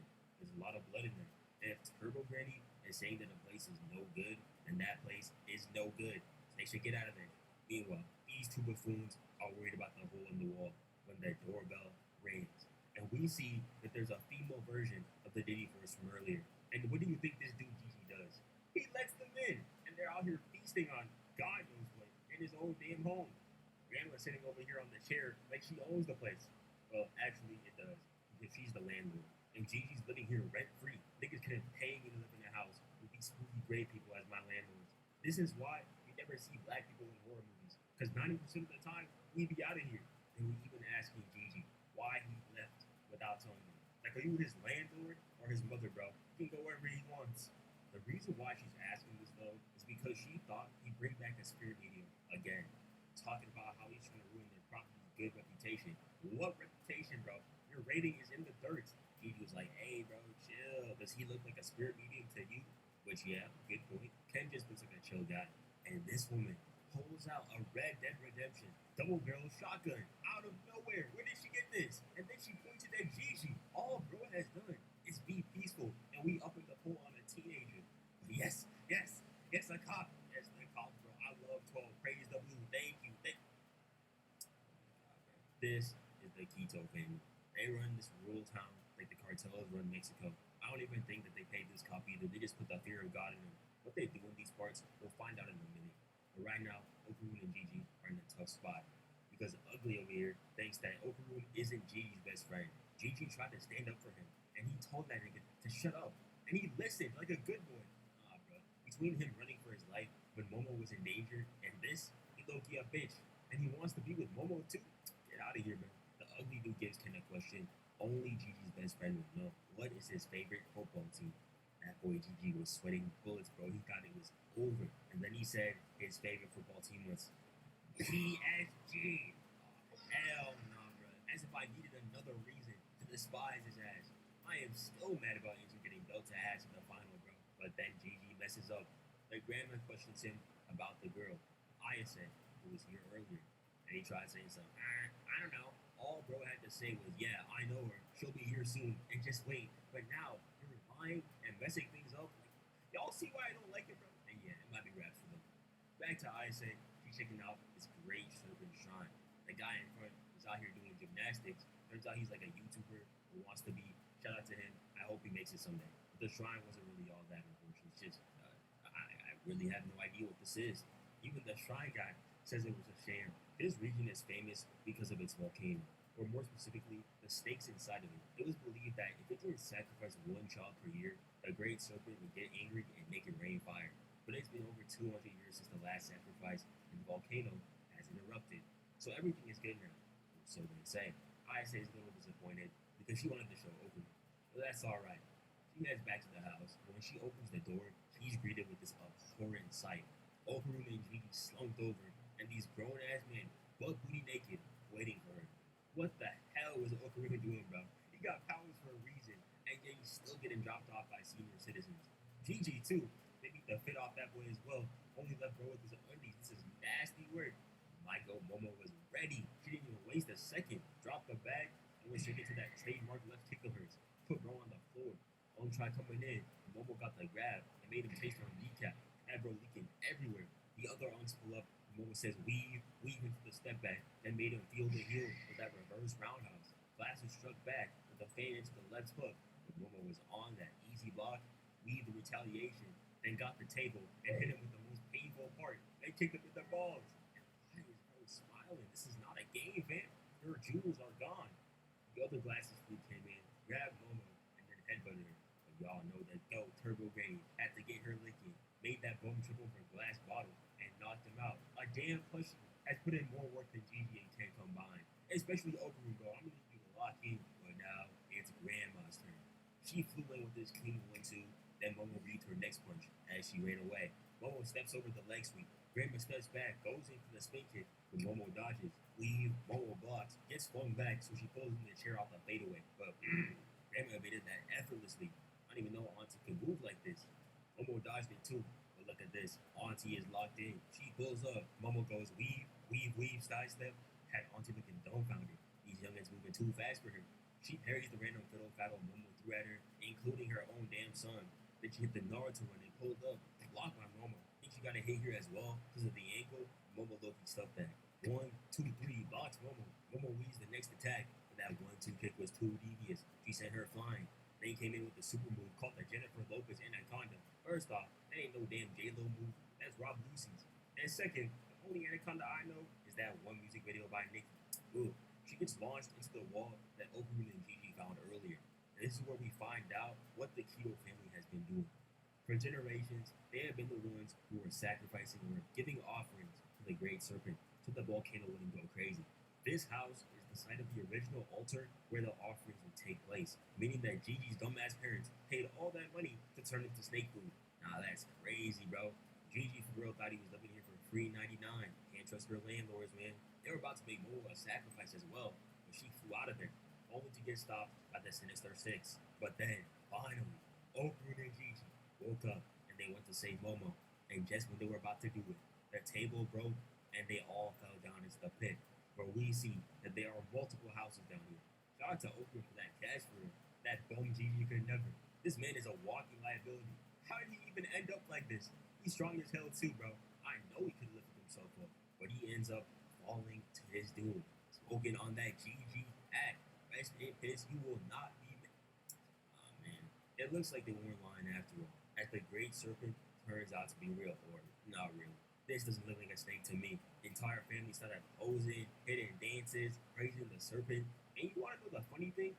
When they were heading over here, Okarun and Gigi read an article about a species called the Mongolian death worm, which looks exactly like this thing, except these things are supposed to be like 1.5 to 2 meters long, which by the way is around 6 feet. A 6'5" man-eating worm sounds scary enough, but something this big? Yikes. Momo tried telling these buffoons that this is not a serpent god, but a man-eating earthworm. But they just kept dancing and dancing until eventually they got wiped off the map. Goodbye and good riddance. I never want to see these bums again. Gigi then gets the bright idea to start hiding inside the house. So they scramble inside, but something's wrong. Okarun and Momo can't move, and we see Okarun get into his turbo granny form. Momo and Okarun have been straight tweaking on the ground. Okarun way more than Momo, because right now it's like he's trying to off himself or trying to rip out his own mouth from its skull. So Gigi throws him around so he can snap out of it, but it's still not working. That's not the only thing he has to worry about though. That big Mongolian worm thing is still trying to eat him as well. But Gigi, being the smart guy that he is able to save these two because he realized that the worm only responds to vibrations. But that still doesn't answer the question, why are these two trying to off themselves? And then we get our answer. Gigi has felt this sensation before when he found his parents trying to try on, stole up his necktie, and they asked him to do the same thing, to let them die already. We also see an image of this kid. We're going to see a lot more of him from here on out. But back to the present. Momo was about to impale himself, but per usual, the GOAT, Turbo Granny, saves the day. Always trying to act nonchalant, but we know full and well she goes out of her way to protect this girl. Gigi's able to tie these two up, and Turbo Granny tells us why they're acting like this. The source is actually the worm. It emits psychic waves that tell people to off themselves. But this is where Gigi was showing out. Even after Momo tried killing him, bro ate those attacks, took a nice deep breath, and locked in. Took the hit from Momo. W move, by the way. Picked up these two and started running like hell. And last video, I was complaining about how this dude looked strong as hell, but couldn't pull himself up. Damn, really. But now all of a sudden, he locked in. And look at this. Bro fell down not once, but twice. Look at the pose. You know how strong you gotta be to fall on your back while carrying two people, then pick yourself back up from this position and keep running while carrying two people? Yeah, maybe he lost a couple style points, a couple aura points for falling right here, but he's doing his best. I can respect that. Luckily, you see that the worm's psychic powers have been stopped for a moment. Unluckily for them, it was stopped by this creepy creature right here. If y'all remember, this is the same thing that had Gigi taken in his room back in season 1. Evil.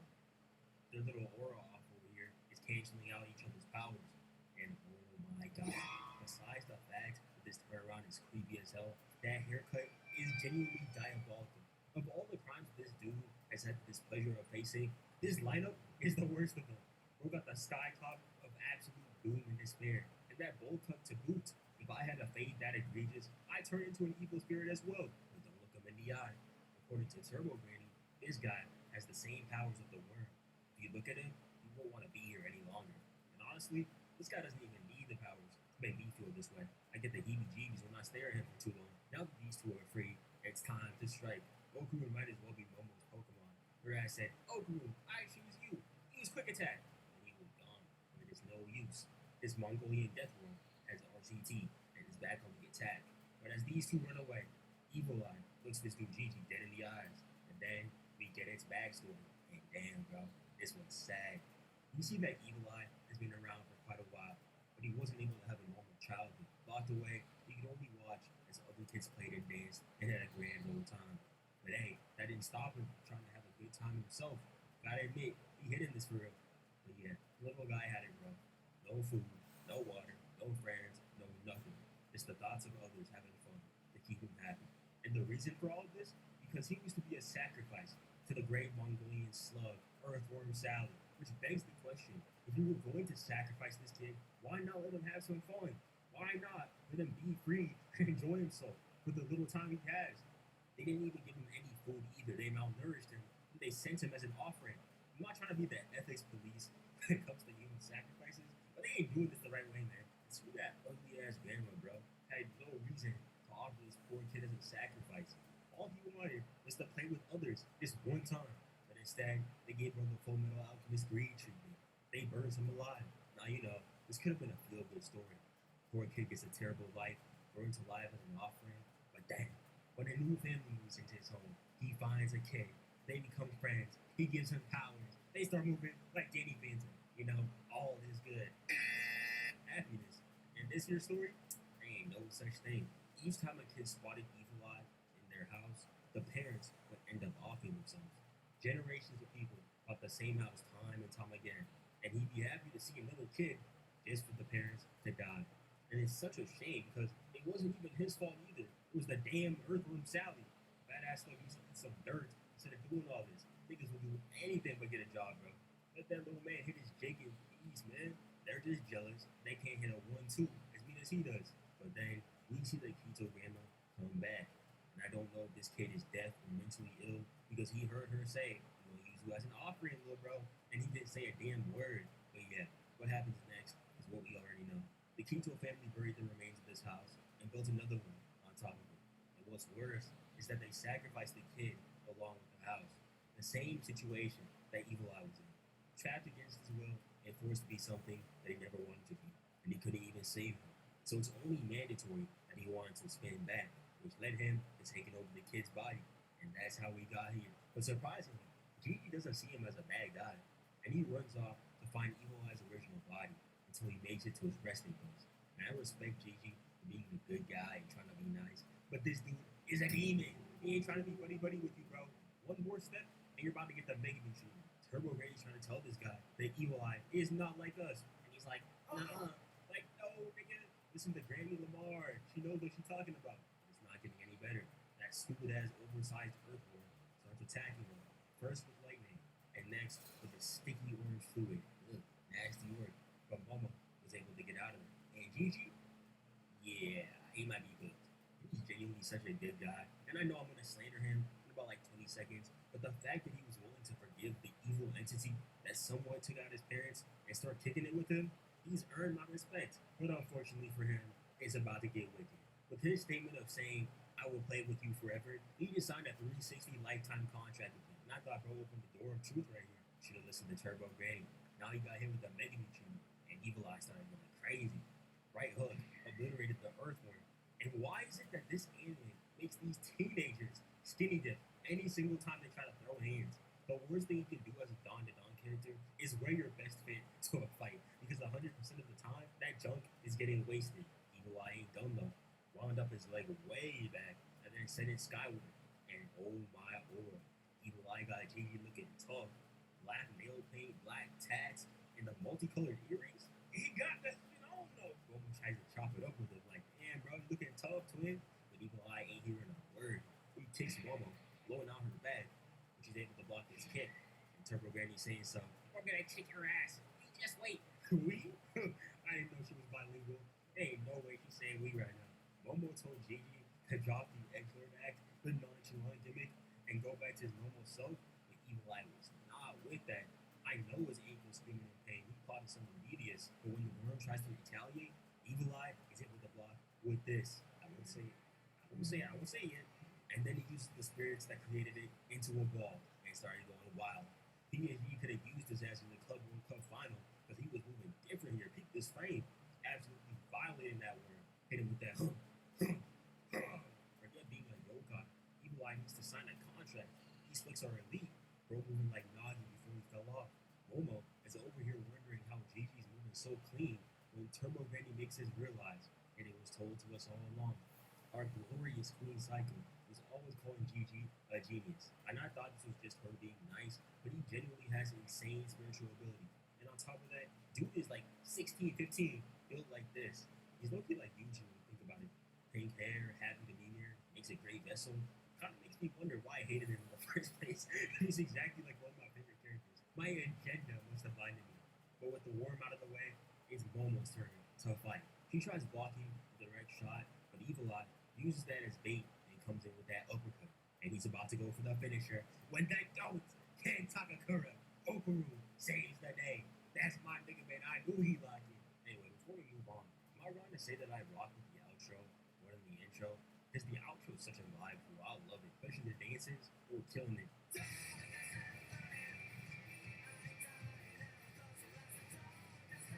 Anyway, back to the hands.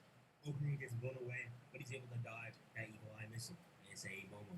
And bro was off that time, and he said, you're not getting away with this, you thug. At least after he saves Momo. They run for a bit. Okuru dodges the pot shots, and Momo also helps using her goal line defense. And they continue their escape. The bad boy Evil Eye just going crazy. Like I said, bro should have been in Blue Lock. Ego's gonna watch this footage and try to recruit him. These two end up getting away for a bit, but even with Evil Eye gone, things aren't looking good. Earthworm Sally is starting to spew more toxic fumes, meaning that they're gonna be poisoned before they make it out of here. And the only weakness that Sally has is sunlight. So basically, they gotta lure it out. ISA was over here stressing out. Homegirl's been carrying the team for the past 14 episodes, so I can't really blame her.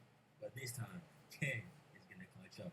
He tells Momo to go back up and find a way to stop Earthworm Sally, and he'll take care of Gigi. This was so sweet, bro. These two were so locked in, it's crazy. Also, I never really noticed that this dude Ken is actually shorter than Momo is. Kinda cute. Anyway, Okuru gets the smart idea to use his leg strength to kick up Momo, which is surprisingly a good idea from him, considering that Isa is the one usually coming up with these ideas. But it works. Momo gets tossed up, and then she uses those psychic powers to catapult herself upwards, and just in time, because Evil Eye is back for round 2. Okuru gotta be the toughest 5'6" nigga in history. Or about balls of steel for a reason, or ball. Evil Eye told him that he was next in the chopping block, and he told his ass to eat dirt. Then they start going at it. Ken is leaving those projectiles light work, but Evil Eye comes in from the side, hits a direct shot, and Okuru leaves that. He tries it again. Like I said, that's light work. Evil Eye ain't done though. He pulls up with that uppercut, and Okuru dodges. Then he tries to come in with whatever this was, The little bro got told to hit the weight room, kick the ball at him, and then he came in with a flying knee. If the Open Room had more than one ball right now, that'd probably hurt. They crash, Open Room spins back with a stomp, then weave, and runs away. And Evil Eye is so done with these hit and run militia tactics. They go back at it again. Evil Eye sends over the ball, pulls up on Open Room, and he barely dodged that. But Evil Eye's not done because he brings the ball back around, smacking the taste out of his mouth. Then he violates him with this insane body blow. I mean, a replay on that, but look at that stance. Would have murked him right here, too. But Overroom's weaving is always on the 100. But it's not looking good. Overroom's tired, and Evil Eye is talking about it's time to take this more seriously. And since Earthworm Sally is still spewing that poisonous nonsense, Evil Eye decides it's time to end this. And then he pops his domain expansion. Cursed House. And what was that? Did I hear the words domain and expansion in the same sentence in another anime before Mega B? Mega B slander is the gift that keeps on giving. I will never run out of material, bro. And oh lord, this domain expansion was incredible. Y'all remember back in the days before like Yuji's domain, when they thought his domain expansion was gonna be that punk ass boxing ring? It still fries me to this day thinking about it.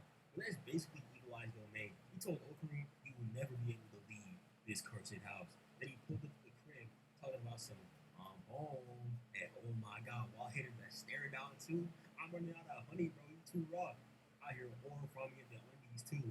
Them Fruity of the Loom tidy whities. You gotta love it when villains take over characters and make them even cooler than they ever were. Then he started going crazy. Okarin threw the first punch, but Evil Eye hit him with that. He thought this shit was sweet. That little bro hitting that wobbly wiggly jump from that Travis song.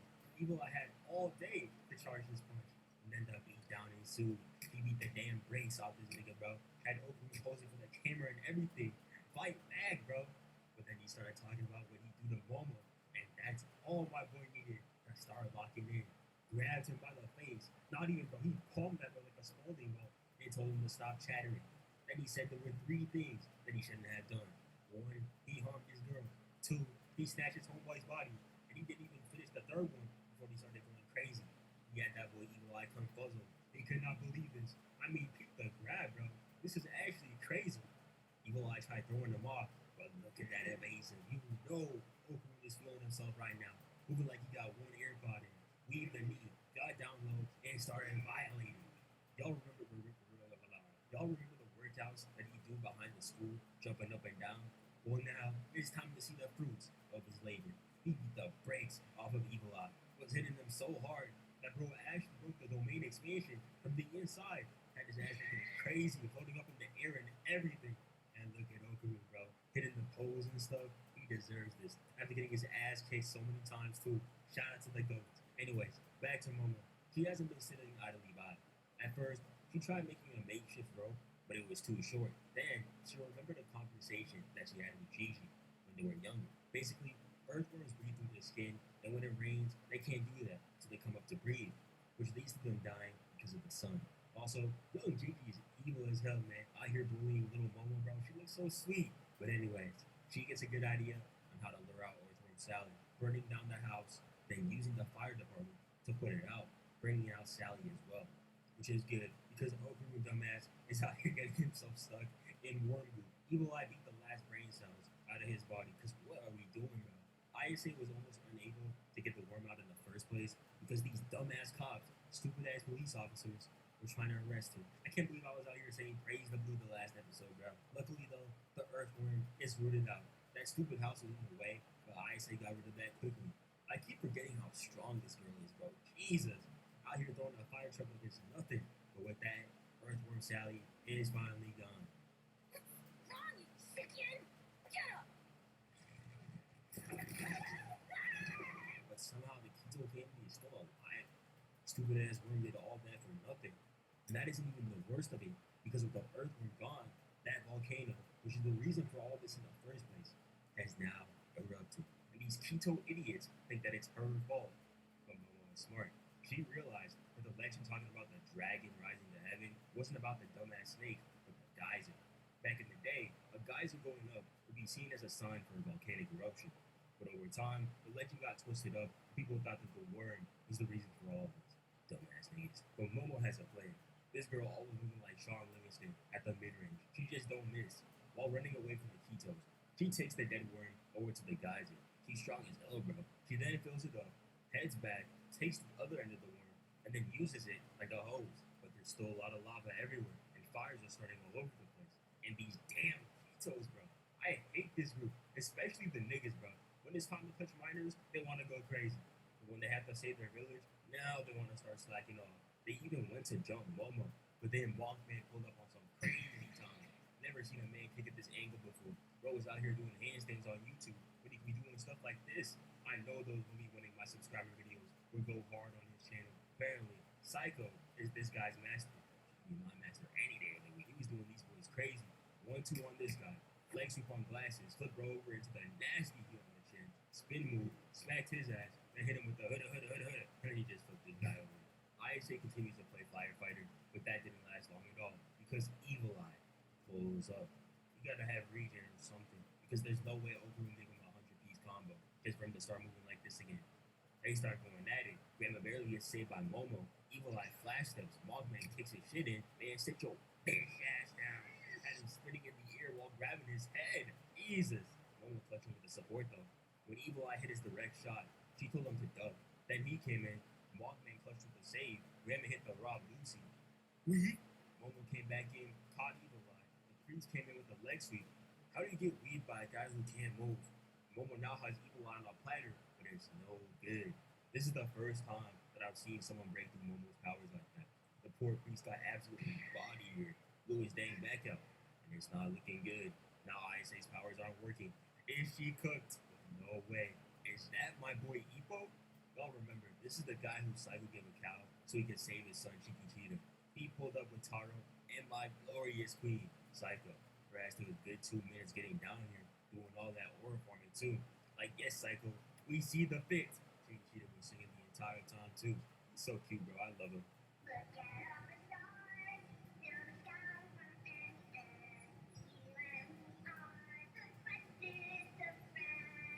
Psycho hopped down and immediately got to work.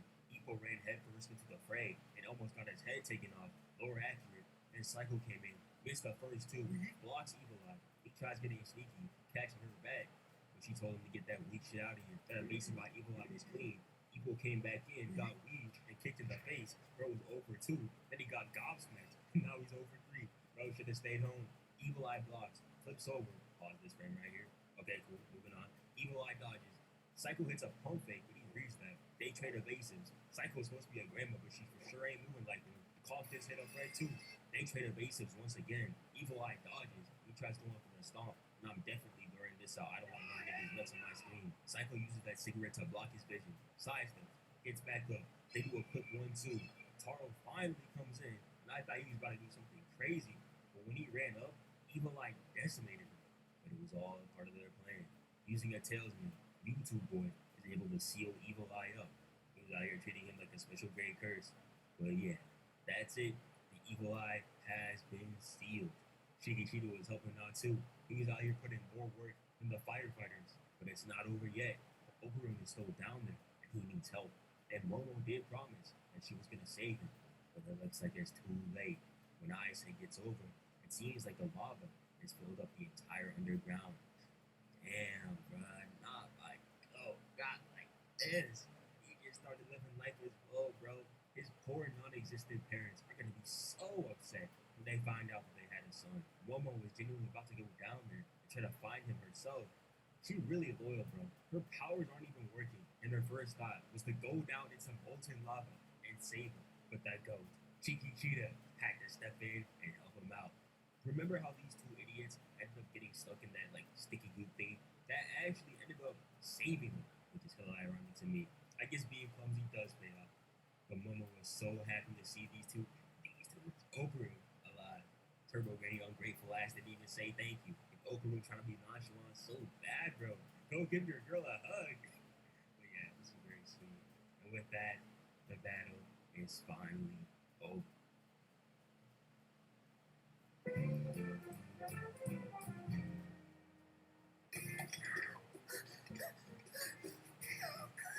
Damn, bro.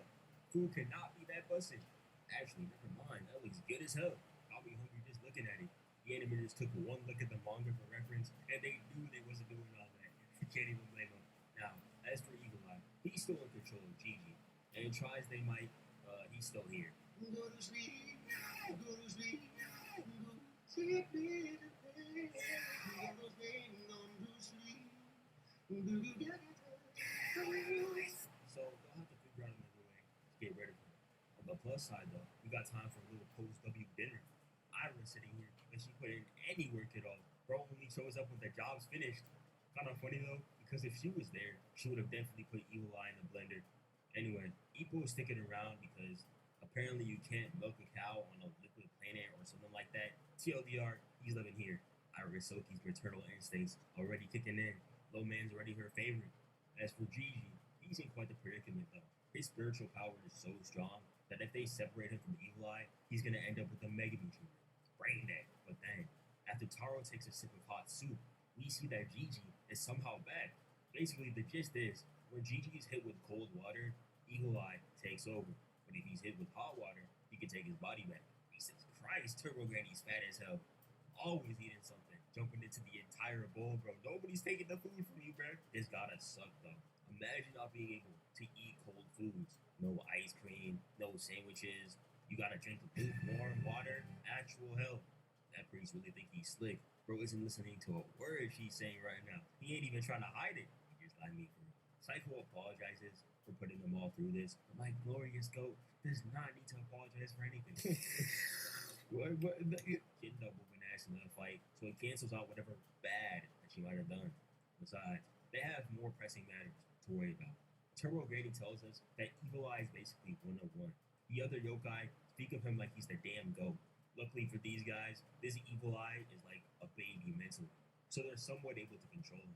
But over time, he's gonna get stronger, and when that happens, it's wraps for everyone.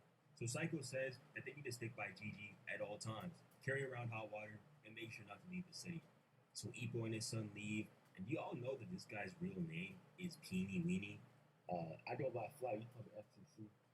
Like, I'm a grown man and you want me to call you LTC. Bro is out here moving like Taylor Swift with this flight plan. They literally live next door. They could have walked. Whatever, man. The next day, these four head off so they can see Gigi's parents. And honest to God, I thought they were dead. Especially after that one scene, but luckily, they're still alive. Oki's surprised that Ira didn't come along with them. I mean, leaving Oku in the back seat with Momo? Are you trying to lose this, buddy? She would have flipped out if she saw this next scene right here. Ayase barely touched his hand, and this dude ran away. Had no problem receiving a hug the other day, but now he's tweaking. Momo was over here playing piano tiles on his hand, and he's all like, If it's a game, I don't know the rules. No idea what you're talking about. Last week, he couldn't have even fathomed being in this situation. Same for Ayase, too. We can't forget that lame-ass boyfriend who was low-key moving like Chris Breezy on him. I'm happy for these two. But Gigi, this bro hadn't said a word this entire ride, but all of a sudden, you want to start third-wheeling. Nigga, hush. Psycho was definitely watching this the entire time, too. Anyway, Gigi finally gets to see his parents again. Happy for him. But I gotta ask, bro, how? Dude's 6 foot something, at the least, and his parents don't even get to his shoulders. Either his great uncle from his father's side was Sukuna, or their mailman must have been Diavolo. While they're at the hospital, we find out that while the volcano is gone, there are still fires going on here and there, but everything is basically good. And the Kitos finally got arrested. Praise the Lord. Put them thugs in jail where they belong. That's not even the craziest part. The grandma is still out there. We see that she's over here tweaking and everything. But then we find out that she's a whole skinwalker. I knew these thugs weren't human, bro, but this is crazy. Now Momo got generational beef with aliens. Okurun be geeked to see this. And speaking of which, the next day, we see Okurun and Ayase as they're walking to school together. And I say this every single time, but this dude's posture is genuinely atrocious. I thought it was Turbo Granny's fault, but he might actually have scoliosis. I would say he needs to get a new bed. We don't even know that he has a home or a place to live. That backstory gonna go crazy. We also see Momo's friends. I love these two. Muko damn near killed Okurun right here, though, trying to throw him into traffic. They were asking all about the volcano and stuff, which makes me wonder, when are these two gonna tell them about, like, this whole spiritual thing? Between what happened that one episode and everything else, I low-key think that they're owed an explanation.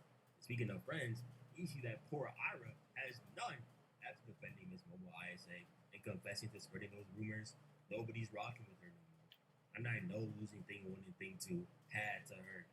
Y'all remember how they were moving, communicating with sign language and everything, and how they jumped Momo? That was her squad. Funny enough though, Momo and Okurun ended up coming in and hanging out with her in front of them.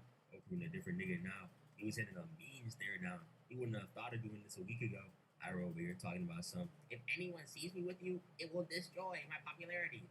What popularity? What are we talking about? The fact that she's able to freely walk in the halls without people harassing her should be celebrated. They must have blacklisted that footage like Wilt's 100-point game. Because if this happened in America, they would have transferred the next day. But ISA ends up inviting her and Ken to her house so they can watch Gigi. And after trying unsuccessfully to be nonchalant, they just couldn't resist. And just in time, because Taro's barrier couldn't take it anymore. Everyone pulled up. Ira must have made a stop home because she did not have all this on last time we saw her. He got that shit on though. Gigi was so happy, bro. I can't blame him. After all he's gone through, it's nice to see that his demeanor hasn't changed at all. And besides, who wouldn't be happy after seeing all this food? You know, everything was good. There was eating, having a good old time. Then Psycho asked this dude Ken to pass the soy sauce. I was like, okay. But then we see that all it took was one single drop. And this dude, Evil Eye, popped out, destroying the entire house. Damn! Evil Eye wasted no time going after that boy Okurun. Knocked this shit smooth off. They had to jump rope. Feel bad for Gigi, low key. They beating his ass for something that wasn't his fault. To add insult to injury, the Evil Eye has gotten a whole lot stronger too. Safe to say, Okurun will need more than that 20-20-20 dropkick to beat him again. But luckily, the Hayashi have just arrived. These guys are exorcists that use like music to exorcise spirits.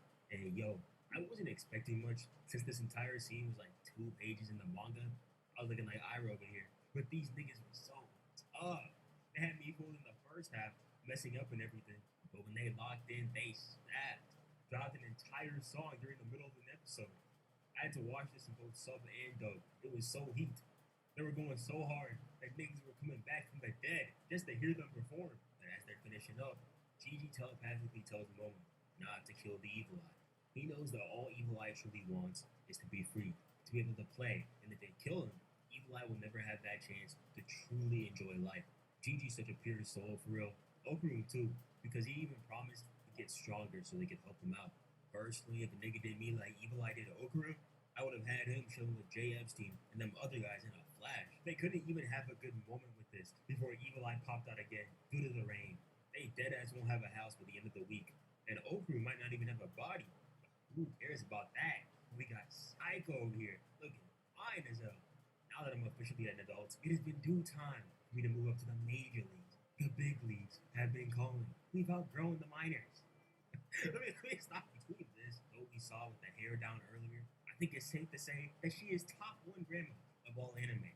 God knew not to spawn me in the Dawn to Dawn verse, or else I would have been the grandpa who stepped up. Anywho, if they're gonna control the Evil Eye, everyone will need to work together. So Psycho and ISA train Gigi on controlling his chi. And Okurun plays house, taking bro to the bathroom, just to make sure that Evil Eye doesn't make an appearance. And Ira is just being Ira. Homegirl is not phased. I saw a Twitter post the other day of her doing her makeup routine, and that junk had 150,000 likes and 14 million views. Damn! Girls really got it hard. It takes me 5 minutes tops to get ready in the morning. You know, wash my face, brush my teeth, get my locks all fresh, and I'm good. But you gotta spread all that lotion stuff on her. Face wash, and the concealer, dress the eyebrows, fresh shit out the eyelids. Why am I commentating this like it's a fight? I say moving more like me. Feel bad for Gigi though. They had bro hippity hopping all over here and didn't say bye. Crazy. Then school, Momo was over here stressing because overnight her house turned into the trenches. So now she has to do the unthinkable and get a job. Scary. Luckily, Momo's friends tell her about a girl named like Ririna who works at a restaurant. And they mean we're employees. If you don't remember her, that's okay. I forgot about her too. She was that one NPC from last season, next to Evil Boo. I definitely remember her. And these two knew that they had an opportunity in their hands. So they invited Okurun to come see her. And by invited, I mean kidnapped. Because bro thought he was getting taken out on an involuntary date. Every damn kid in this school got their phones out when this nigga's around. I know that school Snapchat is a walking gold mine. Hey, at least he passed the loyalty test. They had to drag him to the location, and then some. If Momo took Gigi out for tea with that But if he knew what he was in for, he would have been running to where they were taking him, not resisting. Because as it is, Momo's new job is at a maid cafe. Her ass applied half an hour ago, and she was serving customers the same day. Talk about efficiency. This is the equivalent of your homeboys pulling up to McDonald's while you're working your shift and bringing your crush along with them. Not that I would know anything about working at McDonald's. Yeah, for sure, for sure. Yo, I have never seen Momo so stressed in her life. She was red all over. And Okuru was straight tweaking too. He's looking around like he's in one of them horror movies. I can't believe this is that same NPC from before. She's actually really pretty. Momo's friends were rage baiting so hard too. They were having more fun than Okuru was. Funny enough, when they tried dragging him home, Duda actually opted to stay. Miko and Muko are the two best wingmen in the entire show. You know how lucky Okurun is for ISA to have homegirls who actually rock with him? Shout out to them. Okurun a real gentleman though. When Momo told him that she was leaving at 10 p.m., this dude waited a whole 5 hours and came back to take her home. James catches, puts up the three. One go. Rebound box. Back out to Allen. His three-pointer. Bang! Tie game with 5 seconds remaining. I like how they changed the scene from the manga to show that Okuru really did want to hold her hand. Science already been cooking for real. Back at home, we see Gigi working on that chi control. He started doing this yesterday, by the way, and he can already suppress the evil eye. Psycho wasn't kidding when she called him a prodigy. Wonder what Ira thinks of it. Knowing her though, he probably isn't thinking at all. Okuru and Momo finally come home, and Gigi deadass has 2 brain cells, dude. Nigga hitting the Roblox happy face. But when Ira realized that Okuru was out with Ayase at this time of night, she couldn't believe it. She ran up there, but ended up running into Gigi, and yeah, they're low-key cooked. Now, I'm gonna be for real. What happens next here is not Ira's fault. Blame that weak-ass boba container. But to say that Evil Eye wasted no time would be an understatement. Bro popped the domain expansion before his spit even loaded in. That's crazy. And his first target today was Momo, and he's gotten way stronger. Psycho couldn't break through the barrier. Okuru was out here knocking on the door. But this is Momo Ayase. She cools a cucumber. First, she pushed bro away. And when that didn't work, he spit that hot water that we saw her sip earlier at his face. And look at the fear in Gigi's eyes. Imagine you're walking up to your friend, and the next time you blink, you're choking your crush. Nightmare scenario. Didn't even get a chance to apologize. Okuru hit him with that, "She good, my nigga," and shoved him away. I can't take this seriously, dude. I've seen this image so many times. This is really the first time he's realizing that his homeboy's in love with his crush. A terrible feeling for him, but he'll make it through somehow. Besides, Ira was looking at him like this 2 minutes ago. Both of them should cut their losses and get together. So picking up where we left off, Evil Eye has just made another appearance, nearly killing Momo in the process and doing more damage, mentally and physically. For starters, Evil Eye had the audacity to lay a hand on my precious Queen Psycho. There's a reason why Evil Eye has never been spotted in the same room as me. That's because he knows what I do to him if we ever cross paths. How dare he touch me? Low-key funny though, because everyone besides Momo, the person who got attacked, was feeling down. Ira was feeling bad because she didn't do anything, and I couldn't even blame her. When the time came to get active, she froze. Homegirl hasn't moved in 40 minutes. The lights were too bright. But seriously, Ira's a girl with a big heart, and she cares about her friends. And as the leader, it's her job to take care of her subordinates. Leader, what? Yes, Ira is the leader, bro. On you, yes, your soul. We all agree that Ira is the leader of the Donda gang. What are we calling this group, bro? Seriously. The Don. We'll figure that out later. Peep how Momo was reading Ashita no Joe, though. Saved the day and went straight to reading peak fiction. That's why she's the GOAT. Meanwhile, Gigi and Okuru aren't really on speaking terms right now. You know it's serious when they aren't even facing each other. But deep down, Okuru knows that if they want to save both Gigi and the Evil Eye, it'll be up to him to get stronger. So he goes to the one person that he looks up to the most, Iko. Turns out he has a human form and works at a dairy farm. He looks cool, but have y'all seen Chiquita, bro? He looks so adorable, man. Little bro's actually 3 apples tall. Unfortunately, Iko doesn't believe in violence, so he refuses to teach Okuru his punches. Bro had no qualms piecing up Ira the other day, but now he doesn't want to teach our boy? Whatever, man. He even got free labor out of this poor kid, dude. What the hell? Later at home, it's much of the same. Gigi and Okuru still aren't on speaking terms, and frankly, it's looking pretty grim. The priest guy, his name's Manjiro, tells Seiko, might have been saying this right, bro, tells Seiko that they can't do this much longer.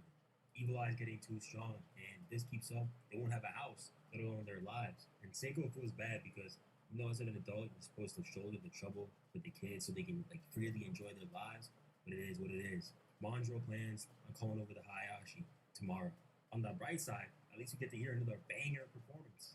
Later, we see Okurun working on some punches, using Tomorrow's Joe as a guide as well. Both of them are tapped in. I swear that's the same hoodie that Momo was wearing last season. And I also said this last episode. The Turbo Granny is a genuine fatty, bro. Always gotta be eating something. She asks Okurun what he's doing, and he says that he's learning punches so he can get stronger. But Turbo Granny tells him that throwing a punch and getting stronger are two different things. You can learn to throw hands, but that means nothing if you're weak. I mean, take Megami for example. Gojo told him the same thing, and that nigga's still sorry. So she asks him again, what does he want? And Okurun says that he wants to get stronger, and that's what she wanted to hear. So she's like, alright, follow me, and they head off. Ira ends up following them as well, very, very sneaky. I don't know how she moves like this so silently with those low heels. On top of that, she made it over there before these two did. Forget how speedy she is. Real question though, what is she doing here? It's damn near 2 a.m. and she fresh fitted out like she got places to be. The switch up was crazy too. When Okurun is talking, she's all happy with that high-pitched voice. And when she hears another girl, she trips out. Had no reason to indent Turbo Granny's face like that. And where did she get that phone? That's Muko's, right? She hasn't been charged. Since she stole it off her. Ira is genuinely insane, dude. Look at the way she switches faces, bro. Poor Okurun doesn't know what to do. Anyway, let me explain what we're here for. Basically, while Okurun has Turbo Granny's full powers, he's still unable to draw it out. He's only able to do 2 actions in a single beat, which would be fine if Evil Eye wasn't able to do 4 in that same beat, which is amplified to 10 when he pops that domain. Ira can also do 4 in a single beat because she's like that. But the point is, he needs to find his own rhythm to move to. That way, he'll be faster. And what better way to train your rhythm than against the greats of music? Damn, bro. Even Beethoven hit a domain expansion before that fucking bomb. I can't believe it. Bro can't even hear his own words, but he can hit domain expansions before this nigga. What's his excuse, bro? Crazy thing is, this domain actually has a sure hit effect, unlike that trash cans. How do you have niggas in other universes doing your job better than you? And niggas will swear that he's better than you. They start attacking these two with their music powers, and basically all the symbols have different abilities. These notes explode, the rests make you freeze, and the sharps make your voice higher, and so on and so forth. Ira was moving different, per usual. That girl been Weed Nation certified. She's used the Acro Silky's powers like 3 times, and she's already mastered it. Meanwhile, this nigga Okurun was getting cooked. Like, this was genuinely hard to watch. Ira was out here moving like Saquon Barkley, hitting flips and spin moves, while this buffoon is running head first into the rest notes, Turbo Granny included. Shout out to Ira though, I could watch her sonic sway all day. But there's a reason why Okurun isn't moving like he's supposed to. Everyone besides him is vibing to a beat, moving to a rhythm that they set in their own heads. But Okurun doesn't have a rhythm at all because he doesn't listen to music, which makes sense. Personally, I didn't really start listening to music for real until like high school, mainly because my broadcast couldn't even afford headphones. There was a time where, I'm not even kidding, I was rocking fake AirPods for the love of the game, bro. And to be honest, Okurun isn't the type of guy to be constantly listening to music. But there's one song that he's listened to in the past couple of days. A song that had him hype as hell. The one from the Hayashi. And he figures this out just in time. Because when Ira got stuck in the ground, he was able to come in and save the day. Editor's note, run that back real quick. God damn, that impact frame is tough. And I'm gonna be honest, Momo and Okurun are definitely the best duo when it comes to like literally everything else. But when it comes to fighting, these two definitely got that on lock. Between how they were moving last time and this, they got it for real. Always moving with that sauce. Even Turbo Granny was looking tough here. But now it's time for stage 2 of this fight, which means another stage change, which also means another domain expansion. 2 more than Mr. Fushiguro, by the way. But this one was even harder than the last. Beethoven spawned a bunch of giants, and they started singing his opera and shit. And you can imagine how heated I was when this dude decided to start a whole performance halfway through the episode. This is when I knew we weren't getting that Evil Eye fight last week. But here's the thing with Dawn to Dawn. Once you hear that opera music start to play, you know you're about to see some cinema. The giants started throwing up these little fun-sized humans to attack Okurun and Ira. Okurun was struggling a little, but Ira was kicking ass per usual. The musicians were behind the giants, so to beat them, they'd have to take those down first. So Ira uses her hair, grabs Okurun, and swings on upwards. They land and end up baiting these two into giving their mans a devious combo. This is where Ira really showed that she's a real one. When the next attack came in, she sent down Okuru, saving him from this dubious hit that almost knocked her out, and then she locked in. No way she was gonna freeze up like the last time. She pulled up, swung on this lady's head, weaved the right hook, knocking that goon out, then hit a backflip, mid-air by the way, quick little hop for the aura form, waterboarded this guy to the ground, then swung around for that triple kill, and now the rest is up to Okuru. The animation here was so clean, bro. Look at that boy move. And when it was finally time to lock in, he did. That boy understands it now. Beethoven couldn't hear it coming. 5 switches in 1 beat too. That boy moving different. And with that, Okuru and Ira were able to escape the genjutsu. Something interesting that I noticed was Ira's reaction to Okuru complimenting her. Usually she does her little ditzy girl persona when stuff like this happens, but this time she actually froze up. No, Ira, don't do it, bruh. Don't fall in love with him. He's already taken. I feel bad for her because she's really a sweet girl at heart. She don't deserve that pain. Oh well, her and Gigi can be sad together, I guess. Speaking of which, back at home, Gigi and the rest of the gang are talking about the Evil Eye. Manjiro said earlier that the next time Evil Eye pops out, will be raps for everyone. I'm more concerned on why everyone's up right now. It's damn near 3 a.m. on a school night too. But at the end of the day, Manjiro is right. Gigi can't control the Evil Eye. It's a hard pill to swallow, but when it comes down to it, they really should be more concerned about everyone's safety. Steve and Joji, step your ass outside. What the? Yo, who does Turbo Gady think she is, bruh? Out here hitting that duo pose with Okude shit. Hey, yo, I'm so sorry because I know this is tough because he's standing on business, but I can't take it seriously, bro. He out here looking like, Yo, why you on your calm down, partner? Why you on your knees? Get down, boy. Get down.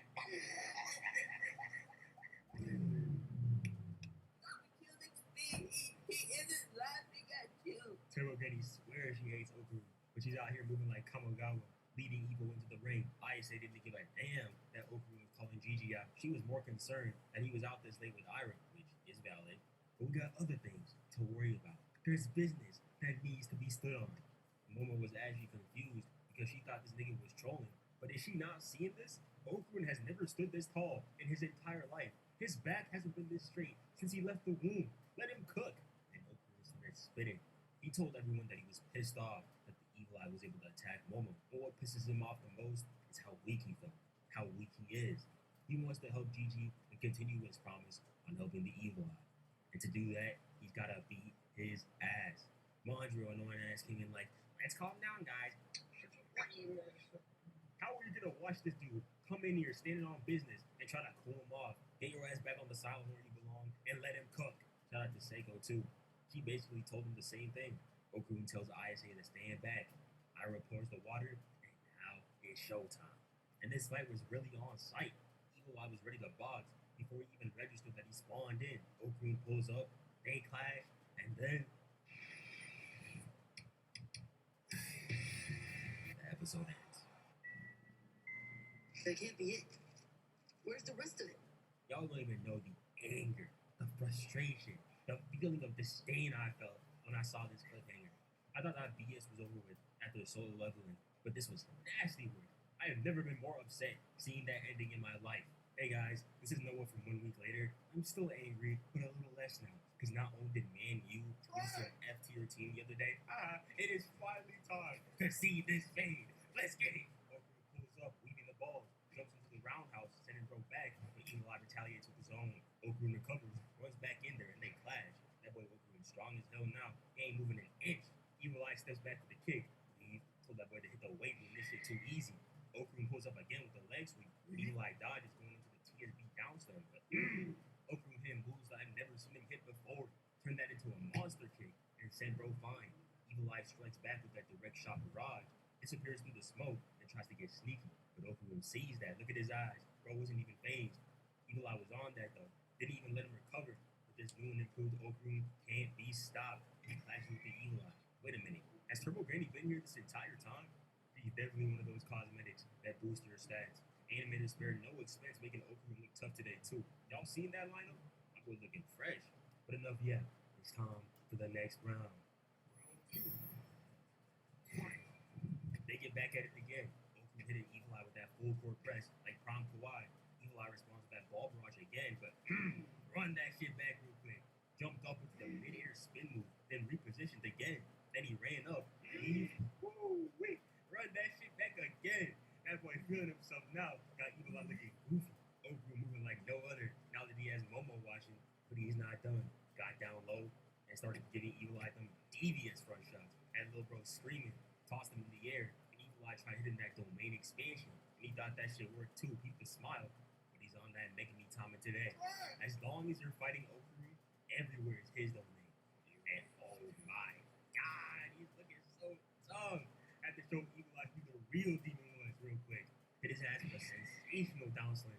Then he went back down and went all out, spearing him through his stomach and catapulting bro into the house. On one hand, holy shit, that was incredible. On the other, you have just made yourself and your girlfriend effectively homeless. Better start working on that CDL, buddy. But seriously, what a fight. That was absolute cinema. They cooked. But somehow, Evil Eye is still alive and kicking. In fact, bro was over here laughing up a storm. Dude was having such a good time that he actually wanted to run it back. Everyone was worried because, quick reminder, we just saw Okru go all out earlier tonight. But Okru has a plan. Even though his knees were practically jello, he still stood on business. Loki frying me though, because he ain't even look up at the Evil Eye. But this was fair play by Okru because what he did was a tale as old as time. He started rage baiting. He said that he doesn't like to bully weaklings, and said the Evil Eye wasn't like that. Besides, he only fights people who are strong, and the Evil Eye was genuinely losing it. Bro was throwing a tantrum and everything. I almost forget that he's a baby mentally. Okru basically told him, hey, little bro, I'll fight you once a week, if and only if you fight me alone, and don't hurt other humans.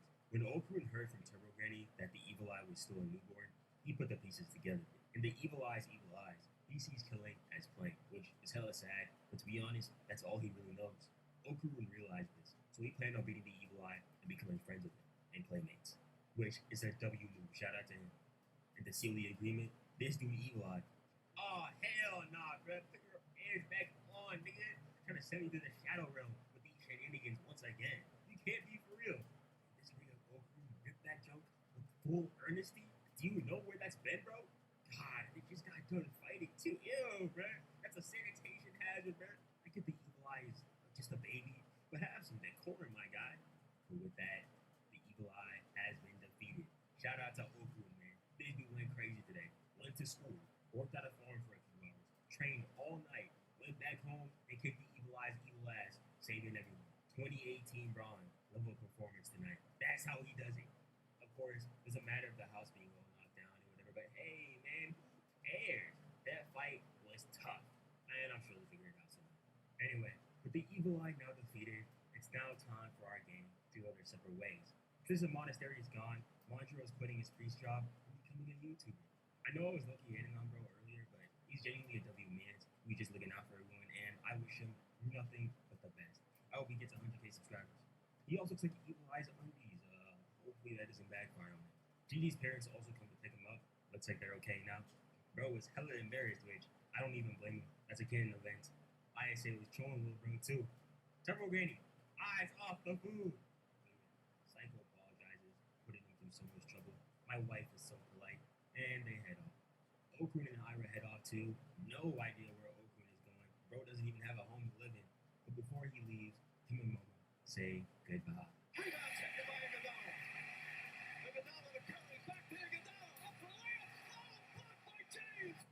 Looks like everything's back to normal. Alright, so as we left off, Okun just put Evil Eye in the pack after putting up his best performance yet. The Evil Eye is now contained and everything is great, except for one problem. The ISAs no longer have a house. Hell, even when they did, it was barely standing. That last attack from Okun just happened to seal the deal. But hey, they've been through a lot recently. So Psycho decides to go on a mini vacation. Love how nobody is concerned that there's a walking, talking teddy bear among them, but oh well. Honestly, I'm glad that Okun turned that house to rubble. If he didn't do Momo's home, like the Twin Towers, I wouldn't have been able to see my glorious Queen Seiko like this in 4K 60 FPS. It's gotta be the best frame in Don history. Forget the masterclass that Science Saru put on during the Okun vs. Evil Eye fight. This is what we are here for. They even brought Hana along, even though she couldn't do much, but it's the thought that counts. Unfortunately for them though, the money that they spent today was the last they had. They're done, finished, cooked. They don't even have enough money to buy a gumball from one of those machines at the mall. It's a real shame that I'm not in the Dawn to Dawn universe, bro. All Seiko would need to do is say the word, and Grandpa Noah would have had the house rebuilt before nighttime. Turbo Granny killing me, bro. She's sleeping like she pays the bills, acting like she got a house to stay in or something.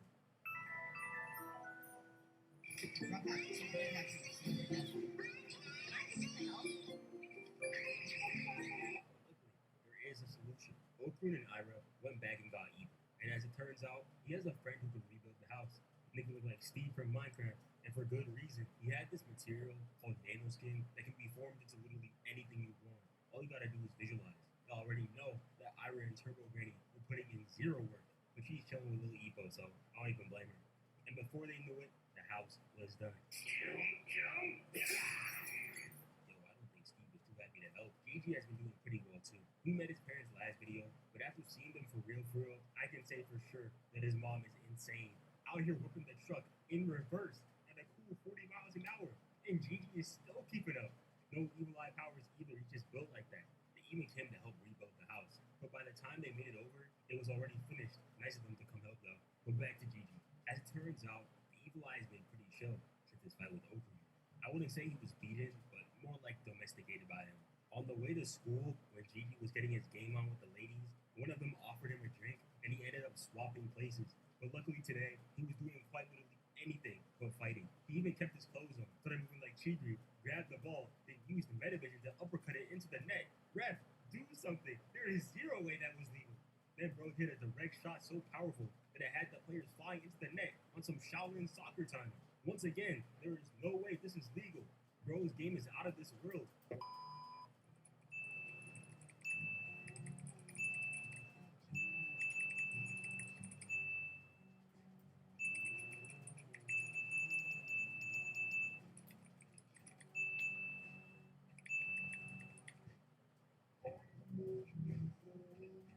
I find it funny that nobody can see is the evil eye if they don't have spiritual powers. So all they're seeing right now is Gigi moving at Mach 3, scoring goals, and growling at people like it's normal.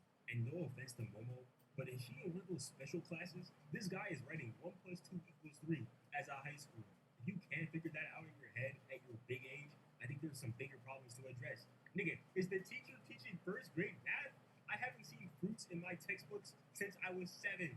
They're getting that football school education, bro. That IMG Academy as curriculum. In a drop of knowledge being learned in that class. Yuko and Miko were obviously confused on what Gigi was on, but his antics could come later. Because they end up showing Momo something interesting. Apparently, there's an apartment complex that's haunted by a golden ball. And y'all know exactly what that means. You know, it never really occurred to me how having one ball would work. Like, is it like a full cup, half full type thing? Or like a half cup all the way full type of way? I don't even know. I'm not trying to find out, but anyway. Before the gang finds the last piece of Okuru's jewels, we get introduced to a new character, Kinta. And I can't even lie, I do not like this nigga. The entire vibe I felt for his introduction went just like this.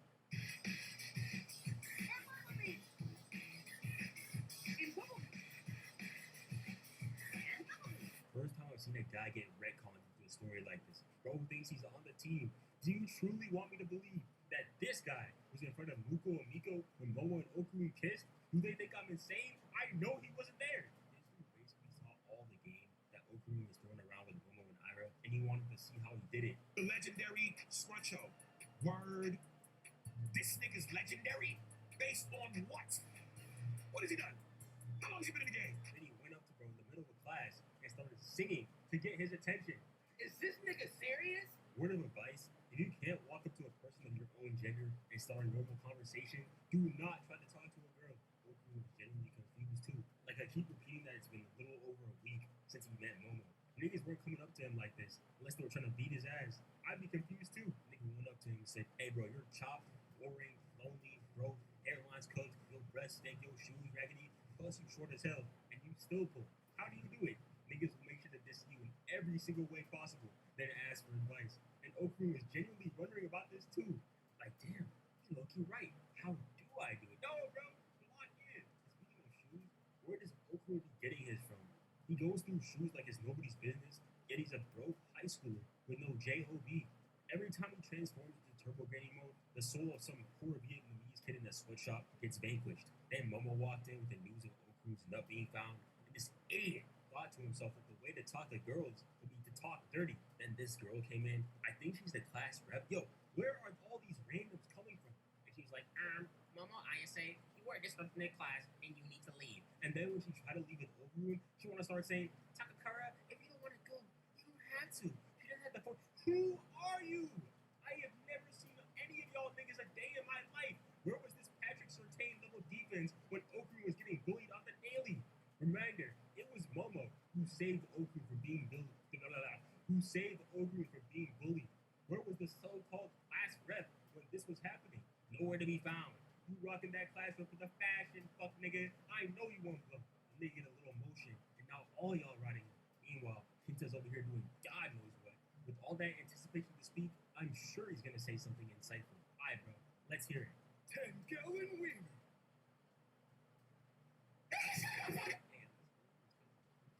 After all he's been through, he deserves it.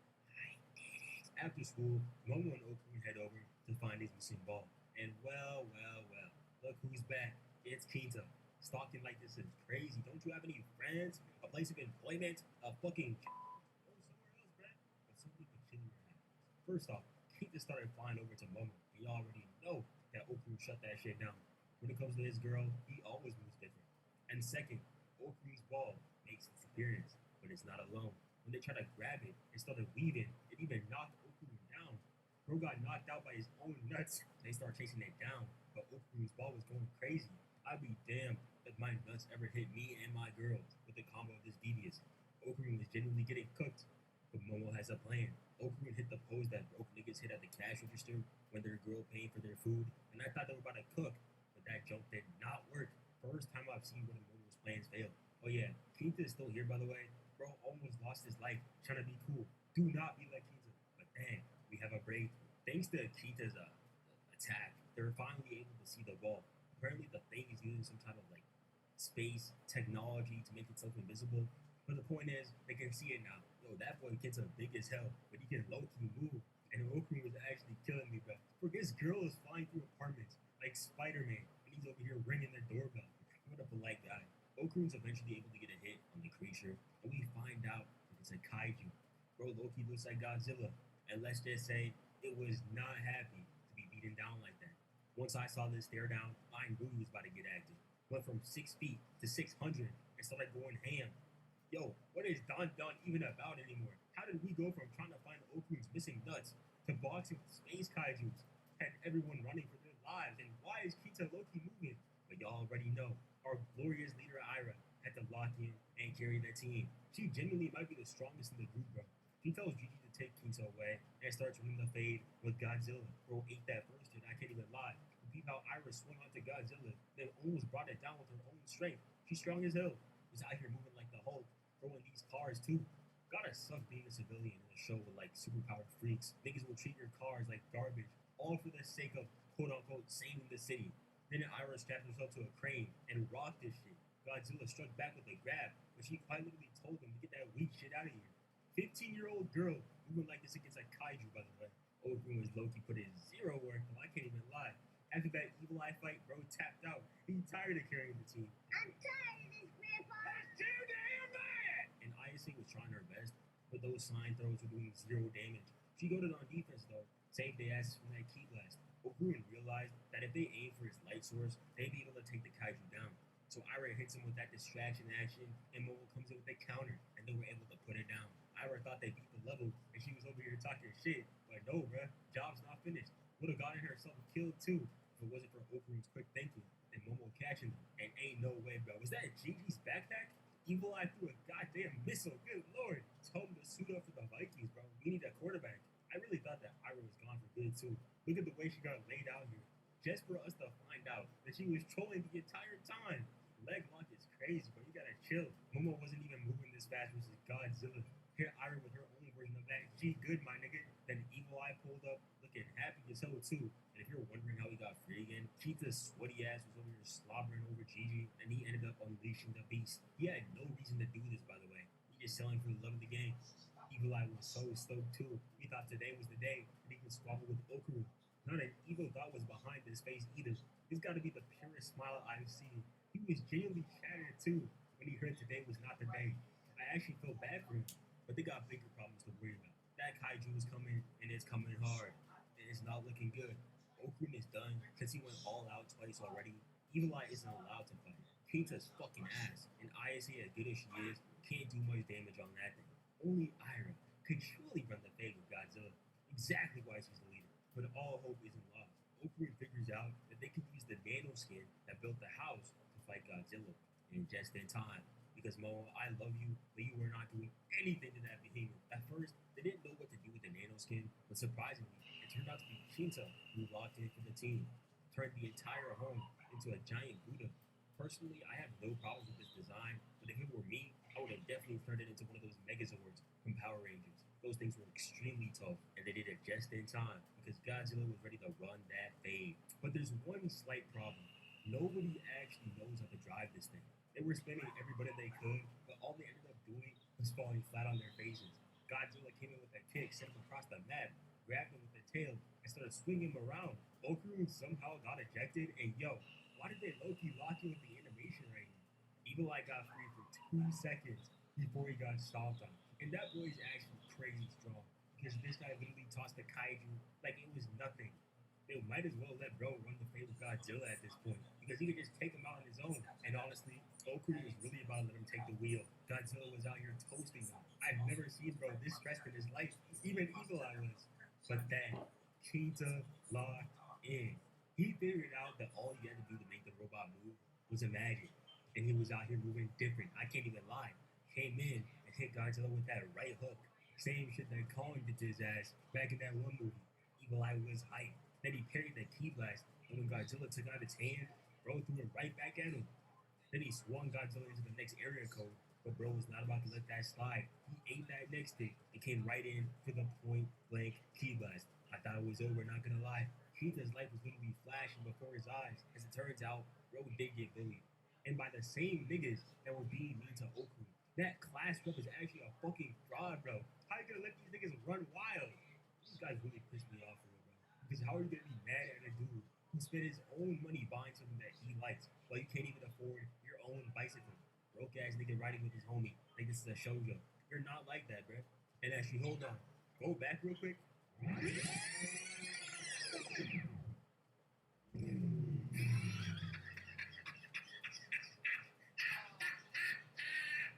know this chopped ass girl isn't laughing right now.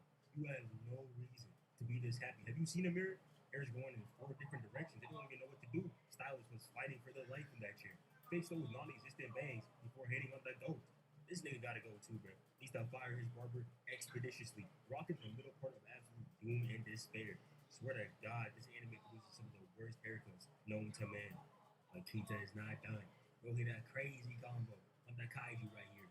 Threw it away. They came down from up top with this devious downswing. And Godzilla did not take that lightly. Started giving bro the Tom and Jerry treatment. Almost killed Kita here too, bro. There's no way he's still with us. But as it turns out, the robot isn't just able to amplify whatever you imagine. It can amplify their powers as well. I almost forgot that these two were in here, not gonna lie. Momo was able to use hers to stop Godzilla, and Ira was able to get a lock on it with her hair. And when Momo said she had a plan, I shut up and listened, because I knew that she was about to kill. I can't even lie, but this man was so tough. Momo ended up twirling the mech into the sky, and when Okrun saw what was about to happen, he got the hell out of there. Love how Eli is so unconcerned about anything around him. He's just here to have fun. But yeah, Momo seals the deal with the down slam, and they absolutely demolished the kaiju. Knocked it right out of the domain expansion. This is the first time I've seen anyone notice their antics, bro. I'll be forgetting their actual people in this verse. Okrun went to go get the kaiju back, but bro, what is Evil Eye doing? No, I'm sick of you telling me what to do. I do what I want. When you get down here, I will not. This is a crazy pose, bro. Get your ass down from there. He ended up baiting him back with a meat bun, which ended up bringing Gigi back too, and they ran back to the house. Props to them both, especially Okrun, because I know for a fact that this thing is heavy as hell. I've never seen these two so happy, bro. And if you're wondering how Momo and Ira are doing, they are doing fantastic. This shows animation always decides to lock in at the most random moments. Because why did they have to make Momo run into the bathroom so smooth? Also, I saw this on Twitter. Apparently, Ira wrote down here, Ira Takakura, and that she's the goat on this side over here, bro. I mean, she's not wrong on the ladder, but bro, chill. But anyway, back outside. These three were just relaxing, chilling. when Okru makes an interesting discovery. There's something, or more like someone, inside the kaiju. And who did it end up being? A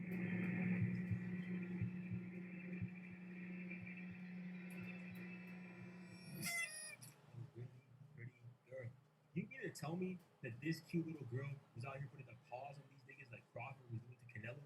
Her design is actually really, really cool. I rock with the star eyes, the antennae are cute, but what she did next was anything but. Because tell me why. The first thing this girl did was kiss Okru on the lips. Mind you, she just tried to kill all of them, and now she's doing this in front of Momo too, bro. What the hell? I love the callback they did to episode 1 on the screen, but back up, hold on. Did Ira just die, bro? She was just in the house 2 seconds ago, and Momo just blew up the entire crib. I know you're bad, but bro, chill. You didn't have to do her like that. For real, man. Rest in peace to Ira. Second time she's died already. Gone not soon enough, and already forgotten. We will miss you, our dear leader. As we always do, let's have a quick moment of silence for our fallen commander.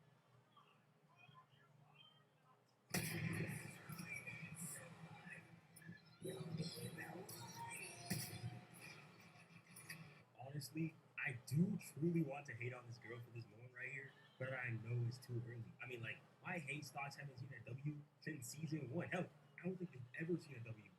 I was treating Ira like the Antichrist, and now I'm her #1 fan. Gigi turned out to be hella goated, and I stopped hating after episode 1 of this season. I've hated Kitsa for all of 5 minutes, and immediately switched up after I saw that mech. I swear, bro, we hate every character we first meet in this show, bro. And sure, this girl kissed Okru, but like, at this point, what girl wouldn't kiss him? This guy got unspoken riz on levels I have never seen before. Kissing is probably how they communicate on the per plane or whatever. So no. The only person I'm keeping my hate stocks for real, is that fraudulent, garbage ass, bum ass class rep, bro. She should focus on doing her goddamn job instead of getting all from Momo's face. 2 kids in her class getting bullied on the daily. And she worried about some damn studying. Bro, shut up. But yeah, that's where it ends off for Dawn to Dawn season 2. I'm definitely gonna pick up the manga because I know good and well that we're not getting a season 3 until 2027. But I am very, very thankful that I was able to cover this show. Kind of crazy that it's almost been a year since I made my first video on this. But yeah, appreciate y'all for watching. And before we end off, I want to say a big thank you to the goats over at Raid Shadow Legend for sponsoring this video. But yeah, thank you for watching. Love you. Goodbye.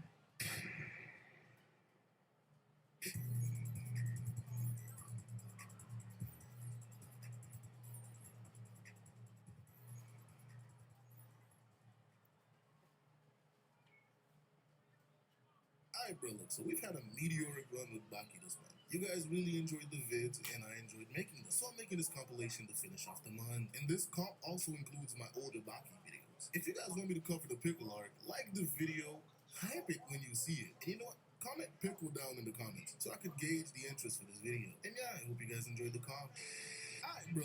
Baki as a show has to be one of the wildest social experiments I've ever seen. They just decided how many insane and illogical things can we insert into the show until somebody decides, oh, okay, this has gone too far. Because, bro, it is literally pure nonsense what be going on in Baki. But ladies and gentlemen, the Rai Tai tournament is peak 4,000-year-old Chinese martial arts nonsense. Because the Chinese made the mistake of allowing Yujiro and his band of lunatics to enter their once every 100 years Grand Rai Tai tournament. And of course, it went about as well as you thought it would. Now, we literally start this off with Baki looking like he's having the worst time of his life. Man just walking around looking like a zombie skeleton straight out of Minecraft. JP, how did we get here? Well, you see, what happened was last time on Dragon Ball Z, Bro got into a fight with Yanagi in the last arc, which was the prison, which contains even more Baki nonsense. If you guys want me to cover that, comment that down below and like the video when you see it. Anyway, these 5 lunatics escaped out of their prison in the most bombastic way they could think of, and decided they wanted to go to Japan to harass Baki and his crew so they could taste defeat. In one of those moments of harassment, Yanagi and Sikorsky pulled up on Baki and Bro put belt to ass. I covered it in my ass reverse jumping video. But in the process, Bro got poisoned, and this is how we got here. Best girl Retsu wants Baki to get better, so of course he's taking him to China. For what, you might ask? To enter the Rai Tai tournament, of course. Now the astute of you in the peanut gallery might be wondering, but JP, Baki's poisoned, so why is he getting in the tournament? Well, you see, my astute viewer, according to Retsu and Baki logic, him entering into the tournament and fighting fighting strong opponents might be just what Baki needs to be healed. Now be prepared to hear logic like that throughout the entire video, because that's just Baki in a nutshell. Anywho, Rex winning Baki in the tournament might be all great, but he still has to prove himself. So Rex goes to convince his master Ryu. And this entire arc and tournament revolves around the people who's gained the title of Kyle, basically the peak and masters of their martial arts. Anywho, Rex is like, hey bro, he can fight anybody here, not gonna lie. Matter of fact, send him your strongest fighter. And we pan to these bald bastards already sweating. Like, bro, Baki is half dead. I don't know what y'all sweating for. Anywho, Ryu Kyle confirms that Baki was the one that defeated Retsu. And after seeing Retsu's determination, bro had no choice but to allow Baki to show his stuff. Ladies and gentlemen, Baki has a lot of people writing for him. And Retsu is number 2 on that list, bro. Mans is willing to put his head on the chopping block for Baki. Like, bro, you can't get better friends than this. Anywho, they introduced the guy Baki's gonna fight by saying he's just been training by punching a boulder his entire life, turning it into a smooth dog. Great. Let's see how well that does against Baki. They also said that he's the next candidate for Kyle. Anywho, they squaring up, and bro is ready. Look at this man's hairline. That shit has to be the sharpest I have ever seen in anime. Meanwhile, Baki's over here looking anorexic as fuck. They face off, and Baki turns to look at Kozue like, just watch, I'm about to humiliate this nigga. I don't think Baki meant to, but bro ended up rage baiting this nigga in the process. Man's got so mad, bro. Look at the veins on his forehead. Anywho, bro immediately goes on the attack, and look at this man's stance. Like, my guy, where are you going? Why is one arm longer than the other? Anywho, bro sees Baki with his arm wide open, ready for him. And he's flabbergasted. So bro throws a punch straight to man's face, only to hit straight air. Baki goes under, hugs him, and picks him up. And bro is going in straight elbow. Mind you, this is an already injured man. Like, why are you attacking him like this? I mean, it's not working, but like, why? The peanut gallery is, of course, flabbergasted that Baki's not even feeling this. And then Baki puts this man down like he was a child. Like, you just lost every bit of aura you ever had in your life. Bro kicks Baki and hits nothing but air again. And bro gets grabbed by his balls. Oh my goodness, bro. Like, this is embarrassing. Man's got his legs dangling in the air. Like, this is just humiliating. Like, after this, like, you can't go back home to your wife, bro. Matter of fact, bro, you might have to pull out the leg after this fight, bro. Like, after getting humiliated like this, there's no other option than to blast him. And Baki put this man down like a child again. Everybody flabbergasted. And look at Retsu, bro. He is so proud. Anywho, bro, of course, gets mad and tries to kick Baki in his junk, only to be blocked. And Baki is looking up, bro, like, please don't embarrass yourself any further. So bro goes and tries to pull off a chop, only to end up with Baki's toes tickling his nose. And bro just gave up after that one, because that's enough embarrassment for one day. And that was enough to get Baki into the tournament. Later that night, Ratsu, Ryu, Kozue, and Baki are meeting. And of course, they're explaining 4,000 years of Chinese martial arts, blah, blah, blah. And Ryu Kaio gets a visitor. And it's none other than Muhammad Ali Jr., fresh off the back of pulling the wildest rage bait on Ichiro Hanma I have ever seen.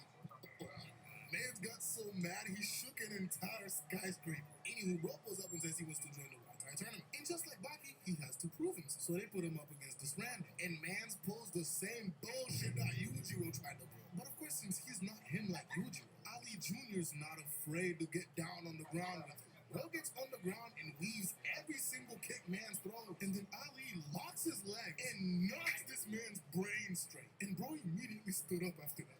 He was not ready to take another one. Bro goes for another hit and immediately got clobbered in the mouth. Ali had this nigga scared up against the wall, bruh. He tries to attack again, only to be uppercutted and finished off with a 3-piece combo. Dude, this man on his tippy toe and his jaw broken. And just like that, Ali Jr. is in the tournament. Now after this, we get one of the realest scenes in Baki. Because remember how earlier when I said that Retsu was number 2 writing for Baki? Well, number 1 is none other than Kozue, his girlfriend. Not gonna lie, bro, we all need a Kozue in our life, man. She is willing to hold it down for Baki through thick and thin, bro. Mans is half dead, spitting blood up everywhere. And she still believes this man can do this. Like, bro, if you get a ride or die like Kozue, do not let her go, bro. Put a ring on that finger. I can't wait for the day when Baki marries this girl, bro. Because she been his number 1 fan ever since they met. Anywho, we finally get to the beginning of the Ratai tournament, and they proceed to introduce all 12 current Kaio, including the winner of the last Ratai tournament, Kaku Kaio. Bro is 126 years old. Anywho, we start this off strong with Yujiro going up against Kaio Ryu. But before that, they were like, hey bro, you gotta break some tiles to prove his strength. Even though that shit ain't make sense to Yujiro why that would prove his strength, he did. Demolished all 40 tiles, touching the ground. Ryukayo didn't let that bother him though, and gets ready to fight. Yujiro proceeds to rage bait this nigga by talking shit about their 4,000 years of Chinese martial arts. So Ryu goes to attack, only to stop close to Yujiro's face. And that's when we found out Bro has his hand under his face. I don't even know what martial arts this is. And bro's like, hey man, I wouldn't move if I were you. But Ryu did not listen. Bro goes for another attack, and Yujiro proceeds to flip this man. And not only did he flip this dude, but he tore off this man's face and tosses it to the Chinese elders responsible for holding the tournament. Bro took his entire facial features off like that shit was some mask. Yujiro's like, alright bro, I'm gonna head out. But Ratsu comes out of nowhere wanting to fight this man. But his master, who is still moving, stops him and wants to continue the fight. Bro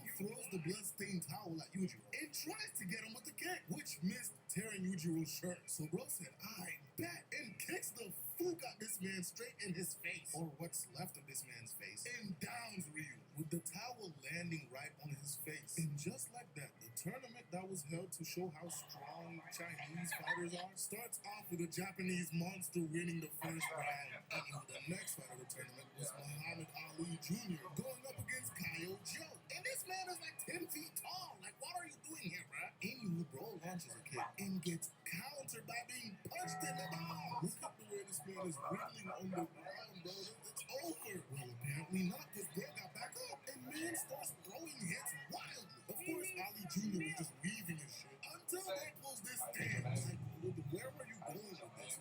Bro, you look deranged. Anywho, bro followed this up with the wildest haymaker I have ever seen. And he's even crying because bro knows he is caught. This is pure desperation. Anywho, Ali counters by rattling his brain and dropping his ass. The peanut gallery was flabbergasted because they really thought he had a chance. And the elders are even worse off, bro. They're like, damn, I can't believe we just took 2 L's back to back. And not only that, both L's were no-hit run because Ryu didn't get a single hit on Yujiro and Joe didn't land a single hit on Ali, so the humiliation is strong with this one. Now, Baki is half dead backstage, and we get another scene of the greatest people you ever want to have in your life. Kozue and Best Girl Retsu. Kozue hates that this is happening, but still chooses to support Baki. Anywho, the next fight is Baki going up against the Poison Hand. Bro steps out to the ring, and everybody's like, yo, the fuck happened to this guy? Bro looks malnourished as fuck. But his opponent pulls up Kaio Lee, and bro's hands are swollen with poison. Them shits look gnarly, not gonna lie. And literally from the first attack, Baki gets caught. Bro got poisoned even more on his foot, so he sucks that shit up. Afterwards, they go to do some anti-hand. He grabs Baki to kick him, but bro weaves, grabs his hand, flips his ass, and smacks the shit out of him. And bro somehow landed on his feet. And bro blocked that smack, bro. His hand was steaming. Meanwhile, Yujiro pulls up to watch. Bro pulls back up, asking Baki to use anti-hand. And bro's hand is shaking, low-key. He kind of split. Baki attacks and immediately gets clobbered. Man's unleashed his entire poison hand capacity on Baki. Had that nigga steaming in pain. Bro is fresh out the microwave right now, bro. Baki is spitting up blood and goes to attack, only to vomit so much blood, bro goes spitting out. And ladies and gentlemen, here comes the knocking logic again. Apparently, the poison Yanagi used and the poison that Kaio Lee uses canceled each other out due to yin and yang, and Causeways tears had something to do with the process too. So bada bing bada boom, Baki is now healed from his poison and is ready to put back to ass. Bro goes for a kick and immediately gets weaved. Ratsu is ecstatic, of course. His body finally healed. Lee, on the other hand, was being a hate-ass nigga. So he gets into this, how are you doing, sir? Stand. And he goes on the attack, only to be blocked. And then blocked again. And Baki blocked him a third time by stopping the kick. And look at Baki's face. Alright, broski, you gotta head out now. Lee starts getting his reservations in because he knows he's cooked.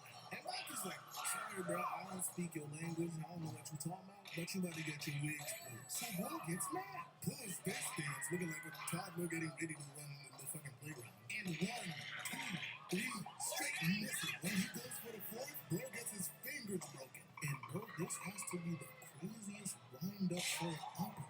Launch that shit at this man's jaw and look at the body twist along with it. Bro had this man floating. By the time bro landed, he was knocked out. And Baki stopped the last punch, left that nigga knocked out standing up. Now, ladies and gentlemen, if you remember, this is 3 for 3 on L's on the Chinese side. Them niggas are not having a good time, bro. Now, Following this, Retsu brings this man Baki an entire buffet, and after Bro was done, he looked pregnant. Hands was so happy, but Retsu was chill.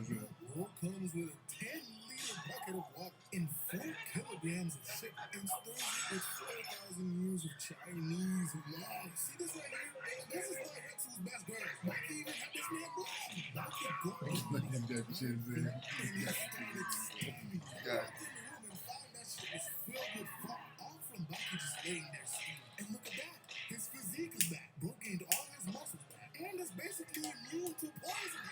Anywho, the next fight in the tournament is Kaku Kaio versus Kaio Sama. And Bro gets humiliated the worst out of everybody. And Mans really thought he was him, not gonna lie. Bro goes for a kick and only got the blasters. And then Kaku Kaio goes behind his man, hits him in front of everybody, and proceeds to flip this man in his balls, putting this nigga out of commission for life, but he is cooked. Mans is not going to have any kids in the future. After getting humiliated like this, Bro goes backstage and tried to pick a fight with Yuji. Bro throws a kick only to be grabbed by his face and smashed in the ground. Imagine taking 2 L's back to back without landing a single hit. Bro lost the match, his dignity, any respect he ever had, and his ability to have kids, all in less than 10 minutes. Now the next fight, alright, I forgot to mention, Dorian is somehow in this match. And as you can see, Bro is a shadow of his former self. He ended up getting clawed by this dude who claims his body is like diamond. But afterwards, this man wasn't satisfied. So he requests to fight Biscuit Oliver instead. And this nigga made the mistake of allowing Biscuit Oliver to get the first hit. So Bro literally walks up to him, puts his hand on his head, and falls this man. Like, bro, I felt that shit in my own spine. There's no walking. Like, bro, what can you even do after this? Anyway, after that, I can't even call this a fight. After that fighting, we have Kyle Jocko going up against Kyle Jin. And Kyle Jocko is the scummiest nigga in this world. Bro tricks this man Jin by coming up to him with his hand down for a handshake. Once Bro let his guard down, he gets grabbed and flipped, and then Bro breaks his hand, finishing him off. Now, man, this was happening. Baki thought it was a good idea to challenge Yujiro to a fight. And yeah, it didn't end well. Bro got put through a fucking wall. But next in the tournament is Kaio Retsu going up against Kaio's son. Bro pulled up, showing off his big string by breaking up these 10 rings in his hand. But Retsu was like, bitch, I know a 19-year-old in Japan that can rip a chunk out of a deck of cards with 2 fingers. As expected, Kaio's son gets bitch and loses to Retsu. Had this man ass tooted up on a Tuesday afternoon. After this, can somebody explain to me why this Chinese team is getting bitched right now? We done lost all matches against the opposite side, except for Retsu. So he blames the 3 others, asks them to put their hands on top of each other, stabs them, and chops that shit off. Retsu say, y'all deserve this for raising these weak-ass niggas and giving them the title of Kaio. And he decides, alright, we're changing the rules. We have 2 teams now. The Chinese coalition going up the Japanese and American. And Bro brings in his son, Shunsei, and Mr. Hand Pocket over here. The other side agrees, of course, and we get to the first fight. Hand Pocket, who stands up using his fire, going up against Oliver. Now, Hand Pocket is known as Mr. Unchained, and Oliver is known as Unchained. So this was a battle to see who's the real Unchained. Now, Hand Pocket started off strong, dogging Oliver every time, because Bro could not understand this Hand Pocket thing that Bro was doing. So Oliver decides to cover this man by shoving his hands in his underwear. So Bro finally took his hands out of his pockets, gets peeved, and goes crazy on this man, Oliver. But Oliver wasn't worried. He slowly took his hands out of his underwear and whacks this man's on his shoulder, knocking this man to the floor. Bro gets up with the quickness, and Mans is angrier than ever. Oliver gets close and was about to pull his hands out of his underwear, but Bro was faster and hits him with the 1-2 and puts his hand back in his pocket like that shit was a holster. And then Bro proceeds to kick this man in his balls. Like, what's up with Baki characters and kicking people in their balls, bro? Like, what is wrong with you people? And then Bro hit him with the 2-piece using the lemon pepper stepper, followed up by straight up an assault of attack. He was beating the shit out of this man Oliver until Bro gets his head grabbed and got the headbutter through. Even Yujiro said he wouldn't want to get headbutted by Oliver. And Bro proceeds to do it 2 more times to this dude, finally getting this man out of his misery. Now Kaku was backstage, like one of RDC World's kids, bruh. Bro in the locker room like, the fuck is wrong with y'all? We just lost the first next match, Shunsei pops up and said he's gonna kill all four. And bro was eager to get into the fight too, so he went up against Baki. Bro comes into the ring ready to fight, running towards this man Baki and throwing a punch. But ladies and gentlemen, this is where the embarrassment starts. Bro gets weaved, brain rattled, followed by the meanest uppercut I have ever seen. And while Bro is collapse, Baki ends it with a kick. Bro got KO'd in 2 seconds, and Bro is talking the best shit. Afterwards, Kaku's like, hey bro, are you sure we're related? Because there's no way you got laid out in 2 seconds. Now the next fight was Retsu going up against scummy nigga Jaku. Of course he starts this off by trying to get a handshake to trick him into the first hit, only to be countered by Retsu and tossed. So Bro comes back a second time with a handshake. Tried to flip Retsu, only to be countered and flip himself. Bro, this was basically the entire match. This man trying to trick Retsu, Retsu going for the handshake, and him trying to pull off some shit only to be countered. This was one of the most embarrassing fights in Baki, not gonna lie. Bro tries again to get Retsu, only for Retsu to go crazy and beat the shit out of this man. But after that, he actually gets Retsu, flips him, put him in an armbar, and breaks that shit. After that bullshit, the peanut gallery was ready to jump this man, but they were stopped by Retsu. Now, Chaku thought just because Retsu lost an arm, it would be a fair fight. Well, ladies and gentlemen, that shit was not fair at all. Bro was getting pressed. Retsu grabs this man's hand with his toes and flips him. While on the ground, Retsu almost kicked his ass, which had this man shook. Anywho, he ends up getting excited about this fight now and start throwing hits, only to have them shits weaved and blocked. So he goes for Retsu's ankle, apparently pressing a point in the ankle that hurts the most, according to Baki logic. Retsu starts falling, so Jaku kicks him, and while falling the other direction, this nigga Retsu grabs him by his beard with his bare toes. That has to be a new level of disrespect, bro. Because grabbing a man's face with your fucking feet is absolute insanity. Bro flips Jaku and rips off his beard in the process. Bro came from Vsauce, Michael here, to General Burnside. After this, bro decides to fix Retsu's broken arm. But ladies and gentlemen, this was the beginning of the end. Because after this, Retsu proceeds to beat the brakes off this man. Bro got beat so bad, he ended up in the fetal position. Like this shit was a fucking tornado drill. Bro starts celebrating, and when Retsu got close, he headbutts the fuck out this man. Of course, Retsu get mad and gives this man the knee drop of doom on his back. Even Robin would be proud of him. After that, Retsu goes in on this man's back, bro. And when he sees that he's not doing any damage, Retsu forced his ass to stand up by hitting a pressure point. And then bro finished him off with a ass.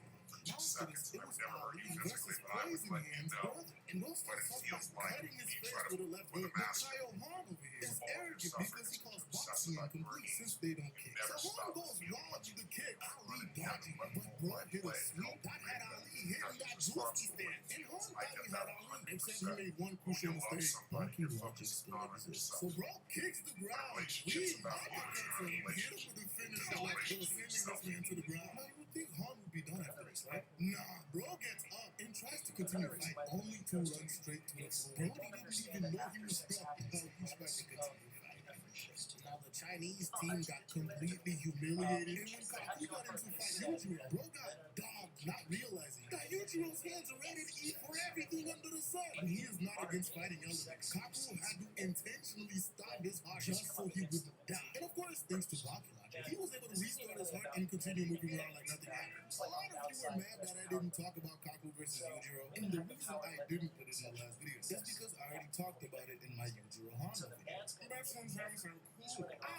JP Talks presents Yujiro forcing an old man to stop his heart intentionally so he wouldn't die. And yes, I know that sentence makes zero sense, but welcome to Baki. Now Yujiro and Kaku pulled up to the arena, and Yujiro is looking enormous. They say this is peak brute strength versus peak technique. I say this is peak nonsense. And Yujiro throws the first punch, and we see Kaku fly off like a plastic bag blowing in the wind.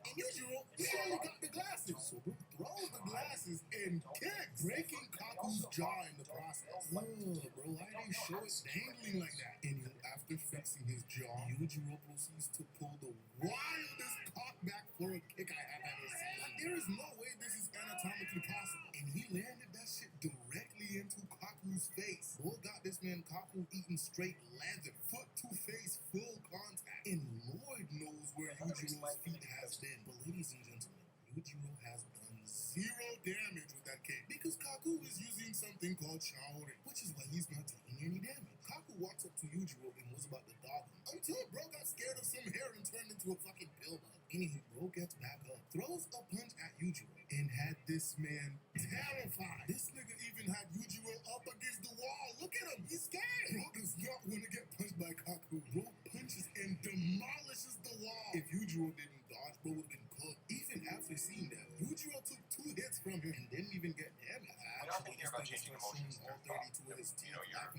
instinctively where you go. Bro flips Yujiro, and when he saw that Yujiro was still laughing, man tossed his wheel at his ass until he got this shit from his nature, which he jumped on, breaking the entire field. Anyways, Kaku goes and punches Yujiro again. As if, like, that's what it's called. He used Chowdy. Mind you, Yujiro just learned what Chowdy was. And then bro was like, I am never using this shit again. Bro goes, Cock backs his hand and sends Kaku flying. And ladies and gentlemen, this old man is 126 years old. And Yujiro does not give a flying rat's ass. He's gonna go full force against this old man. Kaku lands, only to be confronted by Yujiro's fist coming from I can't see that. I can't see whether you're afraid or not. So he let's had just that stick one from guy the outside. floating, and bro was ready to throw another hit, but Kaku kicked him, forcing him to block. After this, bro runs, punches Kaku, and got countered by a kick to the face. And look at the kick this man retaliated. Bro had Kaku wrapped around his legs, bro, and bro hits another one.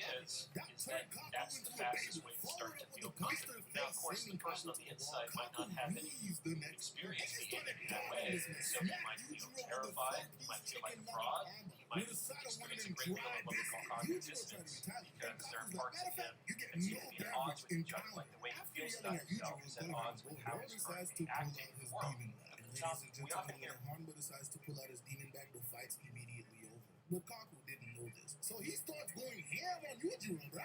Uppercut, left, right. None of it was doing shit to Yujiro. Bro even got his hands in his pockets while this old man is wailing on him. Yujiro, getting tired, just lifts his hand, claps this man's ear, and followed it up with a punch. If that shit had landed, Kaku would have been done. But after the medics came, they pronounced that Kaku Kaya was dead. Except what Kaku did was stop his heart somehow, so Yujiro wouldn't kill him. And when they got backstage, Bro got up and walked away like nothing happened. So yeah, that was Yujiro beating up on an old man. Now let's get to the topic of this video. 5 different death row inmates, without any knowledge of each other, decides to break out of prison in the most bombastic way they could think of. Find their way to Japan to taste the defeat. Now we're going to be going on a character by character basis, following each inmate to when they finally tasted defeat. And I'm going to start off with Doyle, because I think he's one of the most interesting inmates. Now, Doyle's bombastic escape starts with the electric chair. They tried to fry this man from the inside out, and it did not work. Bro got behind the first 2 security guards and smacked their heads together. And by the time the last one pulled out his gun to shoot, man's face was already destroyed by a punch. And Doyle is like, I think I said waited like 10 more seconds, I would have been dead. But nah, he decides to head to Tokyo, Japan. When he gets there, the first thing he does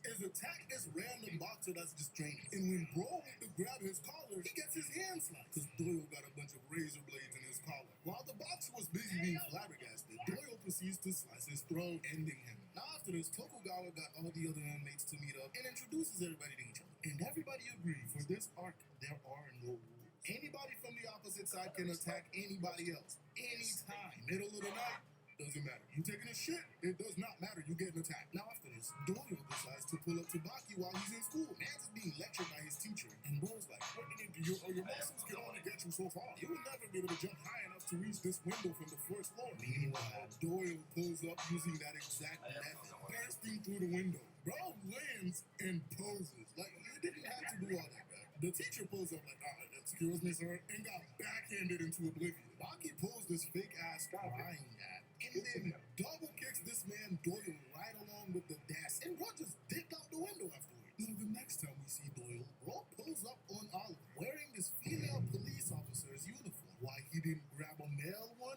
I don't know. Bro was just feeling himself that day. He even made sure to put on some lipstick to look good. Now, Oliver decided to make the mistake of drinking whatever this man brought. And when Doyle took off his wig, Oliver was flabbergasted. Like, bro, he didn't know. So they told me this man got fooled by this 6 feet tall, muscular, strong, jaw-ass nigga in a wig. And he was looking at a picture of him. Bro tries to throw the coffee at Doyle, but got caught and had that shit splashed in his face. Followed by Doyle slicing this man with his blades. And this, ladies and gentlemen, is where we noticed that this man is wearing some cheap underwear. And this is why I decided to do Doyle's story first, because there's some lore behind the underwear.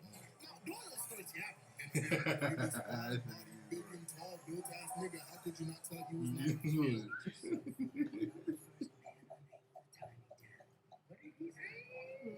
yo, this man is straight up zesty, dog. Oliver starts combing his hair so he could look good while he beat Doyle's ass. But once he's ready to fight, man's just fucked. He's confused. And it's because Doyle's blade was coated in a powerful hallucinogen. Bro proceeds to hit Oliver straight in the mouth with the heel. And when Bro got back up and started walking towards him, he pulled the same move on Oliver that he did when he first escaped. Had that man falling head first to the ground. Bro thought he had Oliver. Until his ankle got grabbed, and Oliver spins him around like a helicopter and spikes this man in the ground, shaking the entire building. Luckily, though, Doyle protected his head before he hit the ground, but Mans was still down there twitching when he was done. Oliver goes to pick him up, only to get cut by the razors in his collar, punched in his face, and then stabbed. While Oliver was over here flabbergasted that he got stabbed, Doyle hops in the air and starts comboing his ass, sending Oliver to the ground. Bro gets up, pulls the knife out, and by the time Sonoda and Shibukawa got in the room, Doyle had already escaped. Now, who here enjoys riding the train?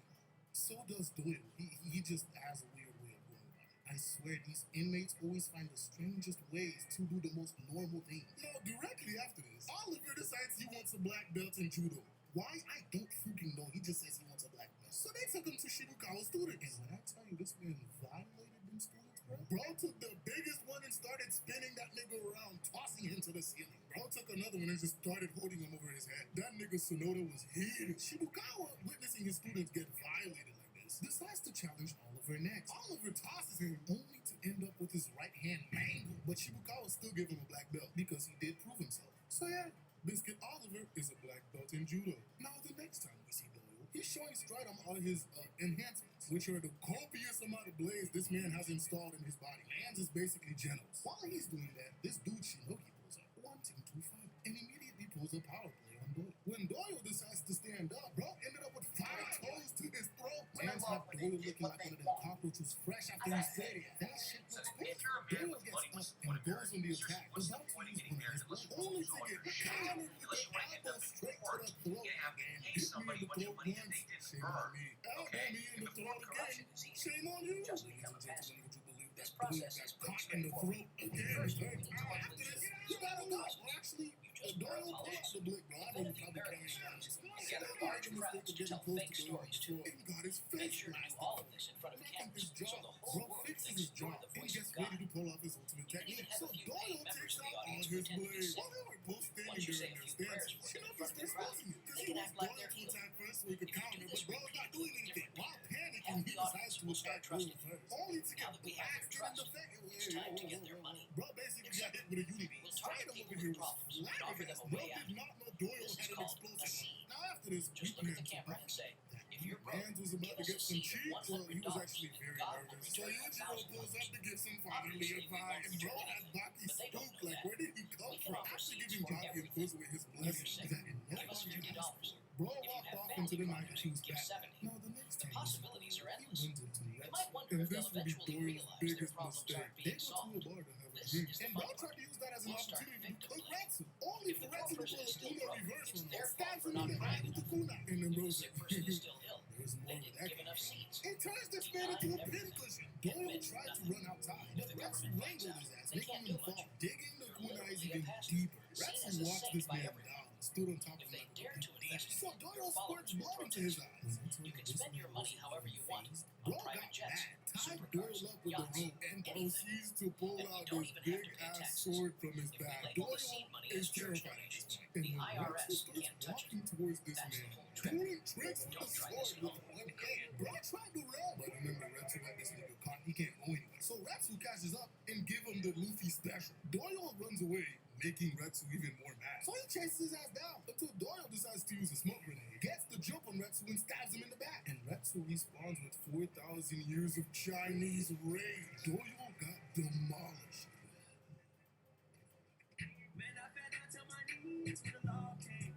Doyle is on the ground, and bro starts putting in his reservations like, damn, is this what defeat tastes like? Nah, not enough. So So Retsu starts pulling out something from his pants, a collapsible staff, and man started going wild. But he was just removing the kunai. Doyle, while on the ground, starts yapping, and bro tried to pull the same fire trick that he used on Shinogi, only to end up with Retsu's foot in his mouth. And then he just started whacking the fuck out of him with the staff. Looking at this, bro, I would never want to be on the receiving end of 4,000 years of Chinese rain, because Retsu really went ham on this man. But right when Retsu was about to finish Doyle, he gets stabbed with a needle. And it's none other than Jack coming in for the save. After this, Doyle makes one of the most interesting choices in this show. He decides to protect Retsu from these two goobers who tried to rob him. Bro pulled a couple of Uno reverses and sent them niggas packing. Once Retsu wakes up and notices what Doyle has done, he decides he needs to get this man treated as quick as possible. So when Bro happens upon a lake, he decides going to the bridge is too much work. Or rather, it's too far away. So he has a better idea. Run across the water. Ladies and gentlemen, this is peak Baki logic right here. Anywho, Bro ends up getting Doyle the help that he needs and cooks food for this man. And again, I do not care what you guys say, Retsu is best wife. Anywho, Doyle didn't stay long, because Bro came back to the dojo, thanks Katsumi in the Shinshinkai dojo for donating their blood and saving him. And then Bro proceeds to blow up the entire dojo. Right after that, Bro runs into Dopo, and Dopo's like, bro, like, it's the darndest thing. Oliver went out for a midnight stroll and got struck by a meteor, and Retsu fell into a crack during an earthquake and died. I guess it's up to me to beat your ass. He throws his hat, and by the time Doyle sliced it, man's had Dopo's entire fist up to his face. After pulling off this power play, he leads Doyle somewhere so they could fight. When they get there, Dopo just starts talking shit and rage baiting the fuck out of Doyle. Bro gets so mad he attacks only to be blocked, and then gets pummeled by Dopo. After this, Bro wakes up somewhere to find no one else but Katsumi sitting waiting for him. Katsumi kicks this man in the face, and Bro's like, I'm gonna keep knocking you down until you get defeat. Bro wakes up again, and Katsumi is reading the gun. Bro tosses the brick into his mom, and when Doyle attacks, Bro gets blocked and countered by getting demolished by straight feet dropping. The next time Bro wakes up, Katsumi is getting treated by a doctor. They give him some food, and while eating, Katsumi rage baits him. So he attacks, only to get his foot swept and dropped, and then Bro hits him with the final downward strike. When Doyle wakes up again, Katsumi's gone. And the student left there to give him the message tells him, yeah, bro, Katsumi said you win. After all of this, Doyle did have a change of mind and became close with Katsumi. And he was planning to leave Tokyo, to which Katsumi helped him out. And that's when Doyle ran into Yanagi, who ended up blinding him completely. After this, bro goes into a cave. And who else but Oliver decides to pull up in the cave. How he found Doyle, I don't know. Alright, broski, hand him over. You heard me, nigga. Hand him over. What? The leopard print, my nigga. Hand him over. I'm here to get him.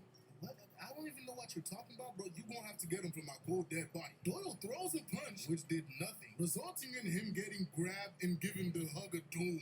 Bitch ass nigga, you going home with your balls in the way. Now, the reason I mentioned these leopard print underwear is because later in Baki, when Baki goes to prison and challenges Oliver to a fight, he got on the same underwear. Now, I was fine with stopping there, but when I went to Reddit, I found this conversation. Somebody says Yujiro also has some leopard print underwear. Somebody else responds, there's only one leopard print underwear in Baki, and Oliver lends it to Yujiro whenever he needs it. Now, somebody else came and expanded the lore even more. Yujiro arm wrestled Oliver and won, and apparently for his prize, it was the leopard print underwear that he stole from Doyle. Ladies and gentlemen, I present to you Ryuko Yanagi, one of only 2 prisoners in this arc that actually met Yujiro. Now, how did we get to the point where he's getting his jaws demolished by Yujiro? Well, this is the story of Yanagi. Bro is so dangerous, they put him in a glass cage with nothing but his ass out. They also say that glass is strong enough to handle an RPG being launched at. So Yanagi pulls up, puts his hands on the glass, and demolishes it. Chops the first guard, and blows the other guy's entire organs out of his ears. And then he heads to Japan. First stop is Shibukawa. They have a conversation, and as a power play, Yanagi throws a boiling pot at this man and has a weapon pointed at his face, telling Shibukawa he ain't shit. Now, the next time we see this man, he pulls up to Baki at school. Bro almost catches Baki lacking and had that nigga dodging for his life until Shibukawa pulled up out of nowhere, throws a pot of water at this man, and that nigga was freaking out until he realized that the water is cold. He tried to attack Shibukawa and got his jaws grabbed and spiked to the ground, feeling humiliated. Bro attacked Shibukawa, destroying his glasses and cutting him, cause bro had a tiger claw. After this, Shibukawa was like, yo Baki, help me jump this nigga. And they started jumping his ass. Had that man doing flips like he was Spider-Man.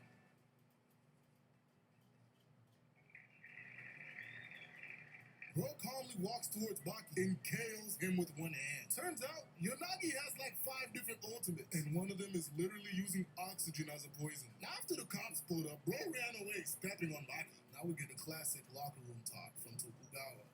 You niggas suck. How did you niggas lose? You got your whole hand cut off. And Baki, you niggas y'all jumped him. How did you niggas lose a jumping? Man, y'all niggas is sorry. He gets grabbed by Hanayama, and he's like, let go of me, nigga. Damn it. I put money on you niggas. Got this shit. Now y'all got me losing all my money, bro. No fault wrong with y'all. I was bragging to everybody that y'all was them, bro. Like, you niggas are supposed to be them. How are you losing? Now, after Baki finally did the deal with Kosuke, this nigga pulls up literally the next morning, challenging Baki to a fight. And Baki beat the brakes off. So he pulls out another ultimate technique.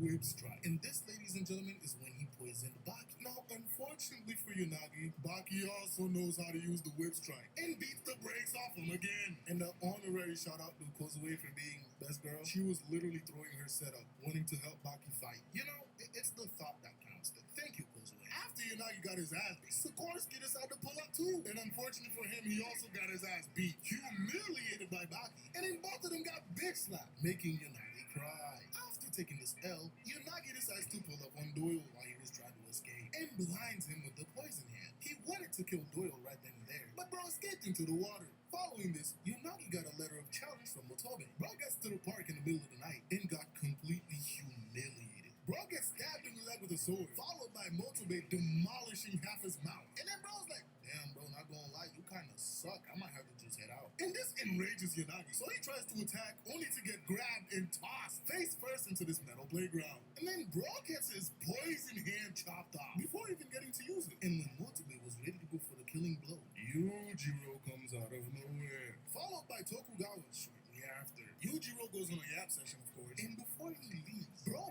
backhands the fuck out of Yanagi, demolishing what was left of his mouth. And so Yanagi finally tastes defeat, or Yujiro's backhand. Now Spec, out of all the prisoners, was the first and quickest defeat, but his story is funny nonetheless. Just like everybody else, Spec made a bombastic escape, because this reporter decides he wants to go and talk to Spec, so they make him remove everything, including his belt. Unfortunately for him, when he gets to Spec, bro is not there in his cell. By the time he alerted the guard, bro was already done, and Spec escaped to the surface, murdering 5 more guards. After this, bro decides to pull up to Baki first. Now we pan to Baki, who's in the park dealing with literal lunatics. One of them got a ball and chain weapon. The other guy got a big-ass machete. And the school bully even had a blick with him. Of course, all of them ended up failing miserably. The dude with the machete that he calls the knife pulls up, but was stopped dead in his tracks when Baki somehow telepathically broadcast to his dome how he was gonna demolish his face with a punch. Baki made the dumbass with the ball and chain hit himself in the face. And the dude with the butterfly knife thought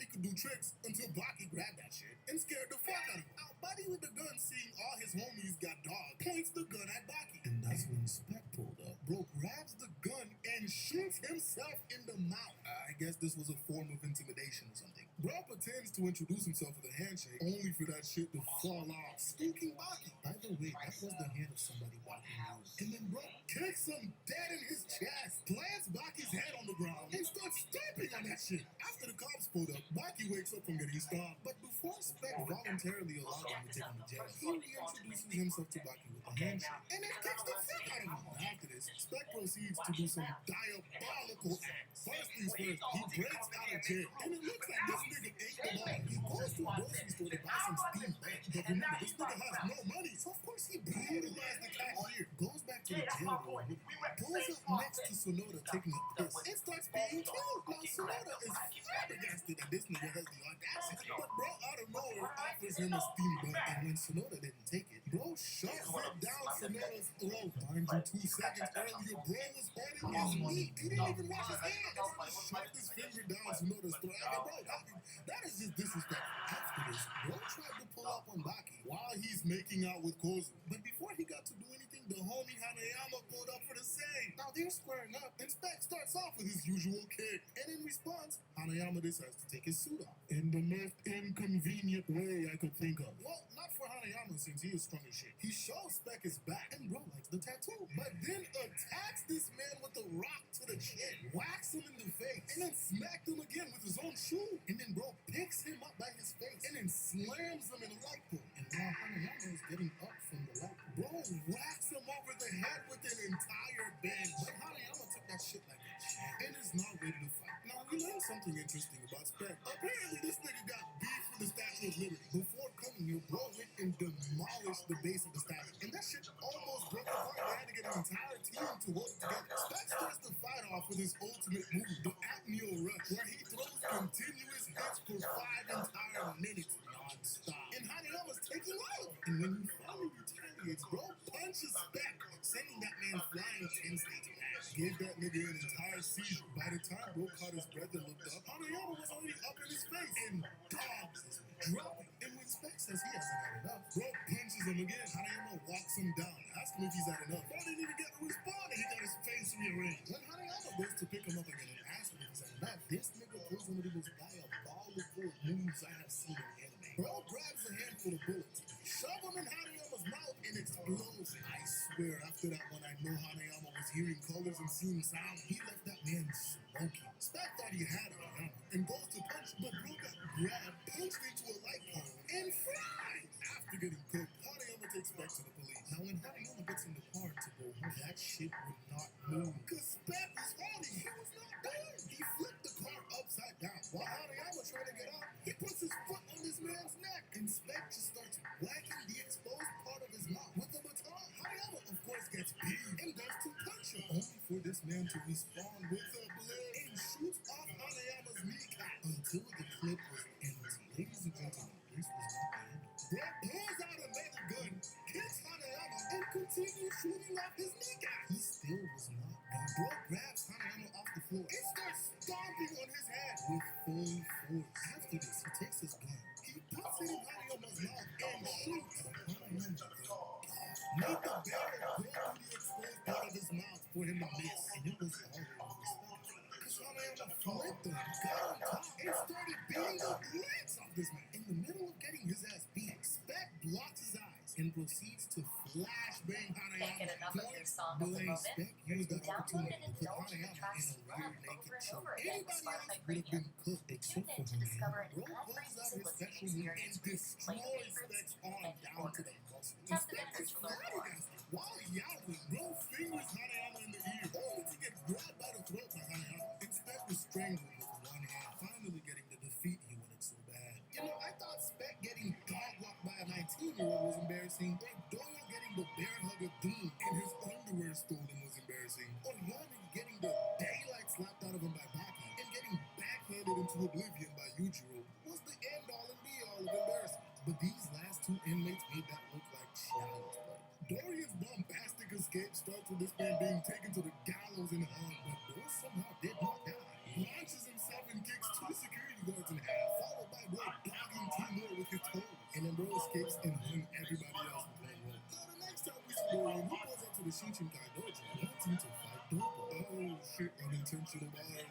Anywho, Katsumi yells at him to take off his shoes. He does it, but kicks Katsumi straight in the mouth with his nasty ass feet. And while Katsumi is still flabbergasted, Bro jams his fingers in his eye and starts strangling this man with his own black belt while dangling. Katsumi retaliates with a kick straight to the snout, followed by a straight knee to the dome, dropping Dorian, but that was not enough to take out Dorian. And Dorian responds with a floorboard to Katsumi's throat, and then he tries to walk out. But that's when Ratsu pulled out. Big dog, take care of that to the middle. So Dorian pulls a climbing trick and launches him. Is that a man's hand? And he ended up almost getting Retsu's eye. But Retsu did retaliate with his own double kick. After this, Bro decides, it's time to head out. And proceeds to flambe Retsu. But since Retsu has 4,000 years of Chinese martial arts on his side, he puts the fire out. Now the next time we see Dorian, he's walking with Dopo until Retsu pulls up to get his get back. Anywho, Dopo throws his bag of random bullshit into Dorian's face, followed by the wildest kick to the dome, dropping Dorian to his knees. Man, I fell down to my knees. The law came down. Bro tried to fry Dopo like he did with Retsu, but Dopo pulled out his ultimate defense and that shit didn't work. Unfortunately for Dopo, his perfect block wasn't ready for his head to be chopped off. Instead of falling to the floor crying like I would, this man thinks Dorian and punches him harder than before with the fucking stub of his arm. And then niggas disappeared after putting Dorian on his ass. After this, Dorian pulls up to Tokugawa's locker room top, ready to burn the entire house down. Unfortunately for him, Katsumi pulled up and dogged his ass. And then bro sets him on fire. After being flambéed, Dorian attacks and almost gets Retsu. And then bro proceeds to pull this shit. Mans really thinks he's the armor titan. Anywho, bro starts challenging everybody until Kato. He tries to sweep Kato, but bro dodges. And then this man slices off his ear while bro's on the ground. Dopo kicks him, and that shit looks painful. Now, unfortunately for Kato and Katsumi, they got caught in this man's wire, and we're about to get diced into pieces. But Dopo came in for the save. After this, Dorian gets so flabbergasted, man's regurgitated an entire grenade and blew the place up. After this, he escapes into the sewer, but Kato followed him and tried to get into a fight with Dorian in his own domain. Ladies and gentlemen, it didn't go well for this man, because bro got pummeled, beaten black and blue, and this diabolical ass nigga zips him up in a punching bag and leaves him there for Retsu to find. And then bro casually goes to a restaurant to have dinner in this trash ass disguise, but they already knew it was him. And all the Shinchinkai students from all walks of life decide to escort him that night to an amusement park for his execution. When bro gets to the entrance, he proceeds to dog one of the Shinchinkai students to show them that they weren't shit.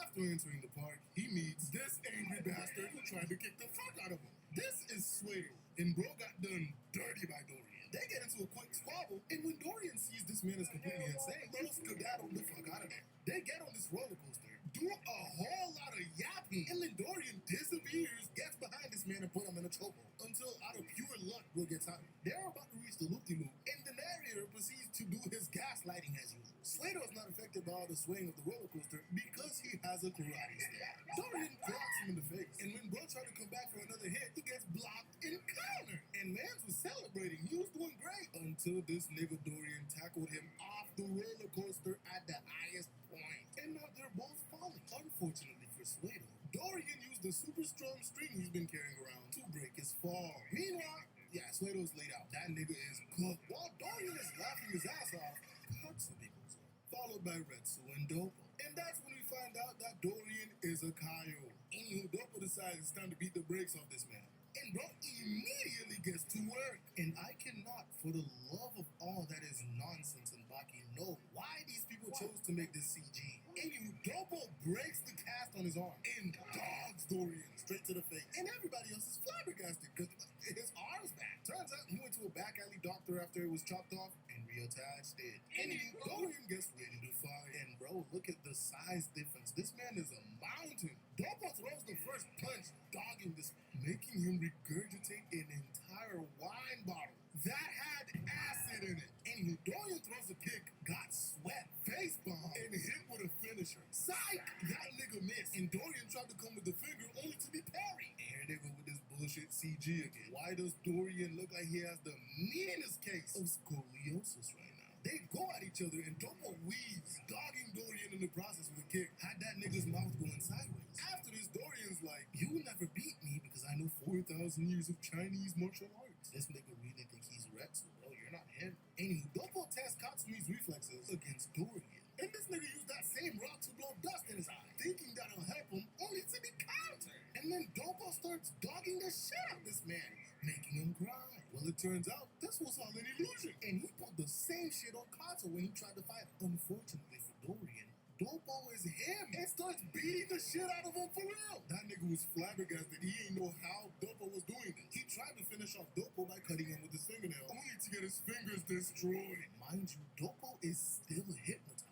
Bro tried attacking with a blade in his shoe, got blocked and countered. Dopo walks him down, talks some shit, and then kicks him in the broken hand. And then Bro starts punching him dead in his chest, demolishing his ribcage. And Dopo didn't even finish him off. Fans bring Kato fresh out the hospital. Bro was still in a coma in the wheelchair. This nigga Kato walked up to Dorian with so much aura. Man's got terrified, teeth chattering and everything. Mans was crying with liquid coming out of every hole in his face. Now, after being humiliated this badly, you think Dorian would finally accept his defeat, right? Well, that's where you would be wrong. Because bro escapes out of the hospital, goes to Dopo's house, hits him with an explosive point blank to the face. And then this nigga just starts singing like a complete lunatic. Unfortunately for him, he runs into Retsu outside. And bro got punched with 4,000 years of Chinese martial arts rage. The real stuff. Not that bullshit Dorian was talking about earlier. And yeah, Dorian got punched so hard, his brain reverted back into a child. So yeah, that was Dorian's defeat. Not to mention he got bodied when he went to the Right Eye tournament. But next up, after Doyle, we have who would be considered the cockiest inmate, Sikorsky. Now, Sikorsky has a thing for peeing on people. I don't know why? Because literally after he escaped, he completely clobbered Russia's best athlete. And his way of telling people that he's going to Tokyo, Japan, is somehow writing it with P on the wall. Anywho, bro gets to Japan and immediately starts wreaking havoc. Tokugawa was talking to this dude, and bro saying if there's a ring and a paycheck, he'll fight anywhere. So Sikorsky pulls up, puts some plates on his head, and when bro got mad, man stabs him in both his hands, followed by carving his fucking face. And here goes this nigga. A match is a match, nothing more. Anywho, they're loading bro into the ambulance. His mentor tried to attack Sikorsky, only to be weaved, countered, and then dropped on his knees. And then bro made the mistake of talking shit afterwards, talking about some by the time I'm done with you. While by the time he was done with that sentence, nigga had two big ass Russian boots heading straight towards his face. And then bro goes and carves his face too. That's like Sikorsky's special move, bro. After that, Tokugawa took all the inmates to meet up and introduce their opponents and each other. Following that, Sikorsky gets jumped by Kanji Igari. Oh yeah, that's the name of the mentor guy. He did show up earlier in Baki during the underground tournament. Fought Baki and lost. But yeah, they jumped Sikorsky and took him to a random gym. And then this nigga pulled out the blick and shot this man like 5 times. But bro was wearing a bulletproof vest. And bro proceeds to dog the nigga that had candy in his mouth, slicing his face. Followed by the next guy getting his ankle and his thigh sliced, dropping him. And Sikorsky's so proud of himself, bro. And then Kanji proceeds to get on the floor on his knees, begging this man to let him live. But this nigga Sikorsky is something else. Bro jumps from the ground and drop kicks this nigga. And while Kanji crawls away, Sikorsky grabbed a barbell with all its weight, holds that shit like it was the Buster Sword, and just starts whacking this man with it. While Kanji is on the wall, bro just starts launching dumbbells at this man. Kanji looked like he was done after that, but Sikorsky, he wasn't done. This nigga Sikorsky pulls up, whips his meat out, and pees on him. Bro wakes up and tries to attack him mid-peeing and gets his throat sliced. And bro just dipped after he was done. Now after this, we pan to Baki walking with Causeway. When these 4 idiots made the mistake of trying to rob him. After the first 3 saw his eyes, they were too terrified to move. And bro just casually flips the 4th guy over his shoulder with one arm. And look at bro, he still doesn't know what the fuck just happened. After this, Baki takes Causeway home. While in her room, Causeway gets a visitor. And bro tells her, make one noise and both you and your mother are dead. And then he made the mistake of giving her the chance to yell for Baki. And bro immediately gets a foot to the face. After that, bro grabs him, headbutts the fuck out of him, and then tossed his ass out the window when Sikorsky tried to go for an attack. But unfortunately for Baki, Sikorsky accomplished what he came to do. Kidnapping Causeway under the orders of none other than Yujiro Hanma. Now after this, they show you how much of a dog Oliver is by tanking shotgun shells and punching a man so hard out of a fucking window that he died before he ever landed. And while on a ride with Sonoda, bro just hops out the moving car to go see an old friend, none other than Yujiro. Meanwhile, Baki also gets there and finds Causeway. Now before this, Sikorsky made the mistake of trying to fight Yujiro and almost lost his fucking life if Oliver didn't come in for the save. Now Baki shows up, gets immediately pissed, and attacks Sikorsky, but he blocked and still got pushed back to the window. Then Baki pulled up again like the rebound king with another punch, cracking the window, followed by a roundhouse, an uppercut, and a punch. Bro was so mad he did like 3 different hits in one frame. And bro just kicked Sikorsky out the window. Oliver's like, oh shit, bro, you just took your first body. Congratulations. And Baki still being mad as shit, kicks Oliver so hard, bro started floating, followed by a punch to the face. Oliver still flabbergasted, didn't even get to land. And bro kicks in his kneecap, sending him straight into the uppercut. Oliver ate that uppercut, and Baki couldn't even pull back his fist. Now why this nigga decided to attack Oliver, I don't know. Bro literally had nothing to do with the kidnapping of Causeway. Now unfortunately for Baki, Sikorsky climbed up the building and pulled up behind him like a booty bandit. And Baki wastes no time going on the attack. But bro was weaving his shit. Baki's like, bruh, you fell like 27 stories. How are you not dead? And Sikorsky explains, compared to where he escaped from, climbing up the building was a piece of cake. So Baki decides he's gonna keep throwing his ass down until he dies. Sikorsky attacks and gets weaved, tried to throw a kick and got blocked. So bro resigns to just throw glass in Baki's eye, followed by a headbutt. But when Baki blocked, he ends up with thumbtacks in his hand. Brody was flabbergasted. That shit didn't last long because he got hit with a stick meter special. Sent Baki flying to the ground, still confused about the thumbtack. But the police pulled up, so Sikorsky had to dip. And unfortunately for him, Baki pulls up to his hideout mid-shower. And bro's like, hey, I ain't say to put on your pants, bro. You gonna have to fight me with your balls out. Yeah, and calling this a fight is general, because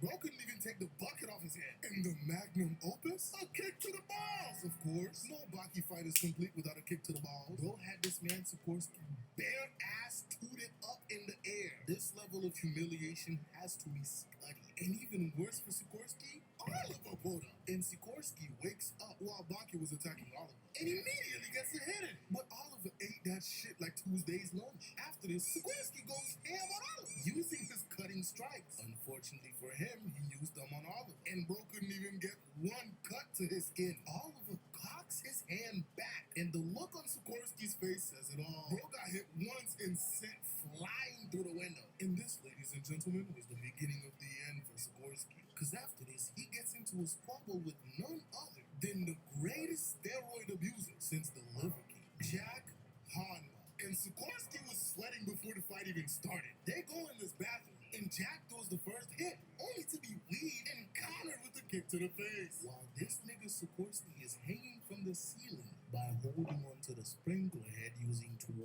fingers. Jack's like, I bet! And bro starts yanking his ass. But Sikorsky was not gonna go that easily. Bro starts kicking the fuck out of this man's face. Jack finally gets his ass down and immediately gut checks him. Now after this, and I cannot for the life of me tell you why, these niggas hop into a random telephone booth, completely ignoring the nigga that was talking to his shawty. And they just start throwing hands. Sikorsky was elbowing the fuck out of Jack, followed by knees straight to the chin. When Jack finally throws a punch while getting headbutted, he breaks the glass. Sikorsky tried to run, but Jack uppercuts the fuck out this man, sending the entire booth flying. It lands on its side, and Jack picks up Sikorsky by the collar, landing another punch straight to the chin, flipping the booth upside down.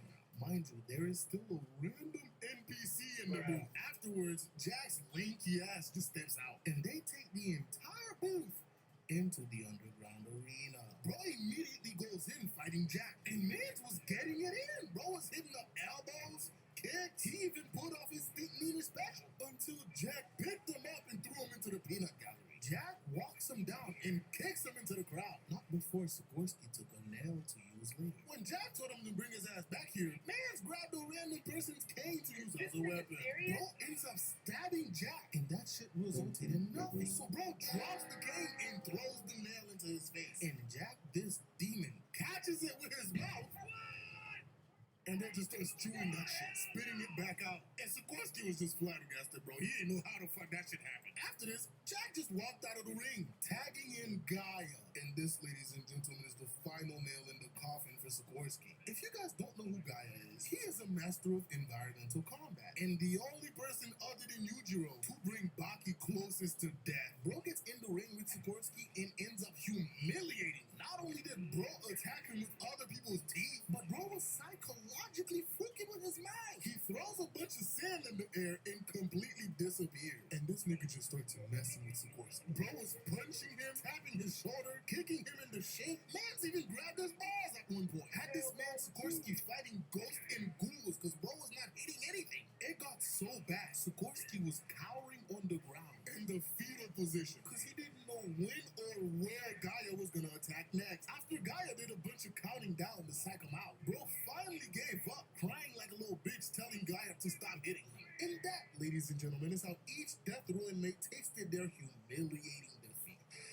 In the show Baki, the word menace is synonymous with breathing. That show is filled to the brim with straight up menaces, like Yujiro. If you know the heinous things that this has done, yeah, you'll understand. We also have niggas like Retsu who decided to run on water for some reason. Like, who are you, nigga? Jesus? Like, bro, this show is so weird. And they will sit there and try to explain it all with martial arts, which is straight up bullshit. Telling me this man Yujiro walking through glass and it popping back in place can be explained with martial arts, bro. Yeah, bro, you have to turn off a portion of your brain to watch Baki. Anywho, today we're gonna be looking at some instances where Baki was straight up a fucking menace. And the first instance we're gonna get into is Baki making a joke of Ali Jr. Alright, so this whole thing started with Ali Jr.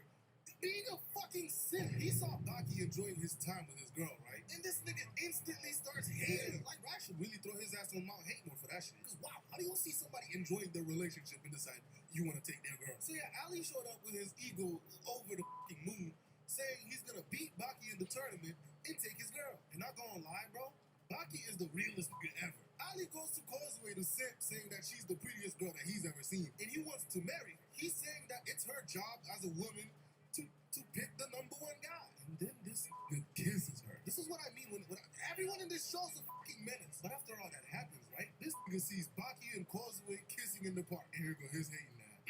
Excuse me, I need to talk to you, homeboy. Baki, I'm marrying Causeway. Is this nigga serious? Bro, this nigga has the audacity to come out of nowhere while they kissing and just declare that he's marrying this nigga's girl. And Baki being a little menace here, he's like, hey, bro, you don't have an ulterior motive, do you? You know, like pissing me the off. And then here he goes. I'm approaching Causeway as a man. And this is why I say Baki's the realest nigga alive. Baki responds, hey yo, Causeway doesn't belong to anyone, homeboy. Causeway's like, hey, what do you mean? I'm your girlfriend. And Baki responds with this.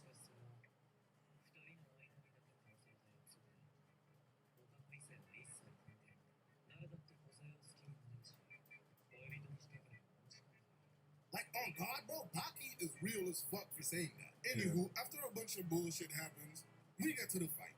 Ali enters the arena and is waiting for Baki to come in. And out of nowhere, this thing lands in the arena and it creates a bunch of smoke. After realizing who's coming up from the smoke, Ali starts shitting his pants. They finally show you who's in the dust cloud. And it's Yujiro. Like, bro, Ali accepted death at that point. Baki told his ass to move out of the way. That's his fault. And Yujiro decided he's the ref now. Says this. This nigga just told him to fight to the death and the winner can come after him. They get ready to fight, and Muhammad Ali shows up to watch. So this nigga Yujiro goes to the dude that's supposed to tell him the story and told him to get the fuck out of the way. Since he decided he's the referee now. And he finally tells him to begin. So they start fighting, and Baki starts walking towards him. And Ali starts planning what he's gonna do. So he goes straight, you know, get as close as possible. This nigga's talking about some be brave. But then Baki finally got him right. And he attacked. But Baki weaved his shit and smacks him. This nigga was flabbergasted at how fast Baki was, bro. This nigga went down with one hand. When he finally woke up, Baki's like, hey, bro, do you want to continue this or you know you're done? So he quickly gets up and he's like, oh man, I messed up. That knockdown was your only chance. Look at Baki's face. Nigga don't care. But Ali said he's come to his senses and is ready to battle to the death, which was the biggest mistake this nigga could have ever made. You do not tell a menace like Baki that you are ready to fight to the death. This man Baki has been facing death since he was a child. So Ali starts, prepping himself up and is saying that he's gonna kill Baki before Baki even gets the chance to kill him. He's jumping up and down and, making declarations. And bro, Baki does this man so fucking bad. Kicks this nigga in his junk. This nigga was sitting there talking when he kicks him. Well, we know he's not going to be having any kids. Every audience member was shocked, like, bro, Baki really just kicked this man. Ali falls to the floor like, hey, yo, what the fuck? And bro, look at Baki's face. He has no emotion. He's just looking at this man reeling on the ground. And then like the cold-hearted menace that he is, he stomps on this man's face. He's like, hey, bro, you're on death's door. Ali Jr.'s knocked out, but Baki goes and opens his eyes, grabs him by his hair, and starts choking him out. Like full force choking this nigga. He's ready to kill this man. The audience was just shocked as fuck that Baki was really going to do this. Causeway's teeth are like chattering because she's really about to witness a murder right now. But as they're ready to cause a fight, Baki gets smacked by none other than Muhammad Ali himself. But Baki wasn't even mad about that. He was just honored that he got to feel Muhammad Ali's legendary punch. And he's like, yeah, bro, if you didn't step in, I would have actually killed him. And everybody got shocked for real this time. So yeah, Baki is a certified fucking menace. And the next exhibit we're gonna get into is just as wild. Baki bitches Oliver. Part 1. Alright, so how we got here was Baki wanted to fight Oliver. Oliver is known as Unchained, the freest man ever. Even though this man's in prison, he can do whatever the fuck he wants and go wherever he wants, whenever he wants. And Baki wants to fight him. But seeing how this nigga's in the biggest prison ever, Baki has to find a way in. And how does Baki go about making sure that he gets into a maximum security prison? He kidnaps the president, of course. Yeah, bro, this menace wanted to make sure that he got into the right prison, so he just abducted the fucking president. While this man had guards surrounding him in the car. Yeah, this also just proves how much more of a menace that Baki is. But Baki actually gets what he wants, and then ends up in the same prison as Oliver. A bunch of shit happens. And now the number 1, Oliver, is fighting the number 2 in the prison, Rivar. They're doing this thing with the handkerchief and throwing punches. Whoever lets go of the handkerchief first loses. Now, before this fight started, Oliver decided to bring his girlfriend out to watch the fight. And, that's his girlfriend, Maria. His strong ass had to bring her ass out with the whole bed. Look like she's wearing the bed sheets for clothes anyways. Well, that's not the focus of this video. As they're fighting, Baki is like, man, what the fuck? fuck is this bullshit? These niggas sitting here playing games like a bunch of little fucking kids. This shit is boring. And this is when he decided to go and be a menace and disrespects all of them. Baki goes and gets in the bed with his girlfriend and just starts sleeping. This nigga Oliver was shocked, like, hey, yo, what the fuck are you doing? But Maria's like, oh, nah, nigga, what the hell are you doing? You sitting here glazing this fucking handkerchief like a fucking kid out here playing games and shit when you're supposed to be fighting. That shit was so boring that this kid fell asleep. And bro, this nigga's face, bro, he's like, and then she finally says this.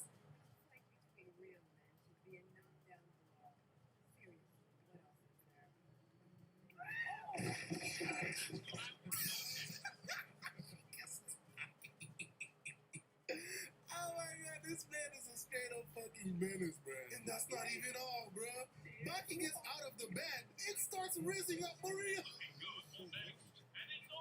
Bro, this nigga Baki literally got in bed with Oliver's girlfriend and then raised her up afterwards. She was blushing and everything. Yeah, bro, this show's full of menaces, but Baki is just a menace among menace. But that's not even the only time that he decided to.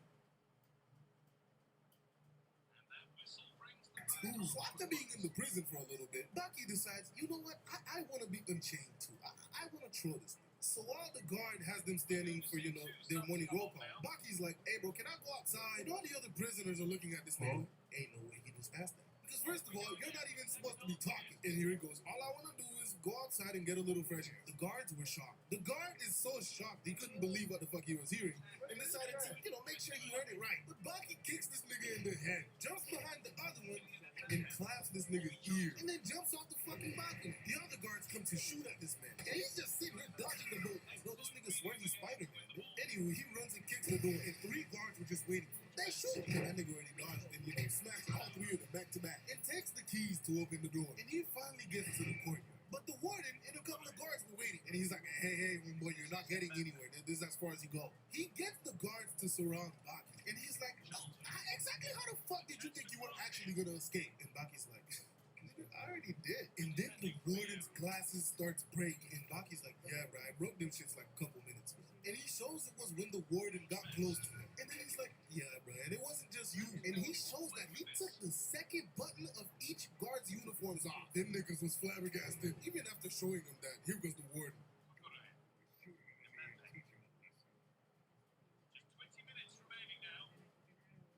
This man literally told the guards to shoot this nigga's kneecaps off. Anyways, the guards were too scared to even do anything. And Baki's like, that's tough, buddy. Look at that. Even your guards are too scared to do shit. They realize that they're the real hostages here.